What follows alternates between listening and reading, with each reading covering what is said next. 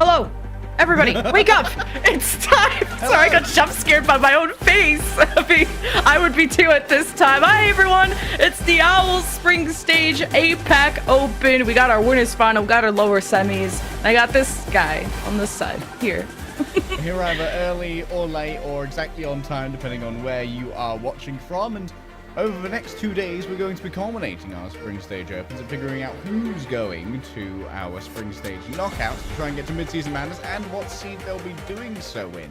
And coming in, Lemon, we had a pretty good understanding that there's going to be one team that stands out above almost all others, and that was going to be O2 Blast. And thus far, the script has been adhered to by the San Francisco Shock's academy team. It seems like losing most of their core to the San Francisco Shock has not sullied their overall power level. And we're going to see them challenged again today, but they're aiming for that first seed so they can go up against 6th seed in our knockouts. Oh, we got winners finals today for Group A and Group B. That's going to be a banger. O2 Blast, the big favorites who, as a franchise, haven't dropped a series. And we stopped keeping track. That's how long it's been. And the Dreamers, who kind of have that Cinderella story. Group B has a banger of a winners final. Poker Face versus Rhodes, the best Korean team in that group versus the #1 seed of APAC. And also the only APAC team left in the bracket. Yeah, the APAC teams have been pretty thoroughly decimated, unfortunately. We saw some hopes and dreams on the line, especially from DAF. I think DAF were probably our first place in our hearts, second place going out of APAC in reality. Ace in particular, I think, is going to be a talent to watch coming out of Thailand. And we've seen, actually, Thailand have a bunch of really good standout players in the past. Of course, the first one that comes to mind is Padapan, who played both for Team Thailand in long memory, and then more recently on the LA Gladiators for their Cinderella run at the beginning of 2022. And I imagine we're going to see Ace potentially follow a fairly similar trajectory. I would not be surprised to see Ace be a high-value pickup for any Overwatch League team, because during this tournament, Lemon, at the most difficult of levels that DAF have ever played at, Ace played all 3 roles and managed to win on all 3 roles as well, but it's his DPS where he really is the monster tracer. Yeah. The amount of role swapping that happens in APAC has my head scratching. They're just truly the flex gods out here. It's quite common in this region to have DPS play flex support, and then somehow you pointed out that DPS also now play tank. There was some weird stuff happening on that team, but for good reason. Of course, these are all contenders teams, but this is to qualify possibly into the mid-season madness a few stages down the line, which has some age restrictions. And these are very, very young players afoot, prodigies being born in contenders, following that path to pro. But you got to be this tall and this old to get to the elite, unfortunately for them. So a lot of teams have had to pick up these extra players. Who wants to be an owl? You? Are you 18 or something? Come on over, sign here. I'm gonna need to see some photo ID and a parental permission slip, and then you can play in Spring Stage Open. So. But yeah, DAF, unfortunately, they got a little bit gutted before the actual games happened, and now only Rhodes remains to represent APAC, but they're representing them well. I think that Rhodes, this roster, is what a lot of people would have assumed would be like the de facto Chengdu Hunters plus Jinmu. At the moment, not sure where Jinmu is. I think he's doing a little bit of streaming, so if you're into watching projectile players pop off, go check that out. Support our boy Jinmu. Hopefully at some point he will be returning to the league, but obviously I don't have insight into Jinmu's mind right now. On the Korean side, though, Lemon, Poker Face have been, some might call it a surprise, but when you look at the power of this roster, it's not really that surprising. In fact, the biggest surprise out of Poker Face was their performance in Open Division to actually try and qualify for this. They failed in Open Division. These boys couldn't break out of Tier 3. But Poker Face looked at that roster like, there's no way that that's real. That's just some early team jitters. I'm sure that you're better than that. And you know what? The management of Poker Face were right. That roster came up big when the competition was a lot more intense in Tier 2. Poker Face were able to rise up to that very effectively. you just got your shovel out. You're digging everyone's skeletons out of their closet and bringing up their tier 3 stats. Ain't nobody want to look at my rank. But at least zooming out, if you are just tuning in to the APAC Open for your first time, you missed a whole last week of stuff. The whole narrative behind the APAC Open, you have Korea versus APAC versus one Australian team, but the best of the best, is how are the regions stacking up against each other? The predictions, the expectations were that Korea were just going to dominate, but they have 6 teams. So it was like, how many of the Korean teams were going to be good? And how were maybe the top of the APAC? How close were they? And then you have this unknown factor of Honeypot. Well, how do they stack up against APAC and Korea? And we had a tone setter of a match from DAF versus SPG in that quarterfinal, which went to game 5. A lot of people thought SPG were going to clean sweep and have an easier road there, which DAF being from APAC, SPG being from Korea, told us that, okay, APAC is fairly close to Korea. Keep an eye on them. But as we got through the lower bracket, 1, 2, 3, 4 APAC teams have now been eliminated. We said goodbye to MDY, DAF, Varel, and Wallplay, unfortunately. Yeah, unfortunately, Varel and Wallplay both in Group B, so I didn't get to cast those, but yet to pick up a map each. Here's a quick look at our overview of how our teams got here, and we can zoom in on how Rhodes got here as a surviving team. From APAC, of course, it was an open division into a contenders bracket, which brought us over to our Spring Stage East Opens. And each of those had an associated prize pool. So Rhodes are definitely eating good on Blizzard's dime right now. They're getting the pizza with extra pepperoni, you know, thanks to well done pricing. And we've got a little bit of pricing as well for this particular part of the tournament, Lemon. And there's even more pricing after that for knockouts as well. So plenty of money on the line for these contenders teams, as well as, of course, perhaps more importantly, getting eyes from Overwatch League coaches onto these players. And that can be incredibly important, especially in APAC, as teams might start to flounder a little bit here and there. Might need a couple of replacements. We've already seen a pickup from the Shanghai Dragons dropping DM and picking up Iris when they decided that Moon's experiment was a little bit too much cooking. Like, you can turn the burners down, bruv. We're only trying to make fried rice here. It's not going to be a 6-course dinner. Let's just put a support on support, okay? And just, already the Owl Eastern teams have started clashing, and some surprising results came out of that. The Fuel not on fire at the start after moving to the Eastern region. The Shanghai Dragons not having a good start either. The Guangzhou Charge are at the top. Hangzhou Spark are touted as number 1. The Battle of the Souls is happening too. So keep an eye on how the Owl Eastern region will develop, because of course their seeding will matter on how they're going to clash against the open teams. So, of course, the Owl teams from 1 to 6 battle against the 1 to 6 open teams. And then only 2 spots to go to mid-season madness, where, of course, you want to have that easier road when battling against the elite. So how well you do in the open truly matters. And, of course, that Owl teams, how are they going to stack up against the contenders ones? How are those styles going to do against each other? Is Owl always the better team? We'll have to find out at the knockouts. Yeah, obviously we have a little bit of precedence from the West with the Pro-Am, where no contenders teams managed to make it through to the elimination bracket, unfortunately. They came close, especially in the case of Trick Room, who managed to steal a game off of San Francisco Shock, which shocked the world in a way that San Francisco Shock were not quite ready for. Here's a quick overview on your screen of where all of these teams are coming from. And in the East, some might say that potentially these regions are a little bit closer because there are fewer Owl teams here, Lemon. We're likely seeing a lot more cross-scrimming between contenders and Owl, just because there's only 5 other Owl teams that any other Eastern Owl team could actually play against. So O2 Blast, Pokerface, Panthera, Rhodes, these are all going to be very appealing scrim partners to try and not leak as many strats. And of course, that elevates the entire ecosystem by getting more high quality practice. So 4 APAC teams I've mentioned are already gone. You see how those results shaked out on the lower bracket side of things. DAF being knocked out by Honeypot, MDY knocked out by SPG. You're going to see how SPG and Honeypot do against each other as our second match of the day. Over on the Group B side of things, we got a few other teams on the chopping block.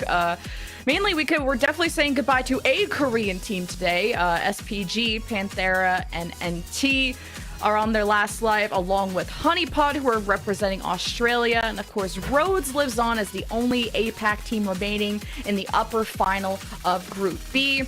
And like I said, I hope you've got your caffeine, or maybe it's the middle of the day for you. Stay tuned for that Group B final between the top of APAC versus the top of Korea, Rhodes versus Poker Face.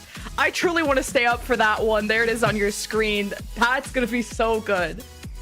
Yeah, Rhodes already taking out Panthera is a huge scalp that shows just how powerful this roster is. A lot of hype coming out of the Chinese region for Rhodes. China definitely has got 2 super teams in a potential bracket. Well, Rhodes are guaranteed to get to the knockouts because we're in the winners finals. So when it comes to our knockout bracket, Hangzhou Spark versus Rhodes, I think is a match that a lot of people are going to want to see as 2 titanic super teams coming out of China. But the question is, will Rhodes be able to get there? Do they get a good enough seed? Can they defeat Poker Face, who stand in the way? And of course, due to Rhodes being able to take out Panthera, that means that in our lower bracket of Group B, there's going to be some Korea side. One of these teams is unfortunately going to drop the ball for Korea and plummet out of the tournament. Some might say that NT likely to be the... Even though NT haven't dropped too much in the way of maps, only losing out to Poker Face, maybe Panthera have a little bit of an edge there if we're looking at the classic standings, but NT have had a couple of surprises come on up. And here's a quick look at the fixtures for the upcoming days. Of course, we're on 5.1 right now, which is Monday. That would also be known as, I believe, May the 1st, for those of you for those of you doing calendars. It is date 5.1. And just to touch upon the Panthera NT match, this has former Owl players in it. If you are tuning in for the first time, Fate finds himself on Panthera. You got some last minute changes over there.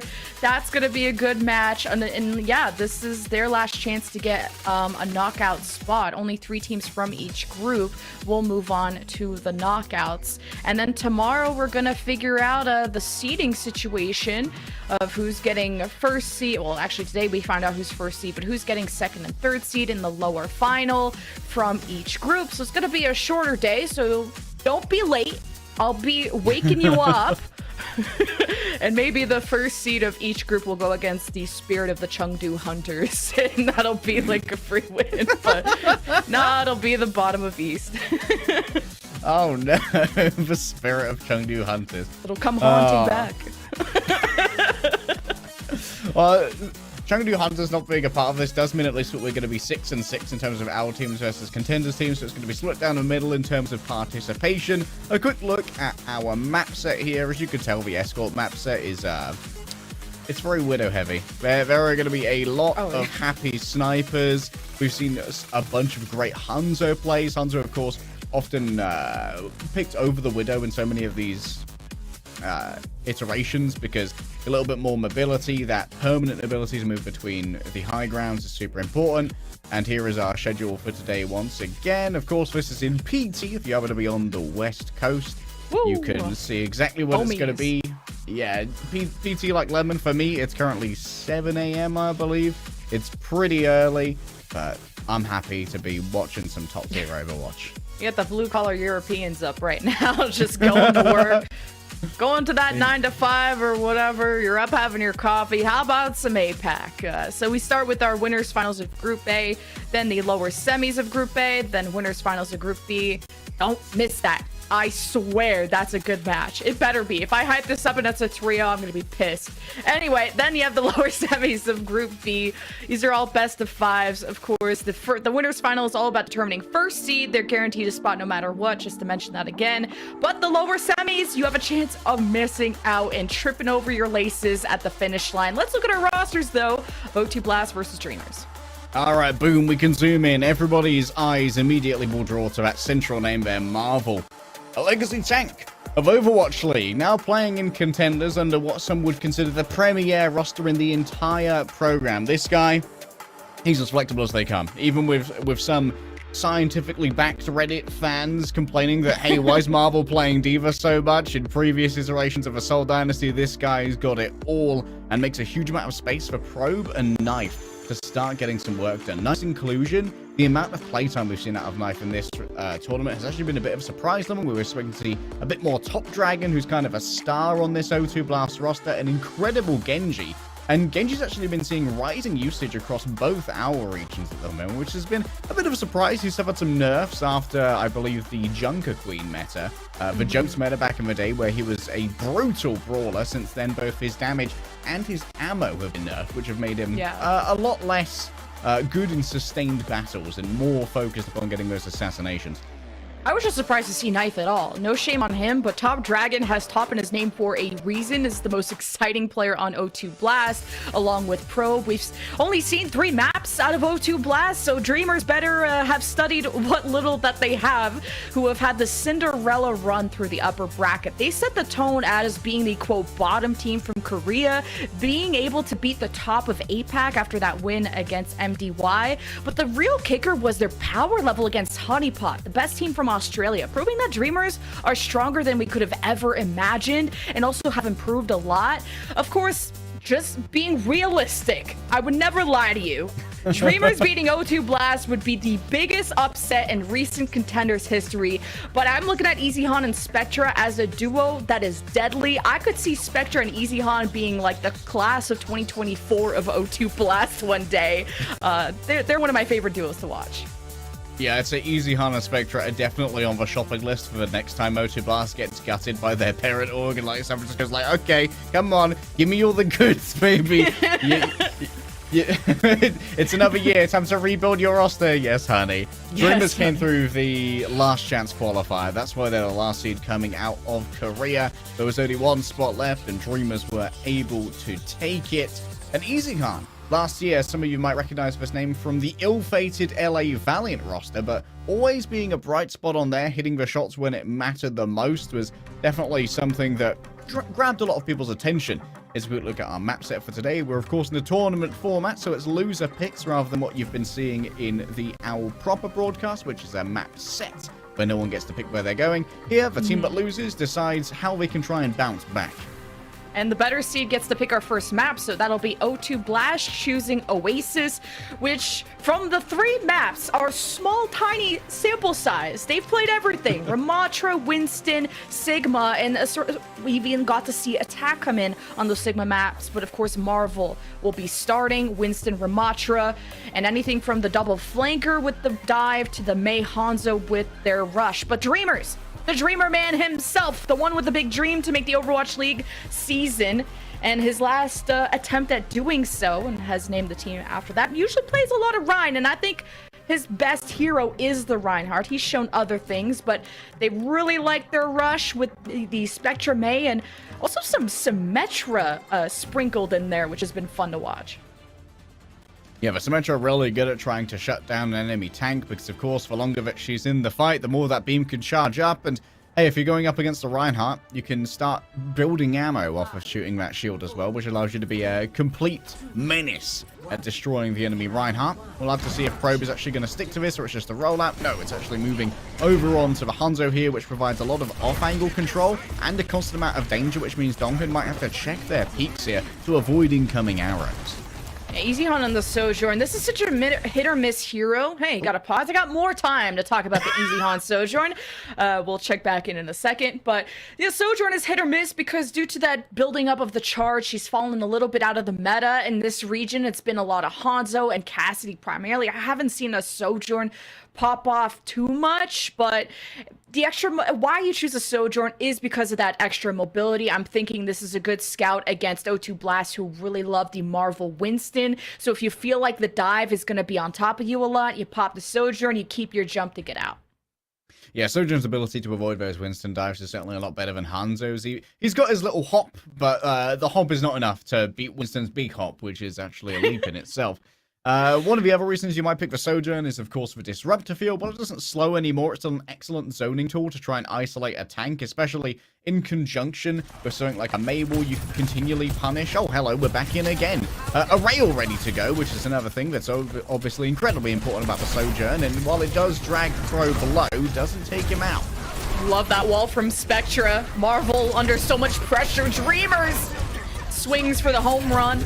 On his left, though, were O2 O2 Blast, namely Knife on this Mei. So Dreamers kept an eye on him, and Donghoon is harassing the backline with his bestie Easy Han. But here's O2 Blast coming in for some revenge. Dreamers also, you know, they won the tank duel, but didn't actually cap yet. Yeah, that was excellent timing from Donghoon as well to actually move in and bully Irony, forcing a support duel as Marvel was isolated by Dreamer, meaning that no heals could come through to sustain that Ramatra, whereas Missing able to pretty freely heal onto Dreamer here. Pin drop, unless Probe drops you. That's how it works. And yeah, despite Dreamers technically winning that first fight, I feel like removing that tank in a rush battle decides the fight. Dreamers never capped and ended up just not being able to clear the point, I think due to kind of the Lucio DPS 2v2 that we saw off screen. O2 Blast have the point for now. Playing the off angle once more. That forces Dreamer's attention with a shield. Remember the Nemesis form? Those pummels, they do penetrate barriers, so Dreamer has very little recourse when Marvel starts to beat on him, except just being healed through it by Missing, who's now earned themselves an Amp Matrix. And this could be used to buy some space, or I'd prefer they use it after O2 Blast have made their first disengagement to try and force a final point. Annihilation! Get ready! Dreamers, great wall from Spectra. Marvel could have chose to step forward and hope that his team breaks it or disengage, and he opted for the safer play. Still, Dreamers, as they got past the wall, they walked into a remaining Annihilation, and that's how I think a support dropped for Dreamers, and they're still investing. It's the Blizzard from Spectra, countered by Knives, so nobody can move at all. Dreamers is happy standing on top of this wall, 52% and growing for O2 Blast, who had to use 4 ultimates that fight, I believe. And Dreamers don't have much besides the Shatter and the Beat. We'll see if they invest it. Alright, shield used here from Ramatra. This means Dreamer can definitely find something with the slam if he dares to use it. Easy harm, protected by everyone. The Immo field, the shield, and the Baptiste will coalesce to care for the Sojourn.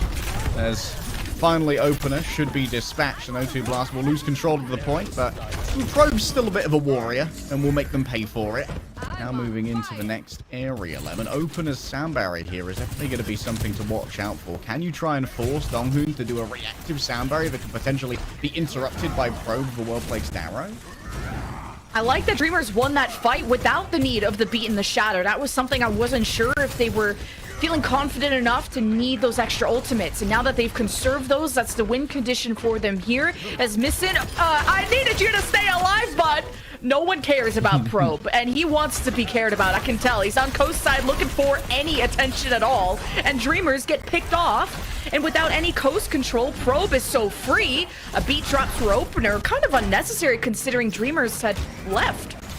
Yeah, I'm going to call that one unnecessary. I mean, you're exactly right. Now Donghoon's got a lot of freedom to play with this Beat to try and go for potentially a Beat engage. Remember that Knife can really run out the timer on that Beat engage with a well-placed wall, so that's going to be something that Donghoon is definitely looking for in order to make sure you can get maximum efficacy out of a time allowed. Dragon Strike from Probe, so Dreamer himself hesitates on the Shatter play, not sure what's going on behind him. Annihilation at the front though for O2. The Shatter doesn't cancel the ult, but Stomp It on Your Face will remove that player from the picture. Dreamers 5v3 get hit by a Blizzard. Knife investing that despite being down 2, or well, down his tank.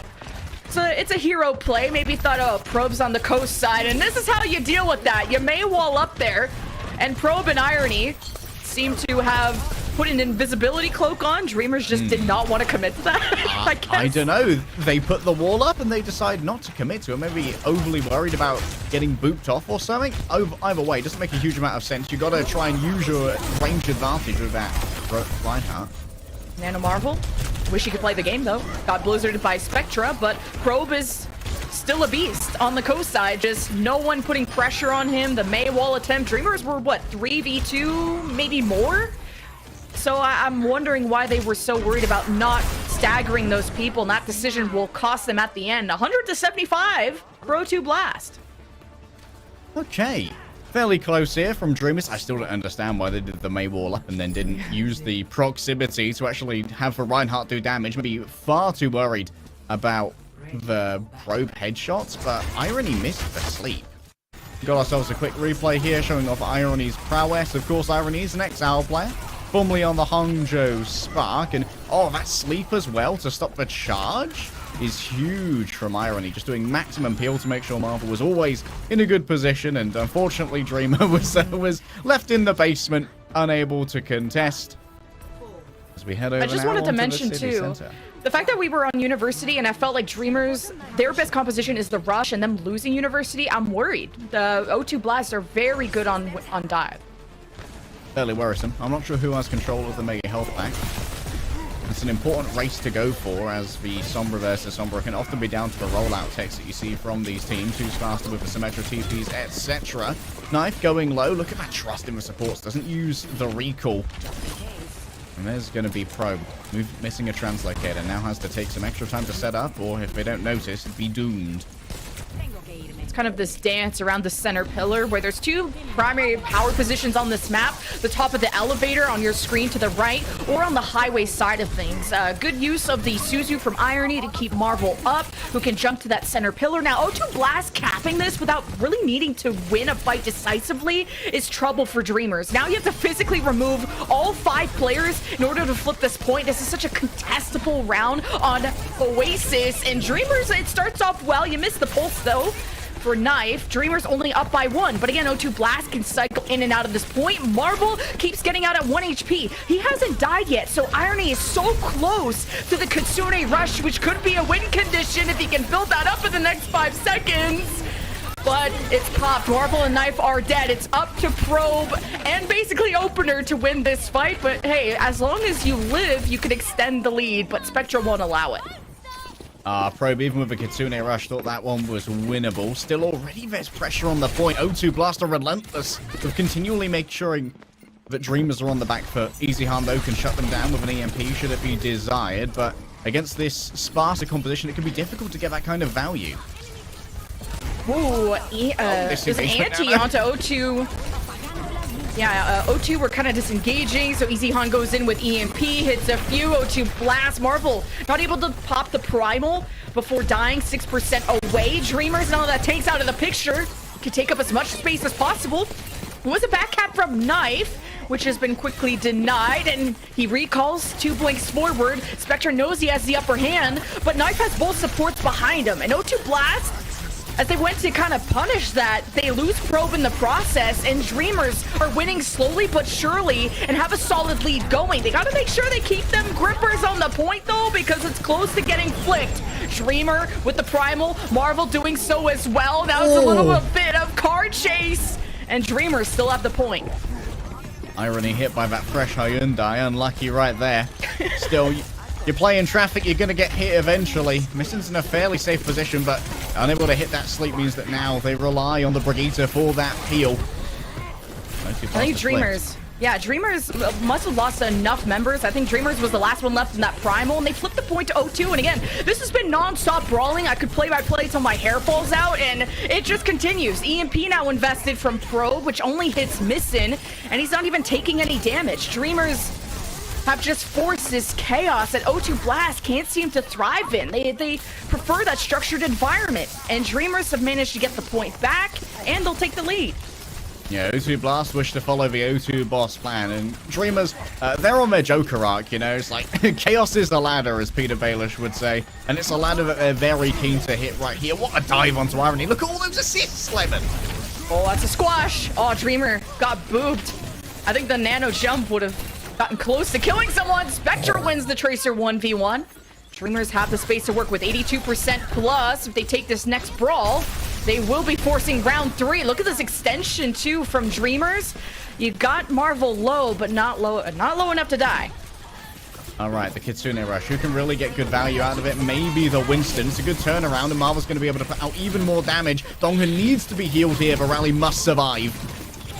Oh, the pulse. Oh, okay. Splash damage. I'm not sure if that even stuck. Either way, O2 Blast saw Dreamers make that mistake. They punish. Missing the last healer for Dreamers. Collapsed on by the flankers of O2 Blast, who have finally synced up. They got on the same walkie-talkie channel, and they talked to each other. And now we can get a break to breathe, because I feel like there was non-stop fighting that whole time.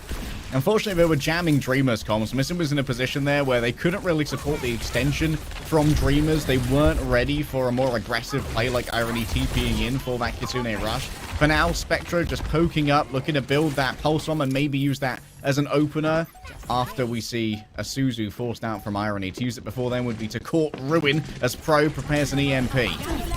EMP actually cancels out Easy Han's EMP as well. Donghun is the second one hacked. Dreamers, that was their big win condition. Now they have the sustain with Dreamer Primal. We'll pop that just to fade out into space, I guess. He will have to return to touch. It's overtime in favor of O2 Blast, who want to end this out 2-0 quick fashion. But Marvel has that equal sustain. He used this Primal second, just beating Dreamer to death. And O2 Blast have been stretched to their limit. Pulse sticks, but somehow maybe got Suzu, not sure, but Knife gets the last laugh, cuts through Dreamers like butter, and Dreamers just don't have the healing to get through. It's not without missing. Dreamer did get nano throughout that, so he has been supported. He is moisturized and in his lane, but really for how long? Because O2 Blasts are coming, and they're around the corner. 3 versus 1. Dreamer continues to live. For now, we're seeing that ping-pong contest at this point is so infamous for it's given Missing time to move on back. Easy Harm with the legs, the sprint, Marvel's down, and this could still be flipped, Lemon. This is truly the fight, the round that never ends. Of all time. This is multiple world wars happening on this point. There's history books about it. Dreamers even brought the soldier. That's when you know you're panicked and you need to get back to the point as quickly as possible. The fact that the dust settles and Dreamers come out on top, O2 Blast have a chance to touch. EMP from Probe. Where is he positioned? And it hits 3. Dong drops the barrier in time, hits the 4 remaining for Dreamers. And that's the ult that gives them the win at the end and forces round 3. The support ults here were so important. When we saw Missing just sprinting through the pain of getting stuck to deliver that nano over to Dreamer. That bought enough space, bought enough time for Donkin to be able to find their next amp it up and give Missing time to move over on to the Kiriko as well, so they could TP on back. It's a look at Spectra dominating in these fights. This was actually very early. This was the first one that went in the way of Dreamers. And Probe canceling. I wish we had the replay of Probe potentially canceling the EMP from Easy Han, because that's how O2 Blast got back in the picture. But round 3, my expectations flipped around. I thought Dreamers ain't got that dog in him when it comes to dive, and they matched up well, 99 to 99. Now we got the rush of O2 versus dive of Dreamers. They might not have that dog in them, but they're certainly riding that unicorn all the way to a victory. Marvel returns onto the Ramatra, so now we have a clash of styles where previously it was mirrors on both sides, and Probe's control on the high ground is going to be very difficult for Dreamers to break. We're going to have to see Dreamer try and approach this without the Ramatra chunking down large amounts of his health. What a sleep. I'm not waking that May up if I'm the Ana, as much as you feel like you can calm everyone. See, this is why you don't want to wake up with your sleep. You gotta look around you. Look both ways before you go for the kill. You almost got booped off the map there. And as everyone falls to the ground, feeling the effects of gravity, Dreamers, that's exactly where they wanted you. And they take the first fight. Great setup and a great knockdown as well. O2 Blast unable to really react to the speed and ferocity that Dreamers brought to the table. Now Probe is moving everyone to the Cassidy, providing a lot more consistent damage, which is going to keep Dreamer maybe at bay, while Misson's going to have to continually pump that healing into the Winston, and that might put them in a more vulnerable position, but can eventually be punished by Marvel. Spectra's on 1 HP. I'm shaking in my boots, or my Tracer sneakers. I don't know what she wears, actually. Don't look. Dreamers, well, they're very low and somehow escaped with their lives. Spectra is like a cat. They have 9 of them. Here is the nano onto Dreamer. Close to the Primal. Easy Han translocates out and will come back with EMP, which could be a big win condition, depending on how these kills pan out. Because conserving this is important. Still pops it against the Kitsune Rush of Irony. Spectra just shooting just that much faster. Dreamer with the sustain of the Primal Rage. O2 Blast only invested 1 ultimate this fight and almost have flipped it. Dreamers will still be... What? How is no one contesting this? All 5 of Dreamers are alive, by the way. Yeah, well, contesting's for later. That does force out the sound barrier at least, which is a big W for Dreamers. That's going to mean that reacting to Donghun's sound barrier is going to be a lot more difficult to do. We did see an excellent bait and switch onto Probe between Easy Han and Dreamer, but unfortunately, O2 Blast was simply able to just push through without that Cassidy damage, which was somewhat surprising considering the lack of overall resources that were pushed into this fight. Yeah, Dreamers, that bait and switch you like so much is what gave up the point. So you take some, you lose some, quite literally. Sound barrier, though. You get back into this, you walk into Annihilation, though. That's not the type of hero you want to meet in a dark alley. O2 Blast, even the Deadeye, maybe just to actually reload for Probe. Didn't see him channel it for that long. Marvel's got speed, and he's almost outpacing a Tracer. Spectre running for his life, screaming into his mic that he needs help because Marvel's chasing. For now, O2 Blast seem to have taken back the lead. Get this guy off of me. The nano boost should be the tempo setter here. Straight on to Dreamer, begins to cleave on through multiple players, and Irony and Opener are both down. Spectra, the backhand of the law. That's what you love to see. Dreamers, clean fight win, take it back, and EMP for next. The firm dueling glove of the law will always find its home, Lemon. As we have ourselves Dreamers playing on the defensive now, my feed's dying. Yeah, so, me too. I'm seeing the punch of Miss and Frozen. Yeah, like look at that fist, man. That's a future Doomfist potential here from Ana. I'm really hyped about Ana's potential future lore as a Miss Doomfist. I think that could be a big move from Blizzard Entertainment. I'm just gonna smile and nod in case we're on cameras, and I just oh. There we are. Hello. It's us. Glad I was sitting up and had my beverages away. We'll catch up to the result of you'll find out the result of that on our next episode of APAC Open. Honestly, it does feel like an anime battle. These teams have been toe to toe, and this is number 1 of Korea versus number 6 of Korea. Yeah, of course, Dreamers going through the last chance qualifiers. We expected this to be a lot more stompy, maybe. Dreamers have leveled up in this bracket considerably, but we've only seen O2 Blast once. And they didn't drop a map against Sinpressa, who looked fairly okay, to be honest. They looked much better than they did against Daff, which was a very shaky performance from Sinpressa, and we'll see if Sinpressa remain okay later on in their duel to the death against Honeypot, because only one team can make it through 2-hour knockouts. It's been interesting to see a clash of styles here, Lemon, and we finally see the Rush versus the Dive, which is kind of interesting as O2 Blast like lean in towards this Ramatra Rush, which was a lot more common over in Pro-Ams. We haven't seen quite as much Ramatra recently, with a lot of teams really digging the Winston. I don't know if we're live. I was trying to tune into our beautiful faces, and I just don't see a live. Yeah, Are we alive? Are we live? Are we alive? The English stream is still live, so it's just us. We're your only option. We're your only friends at 7 a.m. Wait, while everyone's disconnected, we run this. Time to break all the rules and smash something. I don't know. But I'll smash something if Dreamers won that first map in the best of ways, because we had already teased just how that would... Dreamers winning the series would be like the hugest upset ever, and map 1 is how you start a victory. Yeah, Dreamers winning would be... I don't say this word lightly, but unprecedented in like since the ancient eons of Runaway and Element Mystic. That was the last time that O2 Blast were really hotly contested as one of the top teams in Korea since the dissolution of Element Mystic and O2 Blast, rather Element Mystic and Runaway, after their respective teams were picked up or piecemealed by Overwatch League teams. O2 Blast has been the consistent bastion of excellence, which just wins every single tournament. If you go to their Wikipedia page, it's gold first places all the way down. It is literally just a block of gold. Or as a certain character might say in a film that I'm not going to name, gold. Gold. I love gold.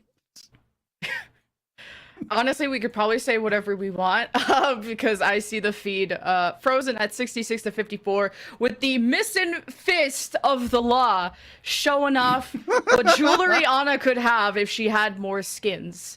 But hey, that's something that has been really cool to see, just Contenders get more bells and whistles. The fact that now Contenders competes against Owl is super awesome. And Contenders has its own skins, its own picture on the logo icon thing and whatnot. Yeah. Mr. was actually part of the previous iteration of Poker Face before they picked up the roster that you're going to be seeing later on today.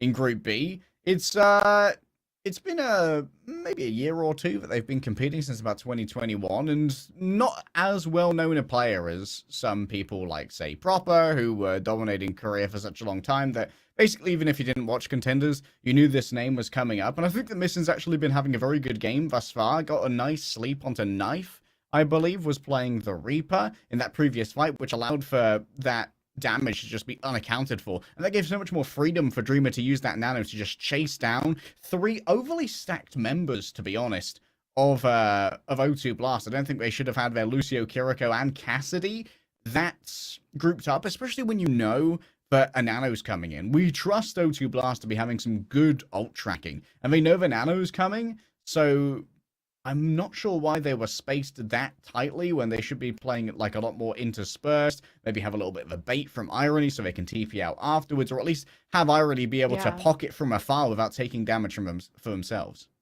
I trust O2 Blast more than I trust the internet. And I don't mean the people on the internet, but the connection itself. So yeah, we're just waiting for the fire to be put out. A metaphorical one, of course. Everyone is okay. Actually, the first pause was because Marvel's mic wasn't working. So don't be blaming. It's not. You can't even say NA Production Omega Lol because it's 11:30 at night. Marvel Production Omega Lol. It's Marvel Production at this point, and we need Marvel to be talking, especially on that Ramatra. Although he was frozen and targeted by blizzards a lot, and he continues to be targeted in these matches, and I would too. That's a scary main tank. Yeah, I take it we don't have any replays to show, so it's just our faces. I think that it's a fairly serious fire. It'll be put out though. It's not a real fire, just to be clear. This is a entirely metaphorical or figurative fire. No one's in any danger. The only danger we're really in is of us boring you to death with our over talk. But you know what? That's just a good KD for me. Yeah. I don't even know if there's 13,000 to 1. If there were drops, I don't know, but you'd be popping off with drops right now. Actually, you should test if drops work by putting exclamation point drops. I heard that increases your chances of maybe spawning one. If there were. Do you remember that one stream where you had the Junker Queen appear in chat, start giving out codes? I didn't know she could type and also save the world at the same time. Yeah, she's busy slaying Omnics, ruling with an iron fist over the irradiated wastelands of Australia, where of course she sent forth her delegation of Honeypot to try and make it all the way into the Overwatch League, and also give out some codes for Battle Pass. There have been a lot of giveaways in Overwatch recently. It's been awesome having some actual liveliness in Overwatch this year, and in the months of the previous year as well. It was a long and barren wasteland. I'm not gonna lie, Jen. Oh, it's okay. Story time is over. Gameplay has returned. I got the ick when you said my real name there. I don't think you've ever called me Jen. I thought I was wait till I give you the Jennifer, then you're in real trouble. I was in real trouble there. Almost legal trouble. Dreamers up. After that, they took a lead. They still have an easy Honey EMP. They just hit it. It only hits one person. I've been hyping this one up. And as they followed up with the EMP, they walked into the loving arms of a Reaper Death Blossom. Knife hits the 2K, hits the woe on them, and O2 Blast back on the point. All right, that was a quick turnaround, hitting 69% thus far. It's been a nice control map for O2 Blast, and Irony is going to make it even nicer with good synergy between the Reaper and the Kitsune Rush. That's going to be incredibly deadly for Dreamer, who might be forced to pop a primal rage a little bit sooner than they're comfortable with, and then that could be farmed for subsequent ult charge for Knife, and maybe even get yet another of these ultimates before the round is done. Oh, Dreamer, you're in a lot of trouble. Never mind! He's got primal! He's okay! I don't know for how long. But Kitsune Rush got popped from O2, just to heal everyone back up to full. Oh, Dreamer's back. 99% for O2, though. And Dreamers don't have that many ults. Nano and Pulse, and this better hit for Spectre. He's dead. Soundbeer from Opener, 5 versus 3. Every time I hype up an ultimate, it just goes in the bin. 99 to 84. You got a Nano Lucio, so watch out. Dongerhoon's back in the picture, and he's gonna leave very soon. Overtime's about to pop off, and Probe doing just that. Headshot, and that's all she wrote. Bob's your uncle. 2-0 for O2 Blast. All that time for O2 Blast to simply decimate after. You know what? It was a lot of fight planning time, Lemon. A lot of fight planning time to get value out of that Death Blossom. Picking up both for Sombra and Velucio, I think, which is not ideal. The Velucio should generally be able to see that Reaper coming very easily, as well as control it with a boop, and obviously the Sombra should be easily able to translocate out of that. There's no one who can really hunt a translocator between a Cassidy and a Reaper. If they're off looking for a translocator, honestly, hard throwing. So I'm not entirely sure what went so wrong there for Dreamers, but maybe they were just getting a little bit complacent in the break, so someone's had a bit of a stretch. Maybe someone missed their drink, so they're not quite as hydrated. You know, it slows down your brain, Lemon. Yeah. Well, as we were able to slow down during the break, I'm sure you were able to ult track what was coming, and the fact that you knew EasyHon had EMP, you hold Death Blossom for that, and they just ran into it. Dreamers also, once they had the nano, they nanoed the Lucio. Yep, unfortunate. They did. The EMP didn't work. The nano didn't work. Dreamer had a good old college try on the Primal, but you put all your eggs in the Dreamer basket. But hey, the DPS matchup between Probe Knife, EasyHon, Spectra has been really, really entertaining. Dreamers are down, but the dream is still alive. And after this break, we'll find out what map they want to send us to next.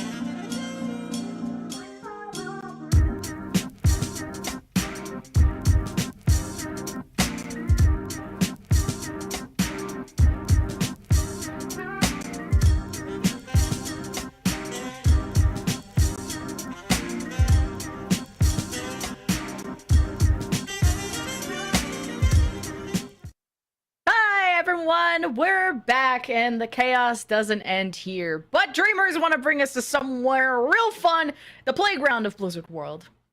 Yeah, we're going to a place where dreams come true if your dreams happen to involve playing some very good video games. And one of my dreams is coming true as well, Lemon, because he has arrived. The him of Dreamers. They've taken out the eponymous main tank of Dreamer and instead brought in the Chinese wonder that is Ligue, who, honestly, I don't think got a fair shake in our, I'm just going to say it, on the Hangzhou Spark. I think he was criminally underused. This guy is a menace on the off-tanks, be it for Sigma or for Diva. Ligue is the guy, and I think that forcing O2 Blast into one of these more dive-heavy maps, especially on second point, even though first and third can definitely be argued as brawlable, is going to allow for a real power spike from Dreamers, who have been leaning in towards that dive composition, not opting to mirror the Ramatra on Gardens of Oasis was very telling, but they decided, hey, we're just going to try and move away from Marvel, just skip him and go straight to the back line. I'm not gonna eat my veggies, I'm going for the dessert. Yeah, O2 Blast and Dreamers have both played this map before. Since you started with O2 Blast, yeah, it was the Ligue Diva with the double flanker of Sombra Tracer on defense with the Genji Sojourn. Oh, sorry, that was Dreamers' comp. But yeah, the Ligue with the double flanker and then the Genji Sojourn on attack. And O2 Blast looked very good on this with Marvel's Winston double flanker. And Diva historically is a Winston bully. Getting inside the bubble, using the micro missile is going to be important. Now, Opener playing more Brigitte alongside this means that with the rally, you can get the stun potential, of course, with the changes she received, and a lot of their win conditions being usually Irony, Nano, and Marvel in those cases. And another thing about the Diva, which is super good, is that Diva doesn't have her dives denied by Whipshot, unlike Winston, who can be very effectively controlled by the Brigitte Whipshot because Leap is all in a singular momentum burst, whereas the boosters of Diva are continuous momentum, meaning if you get Whipshot, you're still going to be able to push on forward and generally reach your dive target, because usually you're not taking like the entire booster duration to reach the dive target unless you're really overextending, so the Brigitte does less to try and mess with your overall dive efficacy. Excited to see how the DPS matchup of Spectra, EasyHan, Probe, and Knife goes. Especially O2 Blast haven't even brought their ace up their sleeve of Top Dragon yet. But Ligue in means Dreamers will have a chance to try to counter the Winston that they're expecting to see from Marvel. They're floating over a couple things now in the spawn room. But the Bab Zen also means for a tremendous amount of poke. The Discord Orb will punish Marvel, or at least make him think twice, force him to retreat at a lower threshold, or a higher threshold, I should say. But just kind of this initial Widow boost up with the Life Weaver elevation, which could work.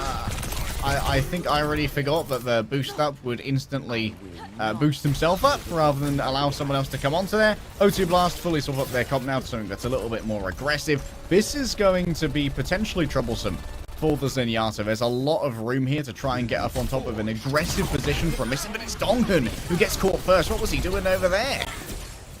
I don't know, but we got a Doomfist too against a Sombra and a Zen with a Tracer Diva. You're playing against all your counters, bud, but hey, slay, I guess. O2 Blaster going towards the point. Knife is supporting Marvel a lot on these adventures, just knocking Ligue out cold. You start that first tick, successful at doing so. Marvel playing a more zoned out style of Doomfist, not engaging too deep, but rather just trying to punch them out of the objective. And I guess forces C9 in that case. Double stun on the Ligue Donghun forces them to heal back up, and the anti just stalls out Dreamers, retake even more, so they just never could start off the fight on the right foot. One of the things about the Doomfist, which is very good in this composition, is for Seismic Slam, damaging multiple people can't be effectively healed by the Brigitte and the Zenyatta, because you've got to spend a couple of seconds with the orb on each person to try and deal with the damage from a Seismic Slam. You don't want to be expending all of your armor packs on different targets who've all been afflicted by that. And of course, Donghun, while they can get the counter charge on the punch using the shield bash, that can be fairly easily pocketed from range by Irony to keep the Doomfist alive, while Donghun's going to be overwhelmed by Probe and Knife. We got a bit of a pause while Ligue was being slept and Marvel got physically removed, so you can watch how this Tracer duel develops between Spectra and Knife. EMP from Probe. Easy Han just got it too. I believe that was Probe that transloc. Oh no. Probe is here, and he's going towards that high ground. Dreamer's got to be careful. It only hits Donghun and Ligue, but that burst from Probe is disgusting. Knife brought up the pulse and uses trance, so Dreamers live through it and have a way to battle back if they choose to invest this EMP of their own. Easy Han got a momentary insight, Probe's potential position, but now Dreamers are almost out of options with the exception of the EMP. He might be used to shut down Venano, but it's not in time. What a strike from Oat. Opener's just celebrating. He said, I dare you to touch this point. He's like, I'm former Brig. I'm the Tracer counter. I'm popping this just for you, Spectre baby girl. And O2 Blast get point feet.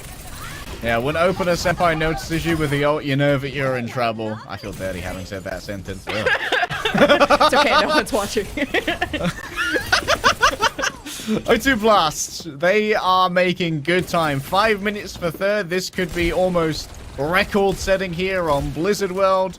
We've got some real shades of Vegas Eternal on the defense over here as Ligue tries to find a way to get value out of his self-destruct, but most likely it's just going to be used for remacking. Uh-oh. Missing. Better not miss this one. Oh, I mean, there's so much happening. He's getting attacked from all angles. Donghun says, I got your back. Got the rally. Let's stun this Tracer. And Knife leaves. Ain't nobody messing with a Brig, not on this patch. Dreamers rally forward. O2 Blast can't retreat far enough away. And O2 Blast will reset, but they got a sizable time bank. Yeah, 420 was on the time bank. It's been blazing fast thus far. Alas, now Dreamers can try and slow it down, put it on ice, utilize some of these high grounds to make missing at least a little bit harder to dive. Forcing Marvel to use that seismic slam to engage up onto high ground would be ideal here. So maybe Probe wants to do some groundwork to force missing off of these high grounds first so that Marvel can be the second phase of a dive. Meteor Strike from Marvel, EMP from Probe, and as they can't move and can't do much, Marvel slams on top. It's a pain sandwich ordered by yours truly. O2 Blast win that fight. They got one left to go before claiming point C. Spectra does not want to be staggered here, and Marvel sees reinforcements, and he heads back. It's a pain sandwich with extra filling lemon. And now, Irony's got themselves a fairly protected position. A miss on the sleep is unfortunate. That's going to allow Easy Han to remain a part of this. Oh, Marvel.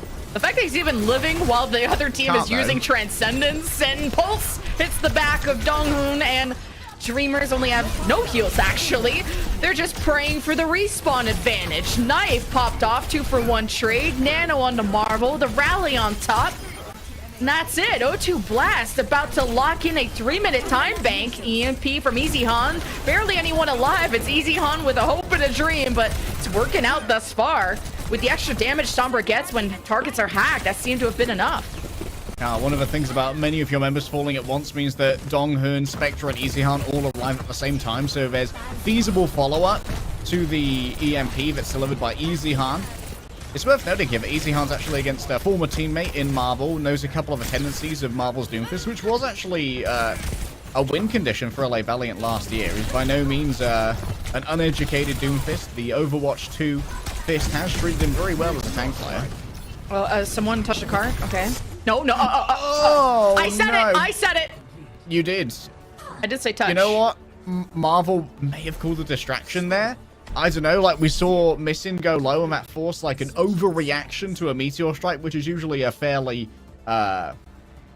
weak ultimate, not really overly deadly, but both Ligue and Donghun felt the need to try and peel for Missing so they wouldn't die to that Meteor Strike, and well, you're too worried about that. You're not keeping your eye on the ball. I really think that it should have been down to Easy Han or Spectra to make that happen. Here's a quick look at how these fights went down. I do want to mention, too, that you brought up the correct answer, but our armchair analysts have made a report. It's a C9. So, but yeah, we've got our C9 correspondent live from the scene.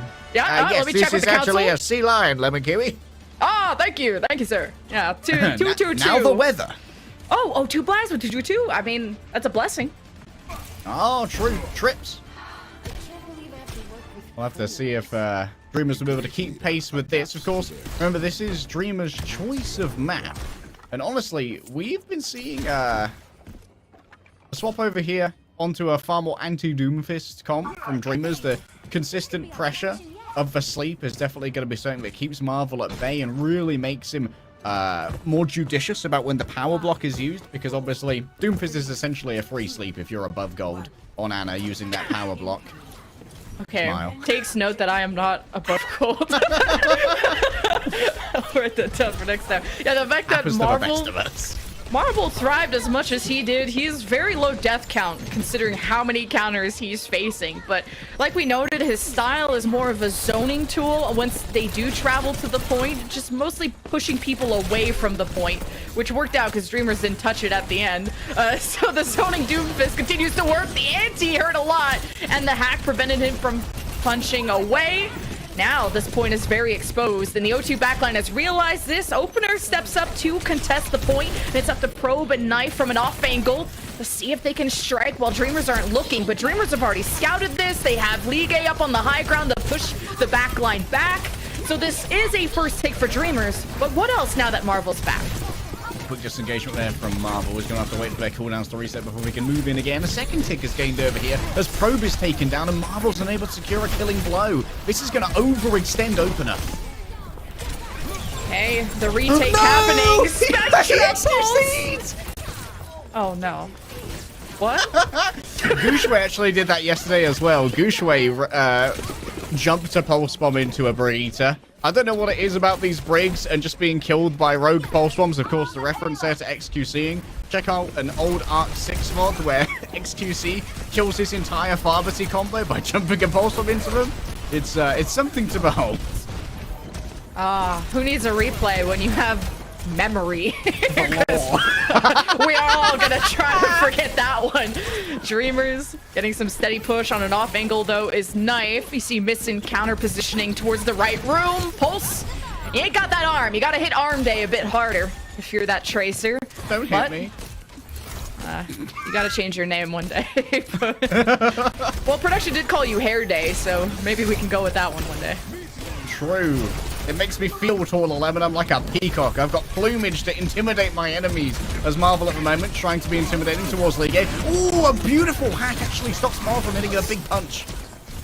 Well, he's hitting a big block right now because everyone's looking at him, commanding the attention all of Dreamers who are stuck in this room with Marvel, not the other way around.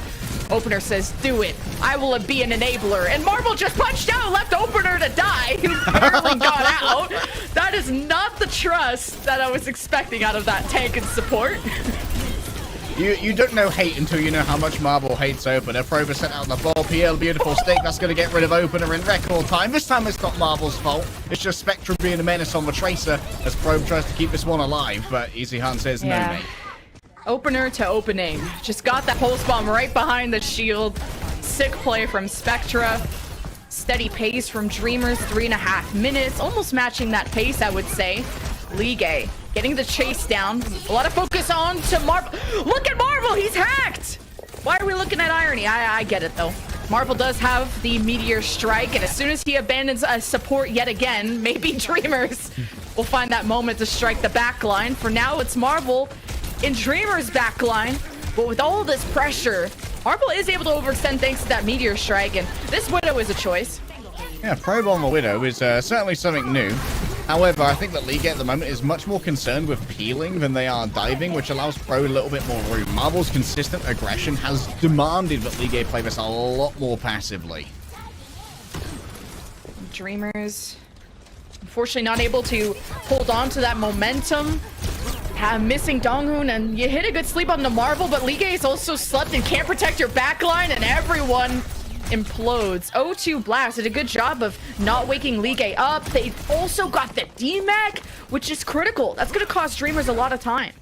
Yeah, this is so sad. Ligue has got to try and jump off the map here because they've got the self-destruct. Unless they want to try and just swap real quick. No, it is going to be the quick swim for Ligue. And with only 2 minutes and 10 seconds left, those are crucial seconds that are going missing. However, let's do a quick inventory of ultimates here. The EMP How can that be effectively countered? If you get it onto a solo player, Irony will be able to nano him to allow them to survive. It's critical here, but Irony gets caught in the EMP. And if openers sticking close by, which they usually should be against this kind of comp, their spacing might be an issue and get them both in. Okay, Probe is not dying. If I'm EasyHon, I'm molding. Like, you got him so spread. low. And meanwhile, Dreamer's backline is dead. So, while EasyHon wishes he had help to kill a Widow, the supports are dying. O2 Blast flank is so good. Irony getting the killing blow there on the Nano Doomfist dive is also super important. A knife's been discovered deep in enemy territory. Oh, triple blinking away instead of using the recall there. Yeah! Oh no! Oh, that's so sad. Probe thought, you thought you had an advantage, we? No. Evil meme. Evil unbranded meme. Do it. No one can. Anyone could have said that, really. For legal purposes, anyone could say the words do it. No mouse is gonna come after me. Oh, but two-man anti on the missing in League. O2 Blast. Take that moment to strike. Meteor strike right on top. Marvel is feeling that in the morning, but he's got Opener rally. Let's see if Opener won't be abandoned this time. Dreamers nanoed League and have a rally of their own. 42 seconds, by the way, and Dreamers still have to get this cart rolling. Self-destruct EMP doesn't hit like it used to. You can get your abilities going after 1 second, so O2 Blast don't get hit by that, but just the natural damage that Dreamers bring out. All right, 1v5. Time for Probe to hit a clip. This one's going in the montage, but EasyHon is pinging Probe's position, so if anyone dares to peek this... What a sleep. Unbelievable. And it's Probe with a finish. The clip begins, Lemon. I'm wondering what the score is between EasyHon and Pro, because all EasyHon wants to do in life is kill a Widow, and it just feels impossible with how good Opener and Irony are playing. Couple of seconds left. Donghoon says, I'll protect you, but not touch the cart. But Spectra's there, blinks on in. Ligue next to cycle. And you don't have any ults if you're Dreamers. And EasyHon said, if I can't beat the Widow, I will join them. And hey, EasyHon gets one! The Dream is alive, but one map away from it being dead. The Dream is alive, but Blizzard World is dead. O2 Blast take Dreamers on their own map, and hey, it's for small victories, Lemon, because none of them are happening in maps right now. Let's go, EasyHon. One of the things that... Yeah, just tiny, minuscule victories, but a victory nonetheless. I don't care how small that W is. It's in typeface size 2, but it's still a W, baby. And I think that one of the things that really was important in that matchup was the synergy of Irony and Marvel. We saw Marvel going in as a Nano Doomfist, but actually Irony who was getting the killing blows. And that's because the layups and the line of sight was super well timed. We saw excellent timing on the engagement from Marvel and the punch to make sure people were stuck in those bad timings so that they could be followed up upon by Irony. The comms are once again looking cleaner for O2 Blast. Just the fact that this is not really a common Doomfist map with how wide and open and how prominent ranged hit scan are. Marvel showed him how it's done. It's the fact that Dreamers were always in that top right room where Doomfists thrive, where they grow and they punch hard in the small areas. And Dreamers, they got to take advantage of shooting Marvel more. They did sleep him a lot. But that Ligue also got slept and weren't able to eat those. But it's 2-0 for O2 Blast. Will they go flawless into the, qualified position? I was going to say grand finals. This is the finals. So we're going to throw it to a break. Woohoo! Into the number 1 seed. We're going to throw it to a break. When we get back, another map choice by the Dreamers.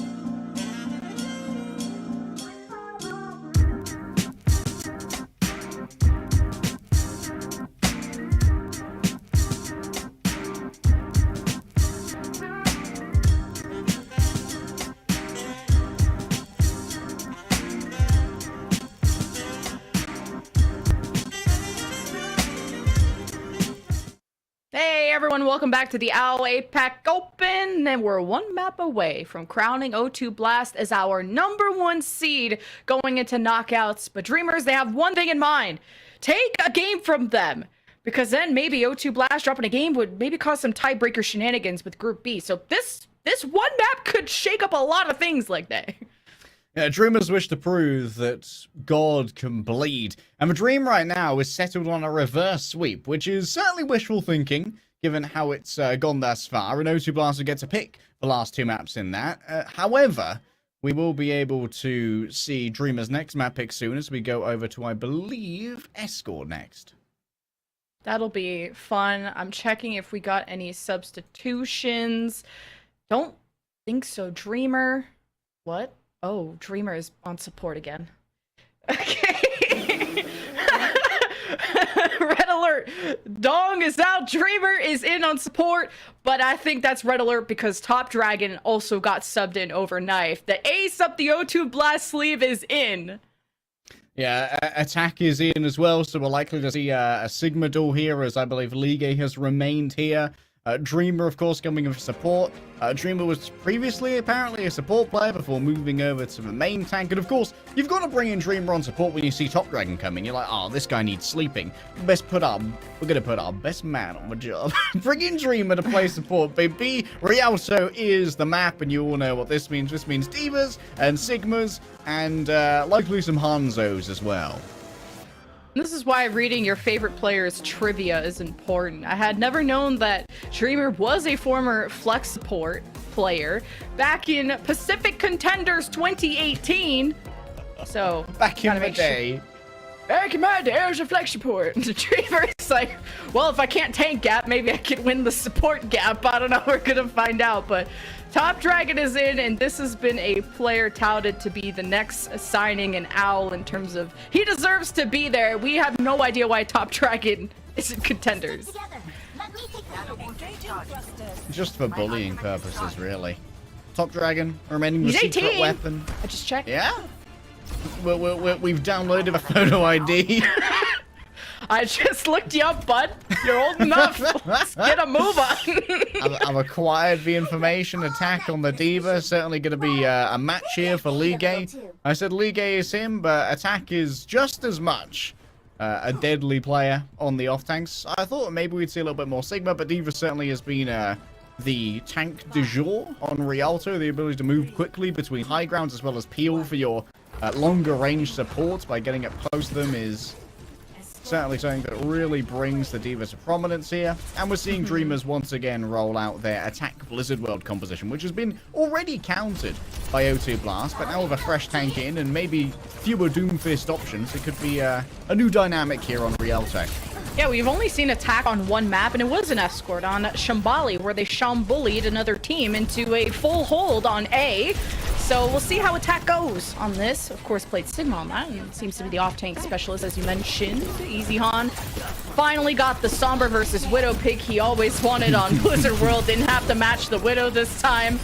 O2 Blast are getting hit pretty hard on this defense, so Dreamers can get some progress through this very difficult choke point.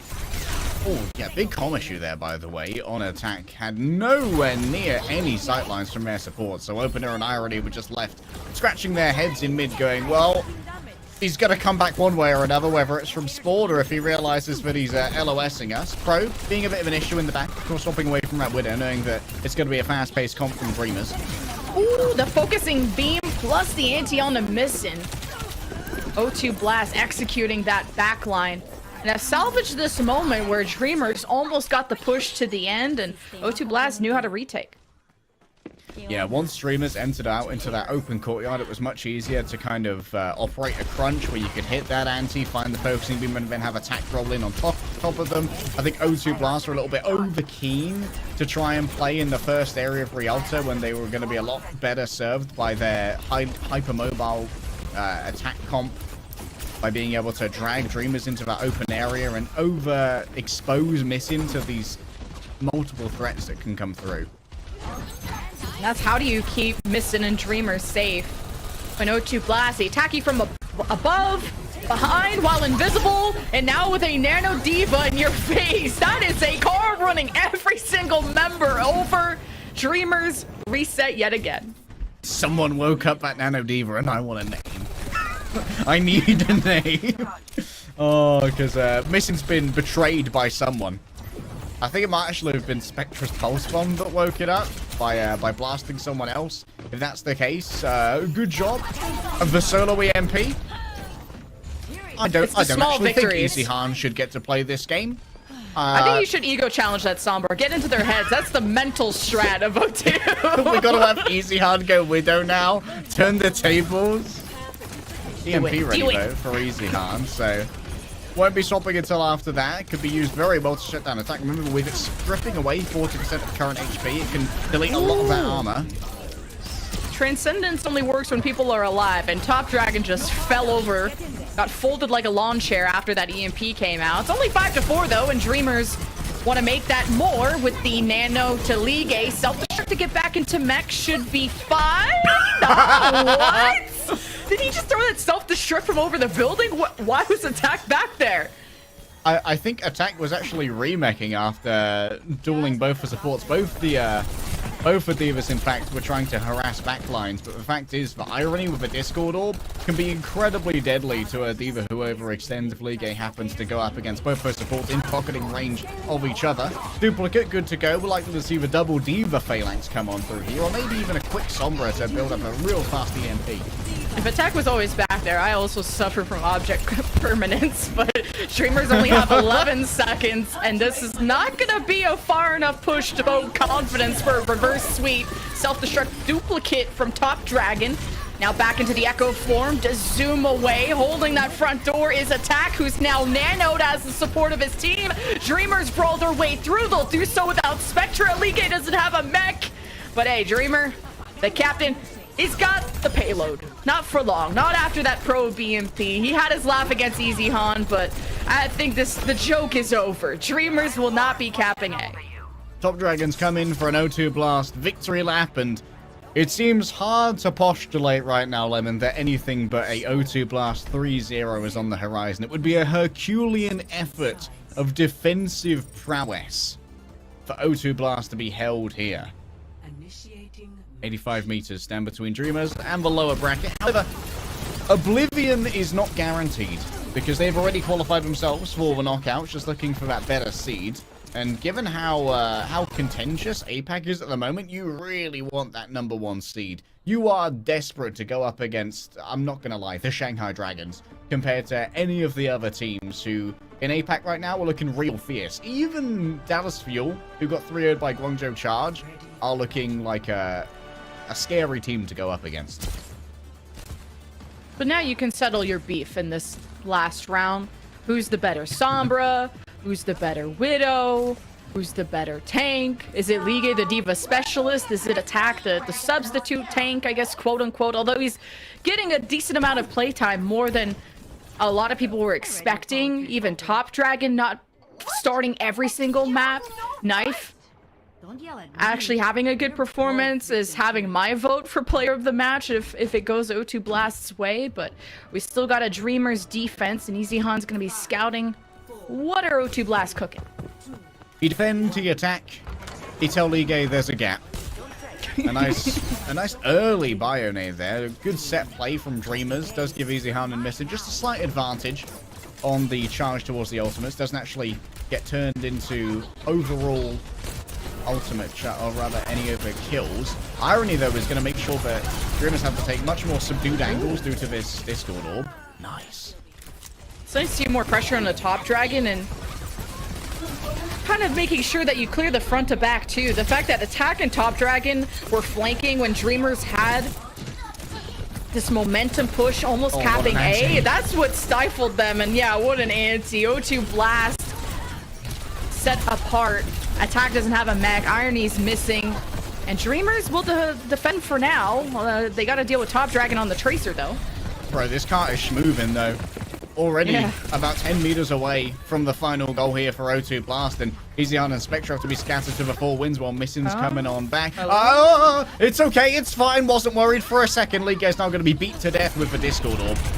please. I'm gonna have to cancel your knockout. Wow. Now I'm definitely canceling your knockout spot if you were gonna give me 2 C9s in 3 maps. But Dreamers, they won't lose this now. They got the Nano Ligue with self-destruct. He can keep on kicking. But hey, Attack's doing more kicking. He actually killed both supports, and I haven't seen Ligue put a dent quite yet. Maybe doing that solo seems to be difficult. Good attempt at trying to mech Attack. He is healed back up to full, and Attack should be able to win that tank duel. Dreamers contesting with everything they have.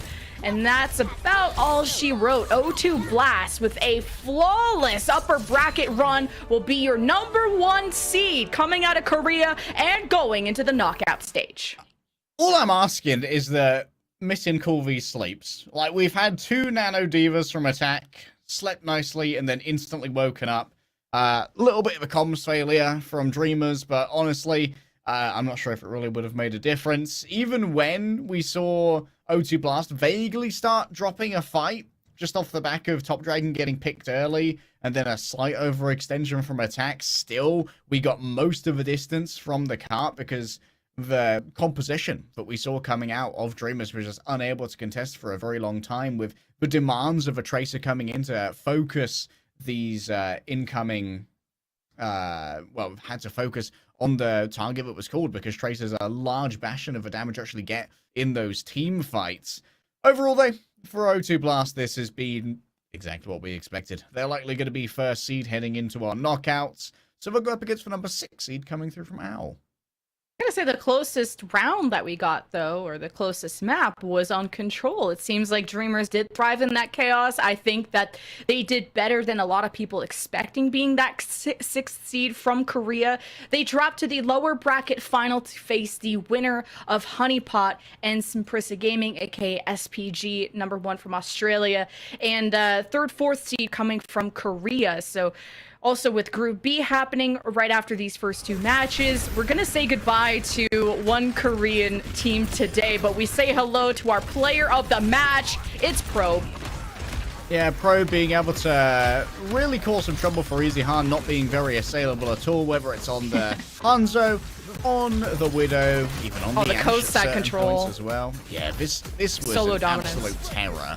Dreamers just did not know how to deal with it. Actually, they did know how to deal with it, and then they went to deal with it, and they decided not to. They suffered from some issues of Hanzo permanence. It happens to the best of us, Lemon, and of course, Probe was able to hit some meaty EMPs on the Sombra as well. It's important to have that kind of versatility on these DPS players, and the hero pool from Probe certainly almost guarantees that Probe is going to be rarely an issue in terms of hero pool for O2 Blast, considering that they're going to have to play maybe through multiple metas. That's a good sign. Just the fact that Probe also synced up a lot of the EMPs with Marvel's Doomfist, combining that with the Meteor Strike is a cool combo we don't always get to see. And the way they worked in tandem of just off the hacks, immediate punch-in from Marvel. It's a difficult composition to pull off, especially on Blizzard World. And O2 Blast have shown so much versatility in their composition. Not really swaying away in terms of swapping heroes. I think Top Dragon swapped off the Echo at the end just so he could duel the Tracer better and show him how it's done. But O2 Blast also so versatile between the Ramattra Rush, the Winston Dive, and also Attack coming in on off tanks, both seeing Sigma and Diva. There's not really an O2 Blast map that they look weak on. In fact, they haven't dropped the map at all, and I don't think it's come that close besides on Oasis. So O2 Blast, with the flawless 6-0 that they've taken, will be our #1 seed no matter what happens on the Group B side of things, because Poker Face and Rhodes both dropped a game each, and that's just how tiebreakers work. Speaking of that, we're gonna have a break because coming up next we have our lower semis, Honeypot versus SPG, so stay tuned.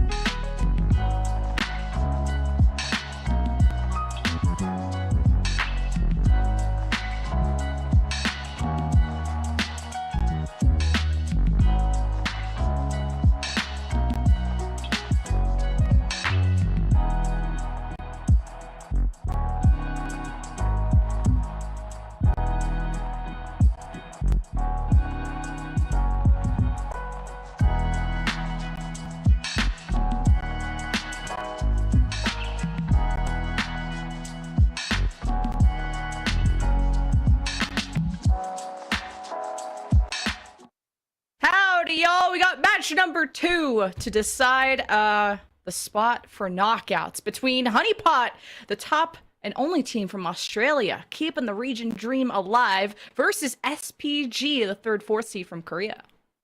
Yeah, SPG do not want to be the Korean team to drop the ball and be knocked out by another region. There's a lot of regional pride on the line for Korea. They're supposed to be the top dogs when it comes to the contenders regions, and to lose out to Australia, who have had a fairly ignominious run in their inter-regional competition thus far in contenders, would be a bit of an upset. But Honeypot definitely are a team that have huge dreams. In fact, they were close to being in the winner semis. They were one unfortunate lack of touch on the cart away from being able to go to a 5th map against Dreamers, which would have been an absolute slobber knocker.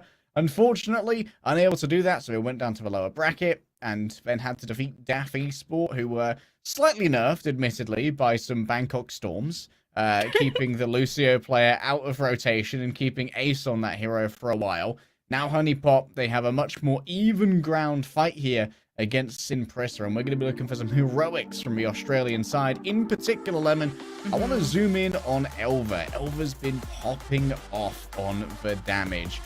In particular, the Tracer has been doing some excellent dueling. We've seen him go up against some top-tier Tracers as well. Going up against Spectre and Easyhan is not easy. Doesn't look it. Especially, I feel Alpha on the flex on this team is a huge highlight, has had impactful multi-kills. Specifically, I remember a Echo 3K that he got on Kings Row versus Dreamers, which saved their defense. That was the one map they were able to take. Bertlog, exciting player to watch, to say the least. Yes. One that'll keep you on your toes at the edge of your seat. I remember a sound barrier while jumping over a ledge and barely making it to the other side on Lijiang Tower Gardens. It still gives me nightmares to this day. And Merit frags, and he has a cool style of support where sometimes he brings out the Moira to synergize with Niang's Reaper. Yeah, giving a lot of support over to Niang, who's like the hit scan flex of this team, and of course, everyone knows the name of Adam, 2-time Overwatch League player, 2-time 0 games played player. Unfortunately, Adam is possibly the most unlucky player ever to come within spitting distance of Overwatch League, being picked up twice. Yeah, I think Adam has been picked up twice by Overwatch League teams and dropped before the season both times as well. It's tough out there for the geographically challenged friends in Australia. On the other side, here's Sinprissa Gaming, and there's plenty of names that you should know here, in particular Tuyu and Orvo, with Tuyu previously being an alumni of the Seoul Dynasty. Tuyu is fun to watch, was one of the first matches at cast in this bracket, and I was like, Zarya? Are we absolutely sure about this? And Tuyu said yeah. But SPG as a whole looked a lot more human when they had that game 5 against DAF in their very first match, a team that wasn't supposed to be at like game 5 levels of competitive against them. And then they got burned down by O2 Blast in the semifinal, and SPG find themselves here.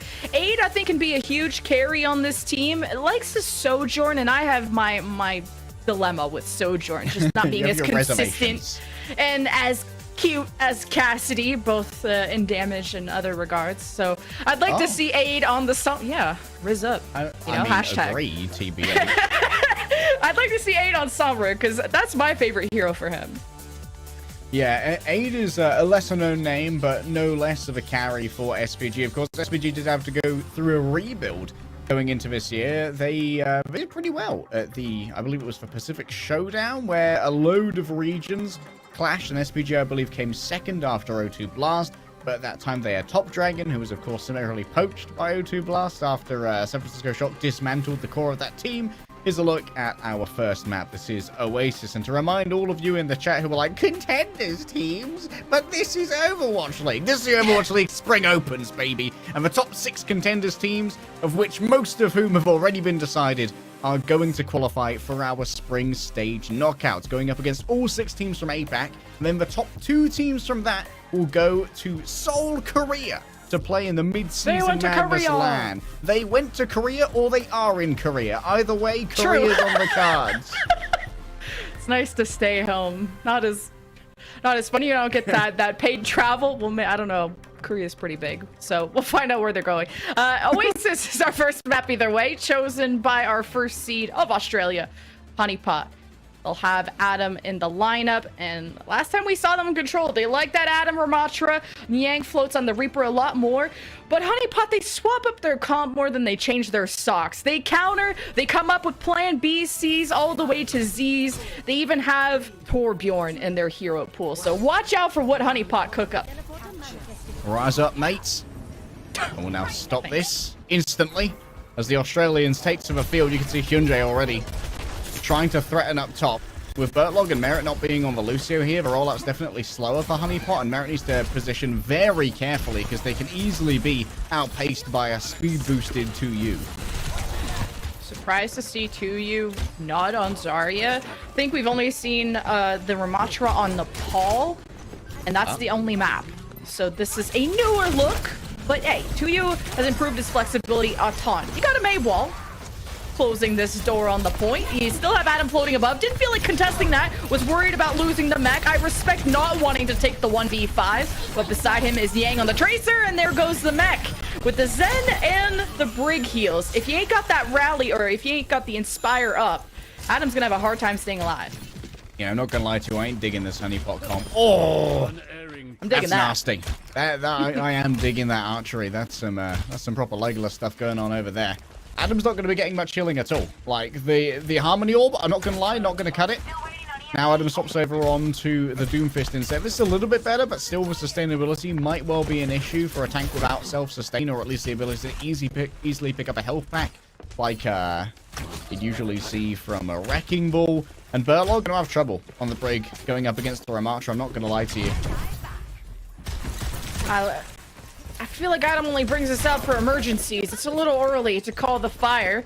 Honeypot will support him in his endeavors. Oh, Niang tried to blink in. Aid usually doesn't miss those. Goes back to his team. Now Storm bows Adam to death and deals with Alpha just as quick. Niang also got the backhand too. He's blinking out of that trouble. 62% and growing for SPG. One fight away from taking the round one flawlessly. Yeah, and Honeypot are having a lot of issues here, just managing to find their way onto either Wu-Chan or Hyunjae. Remember that Although, of course, has that ability to use the Ice Block, and the Ice Block, while it can leave a Mei vulnerable in the aftermath, it gives plenty of time for 2U to reposition and make sure that anyone who's close to Although trying to follow that up is going to be in significant danger of a Nemesis form afterwards. Still, Elva now has an EMP that could be a major difference maker in these fights. Oh, it gets almost cancelled. No one saw. Okay, he actually still has EMP. All good. Not sure if you can use it when this was last fight. Yeah. You know? Everyone throw your ults. Pretend there's a fight. Look busy. Round 2. This is a cosplay fight, you know? This is a dress rehearsal. Yeah, that was just warm-up. This was testing out the ping, right? Yeah. Definitely. Just a test, just a warm-up for Honeypot. You know, they need to give their monitors some time to... They're using old CRTs and they're not at maximum brightness yet. We've actually seen Adam leave the lobby. He's done. You know what? If they're not going to play something that can heal me, I'm not going to play. It is simple as that. Adam's going to have... Oh, this is, for all intents and purposes, this is a joke. I know you guys like to overact. He's going to have his little tantrum and then come back on a new hero. It's been ignominious to begin with for Honeypot. This is not what we expected from Australia's best, but maybe it was just a little bit of a compositional mismatch, hoping to try and have that dive mirror, which to you said, absolutely not, mate. I'm just going to sit here on the Ramatra. Your Brigitta's going to come in and try and get an Inspire, and then I'm going to beat her to death. But for realsies, beat to death. It's too early to be this dark. Too late. It's too early to be beat to death. At least 6 p.m. Yeah, let's wait till 5 p.m. until we can have that kind of fun. But to be real, Australia has high ping in this bracket, and I think that's why you're seeing Yang and Elva get a lot of playtime. If you can't beat the Koreans, get some of your own. And they've been doing a pretty fair job. I think they've been quite unlucky having to get one shot by Aid all the time, and I was wondering, are we going to get Aid with the brother, Milgar? Actually, 2 brothers on the team, and he's supporting him in the back. I think that's why Aid's hitting all his shots. We didn't even get to see a Honeypot ult, like an EMP. I was waiting for that to brew, but we'll see how round 2 shapes up once Adam figures out how to fix his ping. Yeah, two brothers trying to play some Overwatch. Yeah, Adam on ping. I'm increasingly surprised it went over to a Doomfist while having ping issues, because everyone knows that projectile lag sucks when you happen to be the projectile yourself. Doomfist's probably the hardest character on the entire roster to play on ping. I would not mind of seeing Honeypot. I would also hate my life. Yeah, like it's unfortunate for Australia. Like, they are geographically challenged, honestly. Like, there's not much that can be done about the speed of light to try and bring down the Australian ping. So there's actually a podcast called Geographically Challenged with the Australians, I believe. Yeah, I think Elfish Guy runs that, right? Yeah, one of the former contenders casters for Australia. I believe it's now Smash and Avril who cast that? I don't know. We had a replay of how Adam wishes he had better ping, and Aid turning and burning almost on Yang there at the end. Aid is surprisingly difficult to dive onto. And he'll get the symmetric teleport out. The although Torb. I was waiting to see this. We've seen this on... Actually, never. Honeypot are the ones who play Torb usually, but hey, I'm ready for it. Why aren't Honeypot playing Lucio?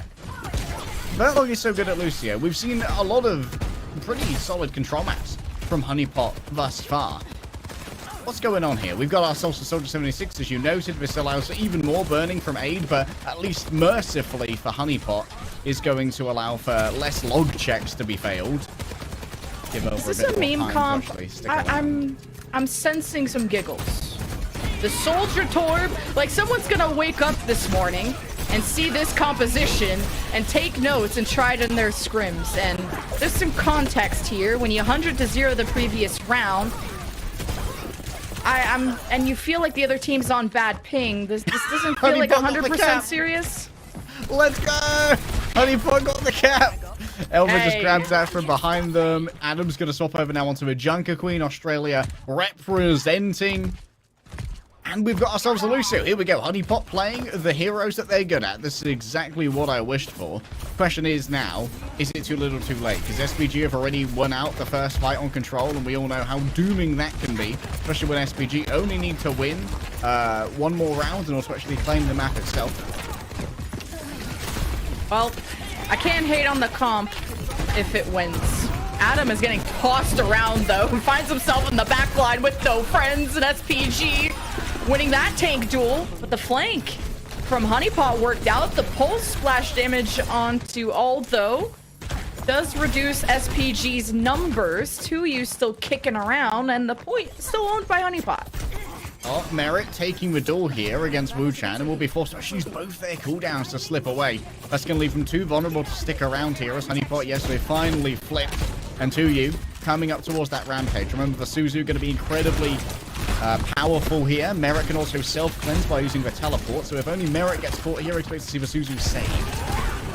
Oh, 2U winning the duel against Adam, zoned off from heals. I think Merit was maybe on the highway side of things. Honeypot playing very split from each other as a double flanker should, but Adam not getting enough support. Burlog's now staggered out from a turret of all things, and the Torb is working. It's working indeed. Adam, unfortunately, went into the central pavilion, which means that there's no way the support would have had LOS onto him. Gets a little bit baited in there by 2U, and now SPG are ready to defend with a fully stacked war chest. Right now, they've got that American military spending. All 5 of these ultimates are ready to go, and Elva's going to have trouble getting off a manual hack here against the turret, which is going to instantly try and interrupt that. Well, they know this EMP's coming. Elva drops it. Adam rushes through the denied the healing. Not sure how many that caught. Maybe Suzu by Wu-Chan. And oh, okay. Thanks for clarifying. Sound barrier plus the tactical visor. SPG keep the point. Just a little bit of a missy. Elva staggered here too. 77% now for SPG, and still the Molten Core can make sure that touching this point is uncomfortable. Everything right now sits on the shoulders of Niang with a pulse bomb, but the thing is Wu-Chan can easily counter that one out using a Suzu, so it needs to be pre-Suzu'd here. It feeds. Big feed. Nice knife pull, I believe, there from Adam. Oh, Molten Core, you trade that out. Honeypot don't have a lot of heals, and this is last fight. Oh, they are flipping it, though. Alpha and Yang on the flank. Didn't manage to complete the cap. They decided to go for the fight instead. And SPG losing members as their focus gets divided, whether to look at the front or the point behind them. But SPG run through, execute, and take a swift first map win over Honeypot. Unfortunately, the swap to Lucio came too little, too late, Lemon. And it was, I had fun.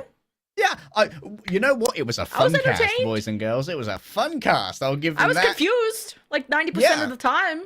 Honestly, confusion can often lead to fun. And hey, Adam got a fantastic opening pick there on Aid in what should have been a basically unwinnable fight by hitting a huge knife. To you has been lauded, however. A knife. The best Junker Queen in Korea, as we've heard from 2U before. And Adam was keen to try and fight that. I think the Honeypot just took too long to get on top of things. I think the target focus was either off for Elva and Yang, or it was just being too thoroughly rebuffed by SPG, who decided, you know what, if they're just going to play this Tracer Sombra and they're having trouble getting onto our backline, we're just going to play these characters that can very easily duel the flankers and try and keep them at bay. It's a toughie here. I'm hoping that Honeypot remain a little bit more cognizant of their comp win conditions going forward, because they do get to pick the next map and maybe go somewhere where Adam can play a bit more of that diva. I want to see the Tor buff. Let them 1v1 with the hammers. We had a Tor 1v1 in contenders before. Elva versus Aldo. Let's pause the match. Let's break that down. That should be who wins map number 1. But SPG winning map number 1. We're going to throw it to a break. When we get back, we'll see what Honeypot have up their sleeve.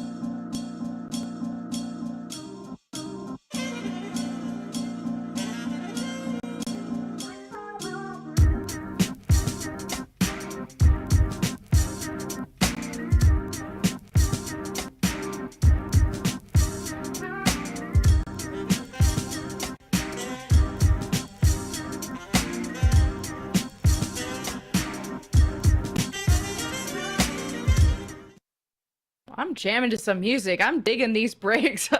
I'm glad we have them every other map, and I'm sure Honeypot does too, to mentally bounce back after a taxing Oasis. But hey, maybe they also put their minds, their brains, their cells together to decide what map would best suit them next. I feel like Honeypot may have got to pick Oasis as well. I think that they were actually a higher seed coming into this, as they were Australia's only seed and started in the winners semis. But now they get to pick another map, and hopefully one that's a little bit better suited to their hero pools. Like, I really want to see a touch more Adam Diva, maybe move over towards that double flex support where you can bring in a Kraken. I do think that Bertlog does have a lot of value to bring to the table on the Lucio, but I think that how this team is playing around the Brig at the moment is not ideal because they're playing tanks that require a lot of healing.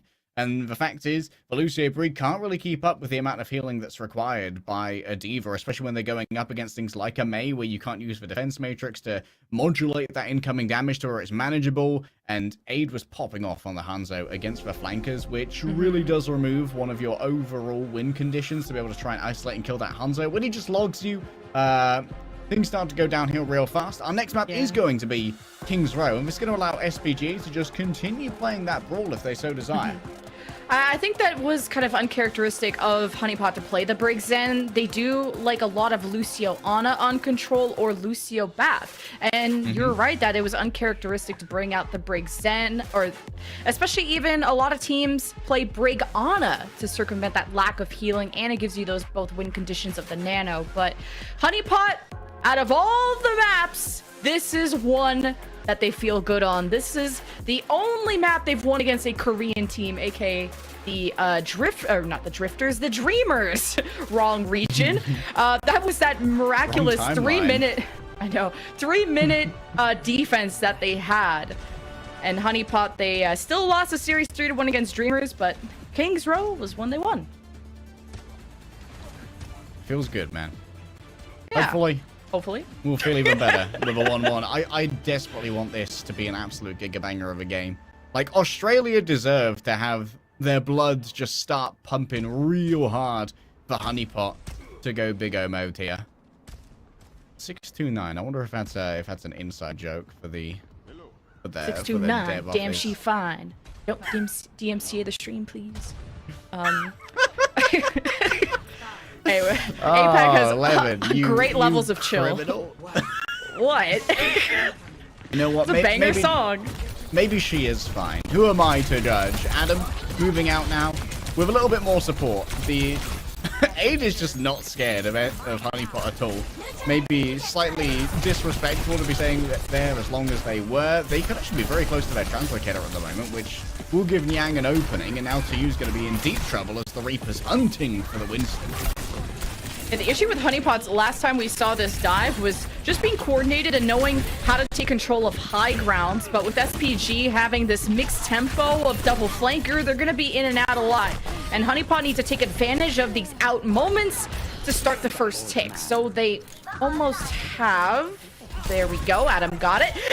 Merritt is dead, though, so I'm not sure about the chances of the second tick. Oh, Nyang body blocks for Adam. That is going to leave him out of the point for a little while longer, and TU should be returning real soon. No longer playing the Winston, so Nyang's efficacy is once more going to be gutted. Still, we have seen some good pushes thus far from Honeypot, taking advantage of a lack of speed on SPG to try and shepherd people away from the LOS of Wuchan. That's a very early EMP from Aid. The first ultimate in the game being an EMP says a lot.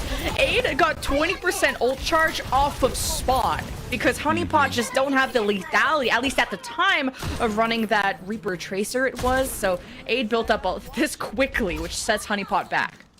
A momentary Elva swap there onto the Widow to try and punish any overextensions from SPG before swiftly returning over to the Sombra. This is unfortunately going to give Aid a chance to potentially lap them on the generation of the EMP. And Adam's going to swap over now onto the Zaya, thinking, hey, I can carve through 2U's armor.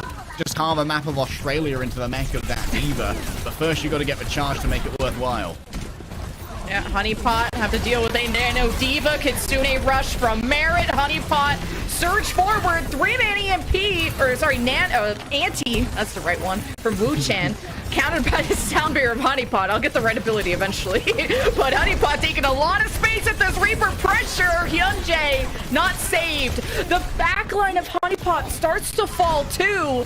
The self-destruct from 2U doesn't make that space back. We'll get back into mech. There's a chance for a recontest from SPG. And with that kill, that punish onto Elva, you deny the EMP from Honeypot for the moment. With closer respawns from the offense, Honeypot can resurge quickly. But SPG, they got the space back. Adam's got energy though. And a Moira behind them. They can absolutely carve through anyone who dares to present themselves. Detected for a moment is Elva, but has already built up to yet another EMP, and everyone's stacked up so tightly to them, and this could be another 5-man. Yeah, this grab from Adam. Maybe next time. Wait, he lives with 50 HP! He nanos his, or he grabs his toes! Death Blossom on top, just to have some fun with it, get jiggy with it. Honeypot, get the last tick. And they got 3.5 minutes to keep this truck rolling. Oh, yet another swap. Once again, 2U returning to the Winston. Nyang is going to have maybe a little bit less efficacy against the Winston here without the help of the Kitsune Rush, which does a lot to try and synergize with the Reaper. The fast firing of their shotguns can tear through a tank in a matter of moments. Of course, Adam. This is not so much of a vertical point here, point B of King's Row. It is going to be very difficult to actually get someone on top of Aid, though, which might be a long-standing issue. Either Nyang or Bertlog is going to have to try and dislodge him using a TP or wall ride if Aid decides to play on top of the subway station that's behind him currently. For now, Honeypot just trying to get corral and herd SPG like sheep for this EMP. It only hits the supports of Hyunjae and Wu-Chan. The immediate anti falls at Wu-Chan's feet to heal them back up to full. You nano Hyunjae for the sustain. And 2U's not there to protect them, so SPG are on their own to defend this corner. It's like Honeypot aren't taking up too much space, and with this Merit Coalescence, this is how Honeypot can get aggressive with it and pressuring them back past, doing damage past the shields. SPG will respect it and see if they can go for the retake, and killing Aid there is big. The melee range Cole certainly is a choice, although continues to stall the cart as Bertlog keen to duel. There was a well-timed EMP as well from Elva. Caught 2U out during their dive, so supports couldn't really help out with that. Although trying to force out the bubbles early so we can get a fat stick onto that Zarya. Oh, that's a big shield. That's a rally from Brig trying to keep Nyang away. The sound barrier keeps Honeypot going until they've lost their backline to a pulse bomb. Now Aid fires back, and Honeypot lose all that real estate they've invested into, and in this economy, it's gonna be tough to get that back. It's gonna be very hard with, although being able to control some of this high ground as well. This is gonna be quite difficult to clear, so can simply get free farm here onto Merrick. Gotta be careful of those orbs though. They are a complication as Tracer, and you can see that Adam's already coming in with a good amount of energy and bubbles to spare, so it's not going to take too long to try and build up towards a highly effective game for the Zarya. He almost snuck up to Aid there. Good drop in time. I like the synergy between Yang and Adam with these bubbles, wraithing right into a dragon. Oh, but bubbled and saved by Adam. Honeypot survive a wave of ultimates. The Dragon Strike and Nano from the defense, 0 kills. Grab and response from Honeypot. Death Blossom with bubble! Perfectly combined, but as the bubble evaporates, Niang gets slept. He still lives for now. Honeypot still have to clear the cart, though, and this primal from 2U stalled so well. Gives chances for reinforcements of SPG to return. But Honeypot have more up their sleeve. 3 ultimates coming up. EMP, Coalescence, Merits on the front. Coaling within melee range. Pulse Bomb hits Bertlog, and Aldo receives it too, I guess. And Honeypot get point B. The best use of a speed boost to throw this Pulse Bomb into its caster. Unfortunately, I think Adam got a 0-person grab, but what it did do was effectively isolate 2U, so he was consistently playing on back foot. And now 2U's more than happy to try and take the battle of the Zaryas here. 2U known as an off-tank player, so looks at this and says, you know what, I think I can take him. No more Sombra from SPG, or rather no more Tracer. Although swapped over onto the Reaper now. This is going to make it even harder for Nyang to try and control that high ground, as all those going to be able to go up there and duel with Aid pouring in damage from elsewhere. You're in trouble. 1 minute. Honeypot don't have a lot of fights left, but they got a charged up Adam. And he's angry after Oasis. Nyang teleports up. Doesn't even get booped away by Hyunjae, at least not yet. Yang doesn't have Death Blossom, so SPG don't have to worry quite yet. Graviton ready for Adam. Spots one bubble go down, throws it into the back line and evaporates. Lasers down 3 of SPG. And Honeypot, that's all they really needed. Whoever's back there, we don't care. Couldn't touch. Don't care. Didn't ask. L plus Didn't ratio. ask. What a grab from Adam. At range as well, forcing out the early ray from the Reaper to make sure that it was a highly effective grab that turned into 3 kills. And now we see the tables turn where SPG are forced to try and match Honeypot at their favorite game. Playing that Xayah, playing those off tanks, and getting up close against a confident Reaper like Nyang is not ideal. And the Reaper pressure here, while in many cases it can be lacking as a DPS hero due to the lack of versatility that Reaper brings to the table, what it can do is force you to have to play either a very weird range where they're trying to get a little bit more poke on the Winston with the right clicks, or play more aggressively and demand Wu-Chan actually take more aggressive angles to try and sustain that, and that's when they're more capable of being forced out by Elva on the flanks. Yeah, SPG didn't get maximum efficiency of their ultimates. Speaking about the King's Row Point B defense, where they threw out, I think, an Aid Dragon Strike and one other one I forgot. And Honeypot just disengaged well and retook off of Adam's call, whether it was the grab or a Merit Coalescence to the face, which actually works surprisingly well. I get more and more confused and surprised as the series goes on. I'm taking notes with the Torb Soldier, the Coalescence to the face, but SPG also had their Winston to you suffer a lot against the Nyang Reaper, which won't be a problem this time. I'm surprised to see no rare appearance of the Bertlog Zen here, but the Brig at least makes a lot more sense in this composition. It allows Adam to maybe brawl a little bit more heavily if it's needed on the point, and provides a good amount of potential counter to the Winston engage. The whip shot's going to be super important here. And there you go. You can see that it really mitigates to use impact damage and overall efficacy of the dive. I like this cycle from 2U. Just starting that first tick. Honeypot are going to have to decide who is dropping to stop probably the third tick. I think they can let the first 2 go by. Adam will most likely be the one, or Elva, if they can have enough blinks and recall to do so. And hey, at a distance, you don't really need to drop if you just kill more. And that's off of contact of Elva and Yang finding the low targets and jumping down right on time. Yeah, great understanding of the win cons there from Honeypot, not panicking, just giving Nyang time to hit those shots, because eventually the Hunter is going to come up with a nat 20, right? Hit that crit and make sure that someone goes missing from SPG's plan. SPG already very close to a blade, although we're doing mad damage in the neutral on the Genji, hitting some meaty right clicks and making sure Elva never has that recall available, which is super important because Elva needs that recall to be the one who contests. Elva blinked out of range of that dash, because I'm pretty sure he would have died to that. Elva's hacked, was able to recall before Aid found the assassination. SPG only have that first tick, but they also have Nano. The blade 1% away, dashes through. Bertlog deals with Adam, and the immortality not going to be impactful. Quick fight win for SPG to get those last 2 ticks, and hey, a stagger on Elva wouldn't hurt either. Bloody clean stuff. It's been a while since we've seen a Nano Blade combo, but apparently alive and well in career just as much as in my solo queue games. I think that it was a good cooldown track as well there, making sure that Adam did not have the accretion, knowing that, hey, if I've got to go into that tiny corridor, which is essentially the same size as the accretion, I better force out that cooldown first so I don't get stunned. Oh, Nyang's on the Reaper. 2U better watch out. This is gonna hurt in the morning. And you got a rally stun. So 2U better be ready with that primal, because that's what's gonna keep him alive at the end of the day. But I guess SPG are just gonna chill on this cart, wait for Honeypot to pull the trigger, but it's Aid that summons the EMP, only hits Bertlog and Adam. Rally, barely keeping Bertlog up, and the anti-heal will stop him from regenerating. Adam trying to strike back with the grab flux, only hits Hyunjae, who shield bashes back to safety. As ults being exchanged, that's a 2-man Wu-Chan, but puts himself in critical positions and drops his life. SPG don't have the healing. And even through 2U sustain of the primal, SPG only got a few more meters out of the choke. Oh, please not the 1v2 from all though. The reinforcements will be back soon, and Beautiful.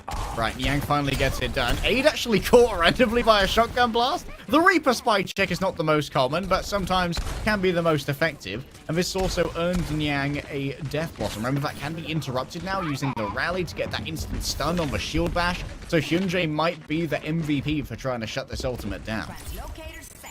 The Mega behind is hacked. That'll be Aid's fallback plan. But at the front, we have Hyunjae rally, stunning up Niang, dealing with that, removing the Death Blossom play that maybe he was setting up for, needed the bubble from Adam, or maybe that got popped in the process. Fade away! And so does his life. It sounded real dark. But Honeypot staring at the back of their eyelids as they will have to reset. And SPG making quick work of point B so far. Elva forced to move in and just contest the cart. Likely won't be present for most of the next fight, as Niang needs to try and find a way to extract value from this Death Blossom. Wu Chan might well be able to sleep it. Aid can hack it. There are so many complications that Niang needs to keep in mind, but with a well-placed bubble, it's anybody's game, and Adam's still saving one. You can bet that much. Although Pulse ready to witness this, and we fade away. We don't get to see him whiff it, so the W observers for SPG there. And that'll be a cap for SPG with 3:40 on the clock. And it's a 35-second time bank that they have to compete with. I don't have any doubts SPG can get this done. At least they can have a good start with the EMP coming up.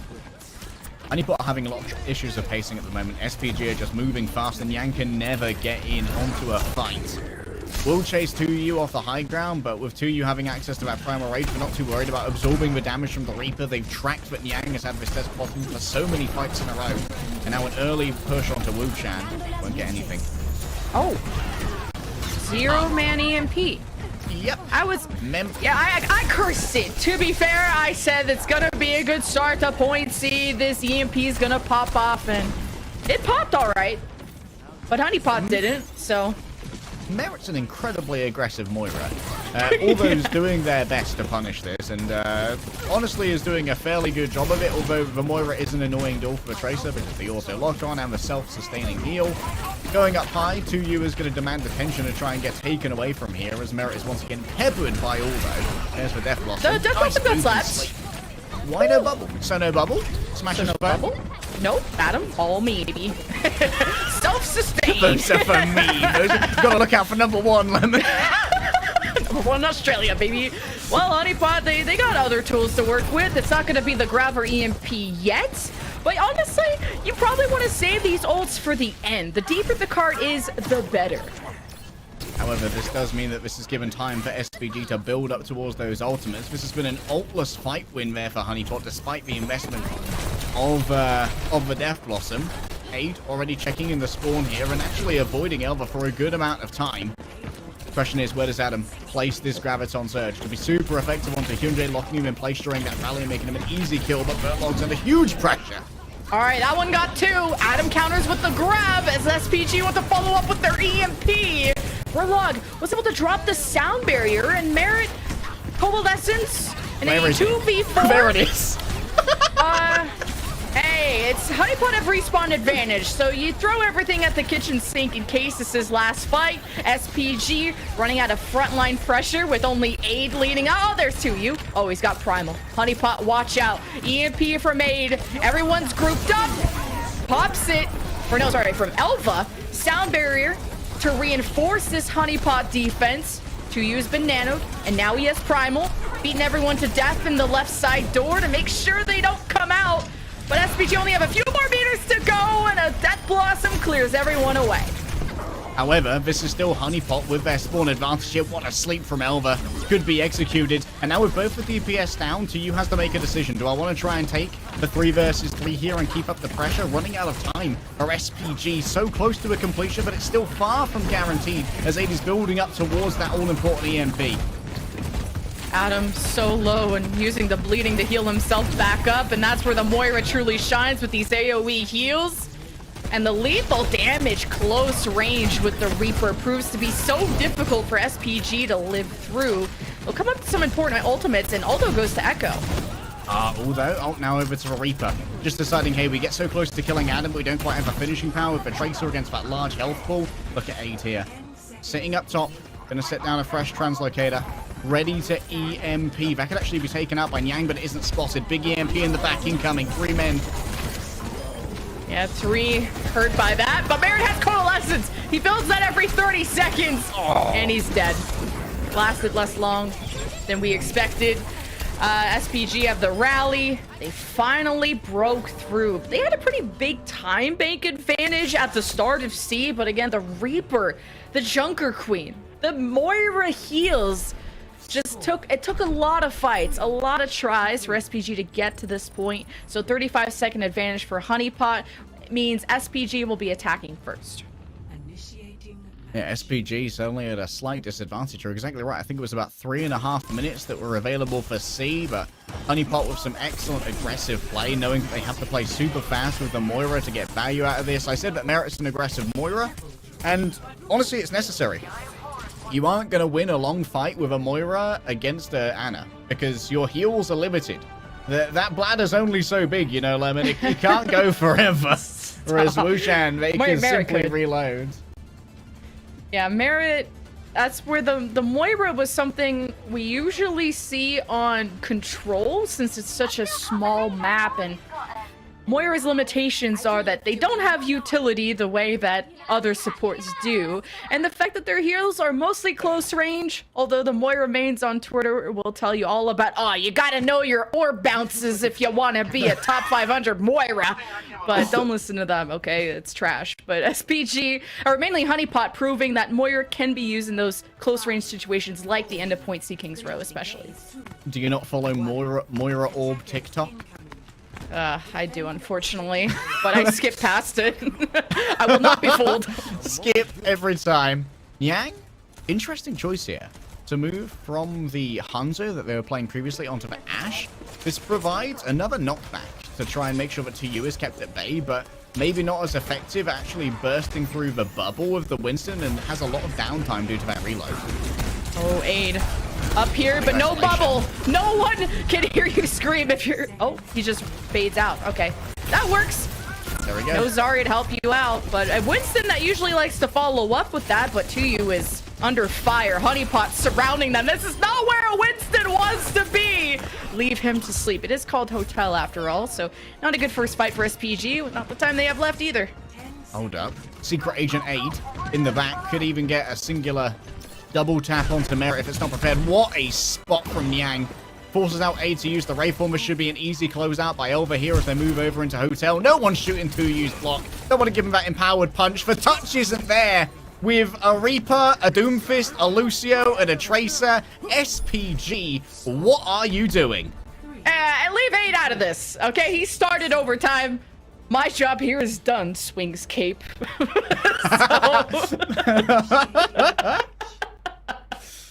But you're right. You're absolutely right. Yeah. That's crazy. Also, SPG, big throw playing in Hotel after they lost out on Aldo the first time. Like you said, you don't want to be there with a Winston against a Sigma, against a Brig, just being cornered in from all sides. It should have been a full reset over into their own territory with access to that Mega. They essentially made themselves hostages, and you know that Australians, they just always execute the hostages. It's a cultural norm. I don't know anything about cultural norms. I don't leave the house. I don't know what culture is. I don't read. I steal other people's culture. I'm British. That's true. I'm slowly converting you to anime culture too, so which is great. Get culture. So SPG just have to hold 33%. Honeypot, they got a composition all right. Playing for the draw, baby. That's the SPG dream. Trying to make this into a best of 6. Honeypot. Adam gonna once again try out the projectile lag Doomfist, maybe? No. They want the brawl on the point. They desire for SPG to come and battle with them. And previously, SPG have not been doing great in the Zarya versus Zarya, even with 2U being a very notable Zarya player. This is definitely what Honeypot love to play, and they want to take the quick fights once again with this Moira for the AoE heals. Chance for Honeypot to tie the series. Already taking the real estate on the point. SPG around the corner, getting their cooldowns back. Honeypot at this off angle on the right side. Almost caught SPG off guard, and that's the 8 Sojourn. Charge shot. It's hot or cold, but when Age strikes, he's on fire today. I thought he had a fabulous Oasis run. It was on the Hanzo, though, and Honeypot, despite a good start to their push, it doesn't end the way they wanted. Playing for the quick ultimate here. Merit does almost have the coal, but Wu-Chan is still outpacing this, and critically, Tuyu is well ahead on charge towards the Graviton Surge, which is going to allow for a very dangerous ultimate, which can't really be answered. Vertlog's only halfway towards the sound barrier by now, and you can't really fight the high ground that Aid is freely just plucking people away from. Oh, this grab is going to hurt. 100 charge! To you with love. Honeypot, this was their chance. You know, 35-second advantage isn't much. Oh, but no, this was their Merit's been chance to tie the series. Oh, Merit's back with Cole. He's angry now. Elva's just going to have to try and fight with their life for the point. Gets the blink on, gets the overtime, gets some early damage onto Wu-Chan. Everyone else being held at bay as Merit's going to have the coal of their life here.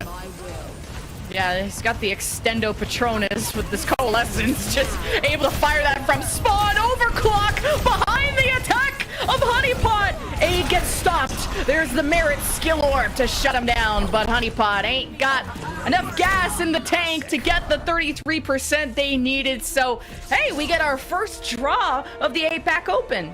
Hey, it had to happen sometime. Unfortunately, It's a very sad time for all the Australians. I really think that that Merit there, I think probably could have played a little bit better on the Baptiste. I think that in particular,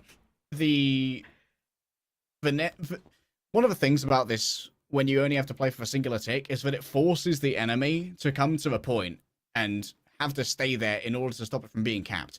And if you're playing a BAP who can play up on high ground behind that point, it means that you are essentially super safe from either the attentions of Tuyu on the Zarya or on the Reaper who comes in to try and contest the point afterwards as that secondary tank. But if you're playing the Moira, you are forced to play in that close range, which is where you know that SPG need to play as well, because not only are they a close range comp, but they're a comp that only can give away a third of the point, and that puts Merit into a significant amount of danger that I think they'd otherwise be vaguely free from if they were playing on the Baptiste, instead playing up high using those Exo boots and just raining down the AoE heals. But that's Merit's bread and butter. We were hyping up Merit's BAP, to be honest, before this series. But yeah, the lack of Honeypot's high ground presence is what hurt them at the end. You got the overclock from Aid that stifled that last attack. But after this draw, guess what? Honeypot still got the choice of map. And you know where you're going, chat. You're going to break. Enjoy the music.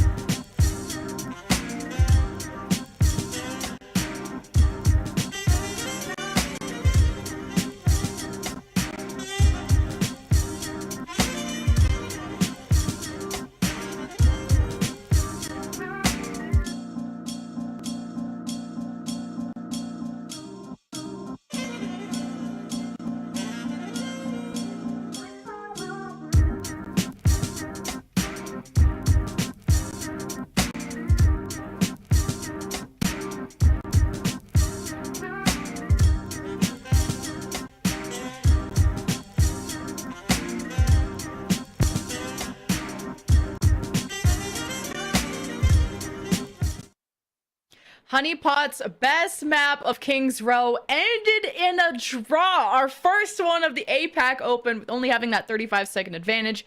Didn't work out either team's way. So we go to another Honeypot map pick. Yeah, we just keep it on rolling until Honeypot win a map. They're going to be able to pick where we go. It's Escort up next, and we got ourselves some substitutions as well. I believe Bertlog is out and a Kraken is in. A Kraken has so many titles in Australian contenders under his belt, but no international titles yet. So definitely hungry for that international recognition against some of the best in the world. And Simprissa definitely qualify for some of the meaner players coming out of contenders' career.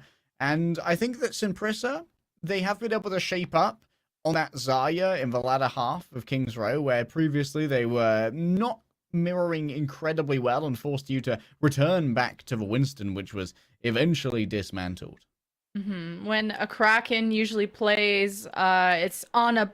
He mainly plays Ana, and then, you know, Merit flexes around that. But if Merit wants to BAP, then a Kraken goes Zen. So it's the double flex support. Even though Bertlog was kind of running that, didn't play that much Lucio today as we expected, and no subs from SPG.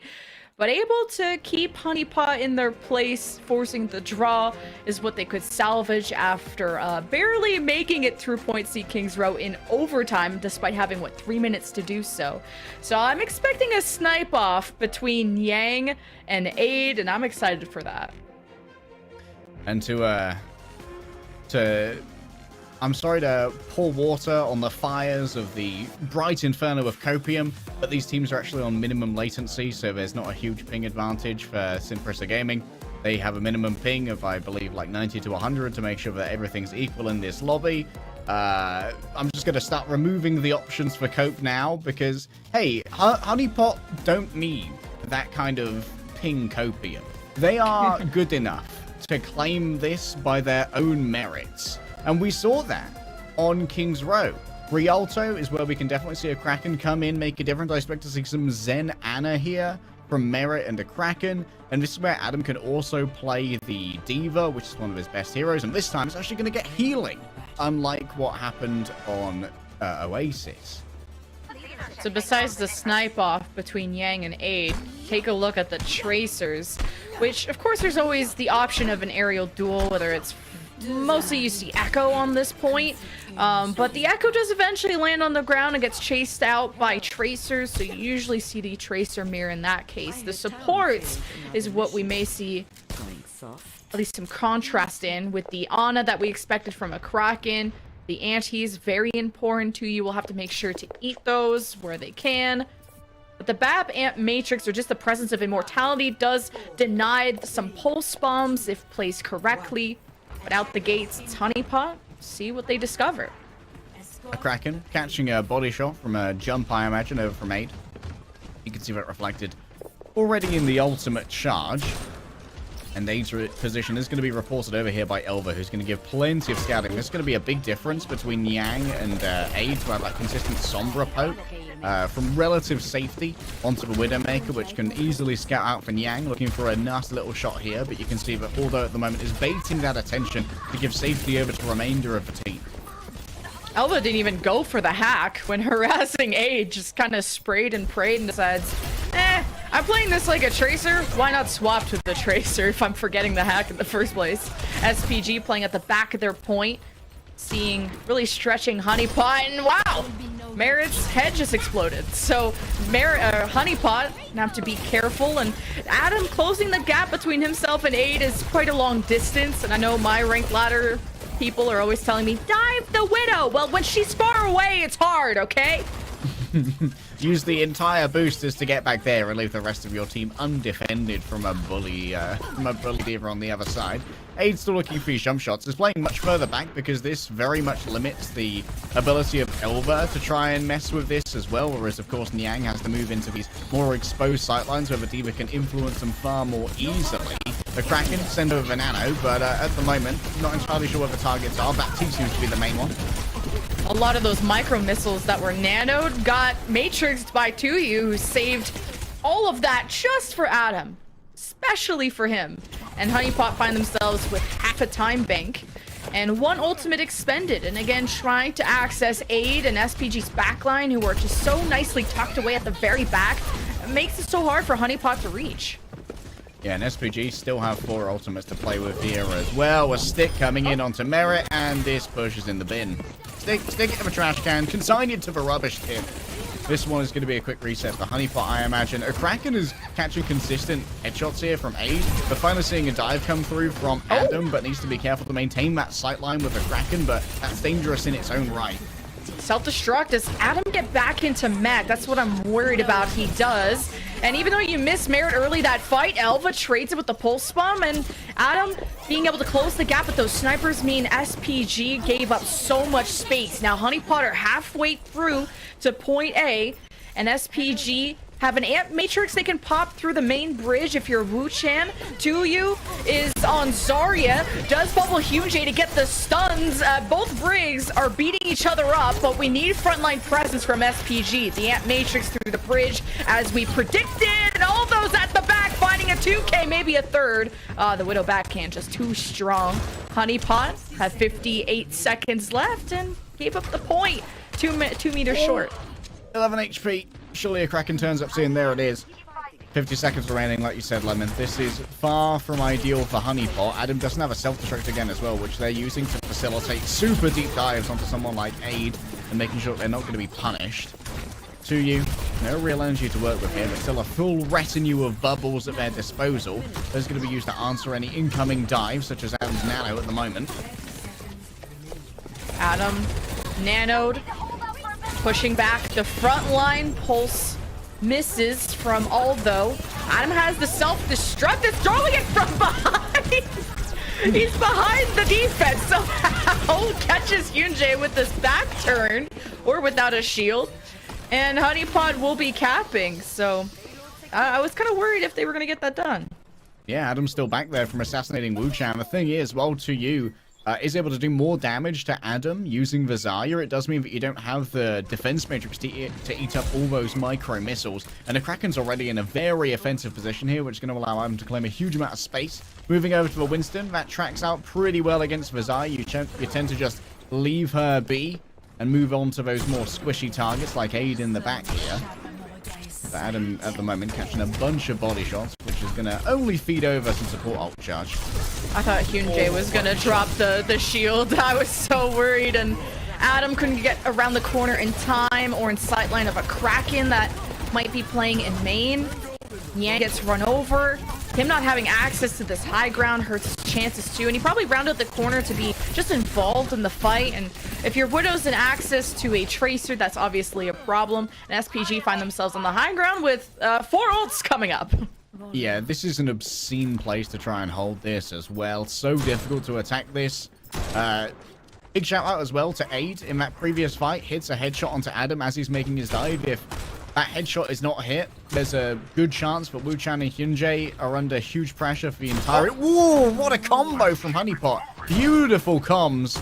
And Aid, he's found early. Remember, no resurrections or anything like that. So, for the meanwhile, Aid will be out of the fight. That's a shot of all time. Grab from Tuyu. Nano to Adam to live through it. The Nano and Rally invested from Honeypot. And Hyunjae is getting dove on. They managed to ward away Adam.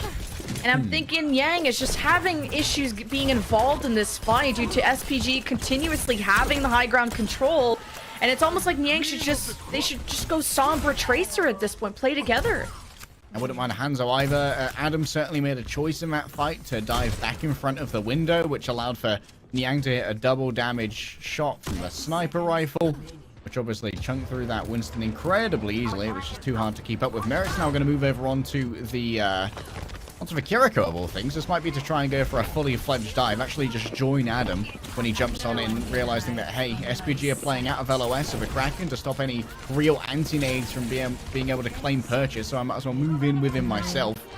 Honeypot need control of this mini room. The pulse from Elva can find its way into the flank of SPG. Aldo claims the flank. A Kraken down. Honeypot have half their heals. But 1 3 minutes to get to point B. Starts with Primal of Adam leading that charge. Has already fallen back. Knows he has limited heals. A Kraken Swaps to Lucio to get back quicker. And Alpha's in the back. Pulse! Immortality saves! But Aid 2K on the Widow goes unnoticed and unperturbed as SPG will hold Honeypot before point B. SPG are playing this so disciplined, Lemon. I don't think I've seen a Kraken hit a nade yet. Like, they just are not giving over those angles. And the second that you try and peek an angle where you could maybe hit a nade, you know that you've got Aid waiting on the Widowmaker to absolutely demolish you. Beautiful defense. However, it is far from lost for Honeypot. Still claiming that first point. It's an incredibly defensible area here. And the good thing about defending second on Escort is that you can hold the enemy in the same place and you win the game, which sounds like a lot of fun. Honeypot going to be hoping to do the exact same thing. I'd love to see the defensive Widow here from Yang now be able to pick up as much value as Aid did. I don't mean to drag Honeypot, but Rialto hasn't been successful for them in the past. This is the one map they dropped against DAF, and the reason I suggested the Nyang Sombra swap is because they face those exact same issues on point B against DAF, and this is a swap that Nyang made under that pressure. At least it was on their defense. On their attack, they actually got full health, so they have made improvements of getting past point A. SPG, the box of victory, of course, is halfway, almost at the end of point B, and that'll give them match point. You gotta put yourself in the shoes of Honeypot players here as well. A lot of hopes and dreams of Australia sit upon their shoulders, especially Adam, McCracken, and Merritt. McCracken has been steadfast part of the competitive scene in Australia for so long, so many titles under their belt, but never making it to the international competition. Adam picked up so many times for Overwatch League, but never getting to play those matches, and it would mean so much to Honeypot to be able to actually go to Owl and play those matches for real. Aid, that is certainly a grapple of all time. So, Honeypot are safe for a minute longer. Just didn't get a good grip. Gotta get the chalk. Bad grip, bad grip, bad grip. Observers did you dirty there. Oh, see, he got the jump that time. Just didn't hit the shot, but hey, third time. Though. Oh, 4-man anti from a Kraken. I don't think Honeypot realized. Tuyu at least rounded the corner, went to the right side, and flanked as Honeypot maybe approached to react. That's a 3K from Yang. Off screen, 2 headshots, and a fourth one. Check in PC. Check it now. I need police officers in Nyang's... Let him get the ace. Actually, no. He will just reset. Gravity claims the last kill. It's near ace for Nyang, who finally has got this defensive position working out. And we've seen a Kraken hit a nade now as well, which sent SPG scrambling. In the midst of all of that as well, Aid managed to outduel Elva, who made a dive and maybe would have been better suited following up on a Kraken's calls. However, a Kraken has now earned the nano boost, which is going to be increasingly dangerous on top of Adam. The defensive Widows just have so much space to work with, and that's why they always look better at this section of the map over attacking Widows. You saw Nyang struggle so much on that round, but double blink pulse. Nice, Mara gets a nano by a Kraken to save him. Now how do Honeypot use this advantage? And it's just to charge in. Adam throws the self-destruct and isn't able to get back into mech. And the immortality from Wu Chan saves them from the explosion, and Merritt threw that nano, fragged out of his mind. And SPG, well, they're pushing the cart, but they still have to reset. Very cool self-destruct there from Adam. Actually puts it at the back of a stairwell, which forces people forward into the sight lines of both Nyang and Merritt, and also allows Adam to basically freely remech because people can't get out of that area in time. SPG down to only a minute and a half now, and they actually put a significant amount into that previous fight. Pulse bomb. Oh, Nyang needs help here. Where's the heal? Oh, it was too late, Lemon. Honeypot down 2. SPG can conserve that rally too, and once Aid knows when the push is coming, we'll have sight advantage over Nyang, and I can expect that first pick going their way as well. Elva should be able to get a triple blink contest here. Oh, the infra sights spoiling the day of Elva. This is going to be... Oh, so no touch? So no touch? He tried. An attempt was made. Just beautiful failed. Timing on the infra side. Is it better to try and fail? Mission failed. We'll get him next time. We'll get him next time. Yeah, you're better at it. SPG close to losing the mech, but Honeypot don't have a backline, so SPG feeling pretty good about momentum pushing after capturing this. Yeah, get out, Adam. We are leaving. Elva didn't get the memo. Surrounded by multiple players, and Hyunjae simply whips them to death. Elva will notice SPG plenty of ultimates here. It's looking increasingly tenuous for Honeypot to win this one. Merit needs to get so much value out of his Transcendence, and it's an early attempt at a pulse one. I believe it's a miss, so no early pick here. Yeah, one less ultimate that Honeypot have to worry about. Rally, waiting for Merit to pop the Transcendence. SPG just have a meter and a half to go, and Hyunjae survives the pulse from Elva. Honeypot Transcendence just to help Adam propel this attack off the point. A Kraken taking pressure, gives the nano to Adam just in case, who is looking to do something with this. Hey, found Wu-Chan by himself in a corner.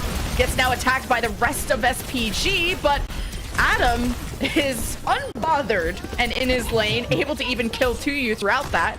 And Honeypot are okay for now.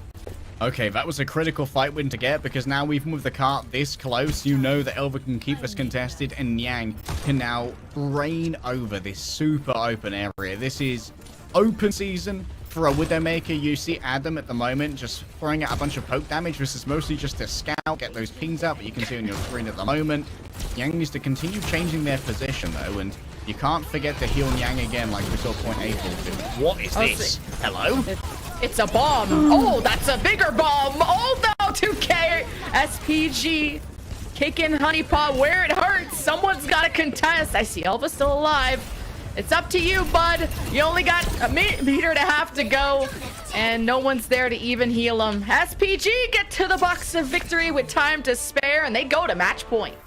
Okay, a surprisingly amazing bomb. It seemed like it was just to you, just placing it there, but hey, it forces people down into those narrow corridors where the pulse one's basically guaranteed to get value. Excellent follow-up from SPG, really understanding what their win conditions were. They essentially made what I like to call an Unga Bunga dive, where they just grugged on in and just had everyone use every movement ability they had to get onto those squishy targets. Delivered the pulse bomb. There was no nano available to keep it from being an instant kill. No trance that could be used. That should have been an area where maybe Nyang could have reigned over it, but perhaps asking for 2 miracles out of Nyang is too much after getting that 4K to save Honeypot from what should have been certain destruction on point A. Now it's 2-0. Match point for SPG. The hopes and dreams of Australia, they teeter on a knife's edge.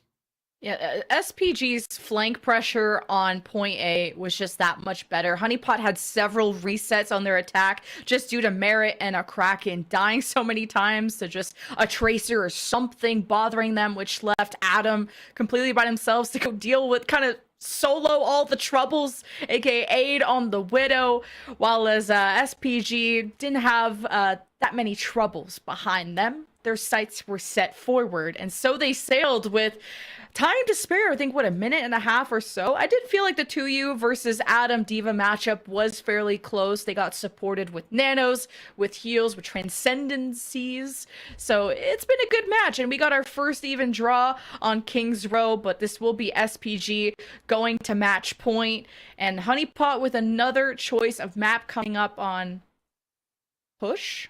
So the Diva duel's been close, but conversely, the Tracer duel has not. Although has been gapping Elva massively thus far. And honestly, Elva needs to step up or get more support or get more calls, have better layups for these dives. Elva thus far has been highly ineffective at hitting the back line.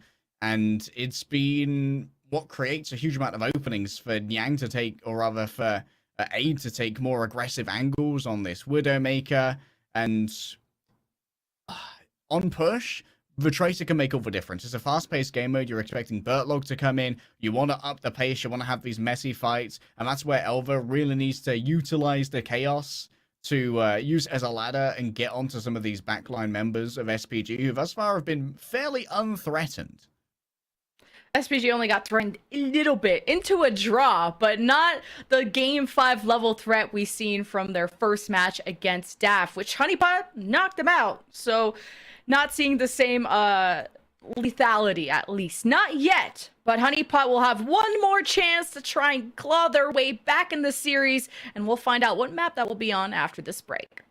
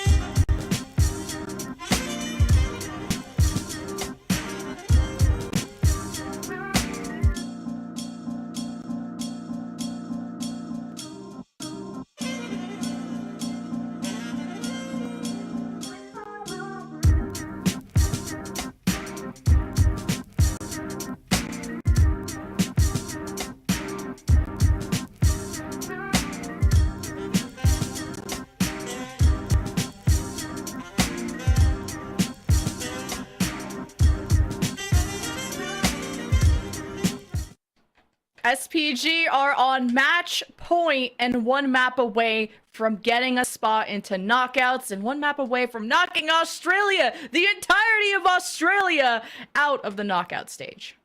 Yeah, that's a big continent to frag, you know? It's that's a huge KD that Suppressor could walk away with today. And they might manage to get a 3-0 in form somehow. It depends on where Honeypot wish to bring us here for our push map. I'd love to see a little bit more of Adam on the Diva. I feel like to you, Adam has been a fairly even trade. But as we alluded to before the break, I need to see more from Elva. I need to see Elva stepping up. Does that mean we've got to play more of a Zen from Merit to make sure that you constantly have that orb advantage? Because we haven't seen as much willingness to play the Zenyatta from Sinpressa. So maybe you take advantage of that, but at the same time, what do you give up by playing that on push? Generally, you want to have a Lucio so you can get as many fights as possible because it's such a quick game mode. But as far as I'm aware, no subbing Bertlog back in, so we're likely to see more double flex here from the side of Honeypots in Prissa. They've got their options open. And when I'm looking at Honeypot's previous maps, they won New Queen Street against DAF 83-55. That's solid for them. SPG won 95-59 against DAF in their first match. And that's all we got. Oh, actually, Honeypot lost to Dreamers on New Queen Street, 73-63. Yeah, that's why I forgot it. I physically removed it from my brain, but a 1-1 for Honeypot. It was for your own good, Lemon. You had to suppress that memory. Yeah. I think most of Australia had to suppress that memory. It was a collective cultural trauma experience that we've all decided to forget, but still, Honeypot like to continue bringing us to New Queen Street, and this does mean we're likely going to see a little bit more of the Kraken Anna here. And we're probably going to see a return as well to the Tracer and the Tracer and the Sombra. And the Tracer Sombra, I think, has been one of the better comps for Honeypot. Maybe their confidence in it was heavily shaken on Oasis, but I think there were bigger issues at play on Oasis.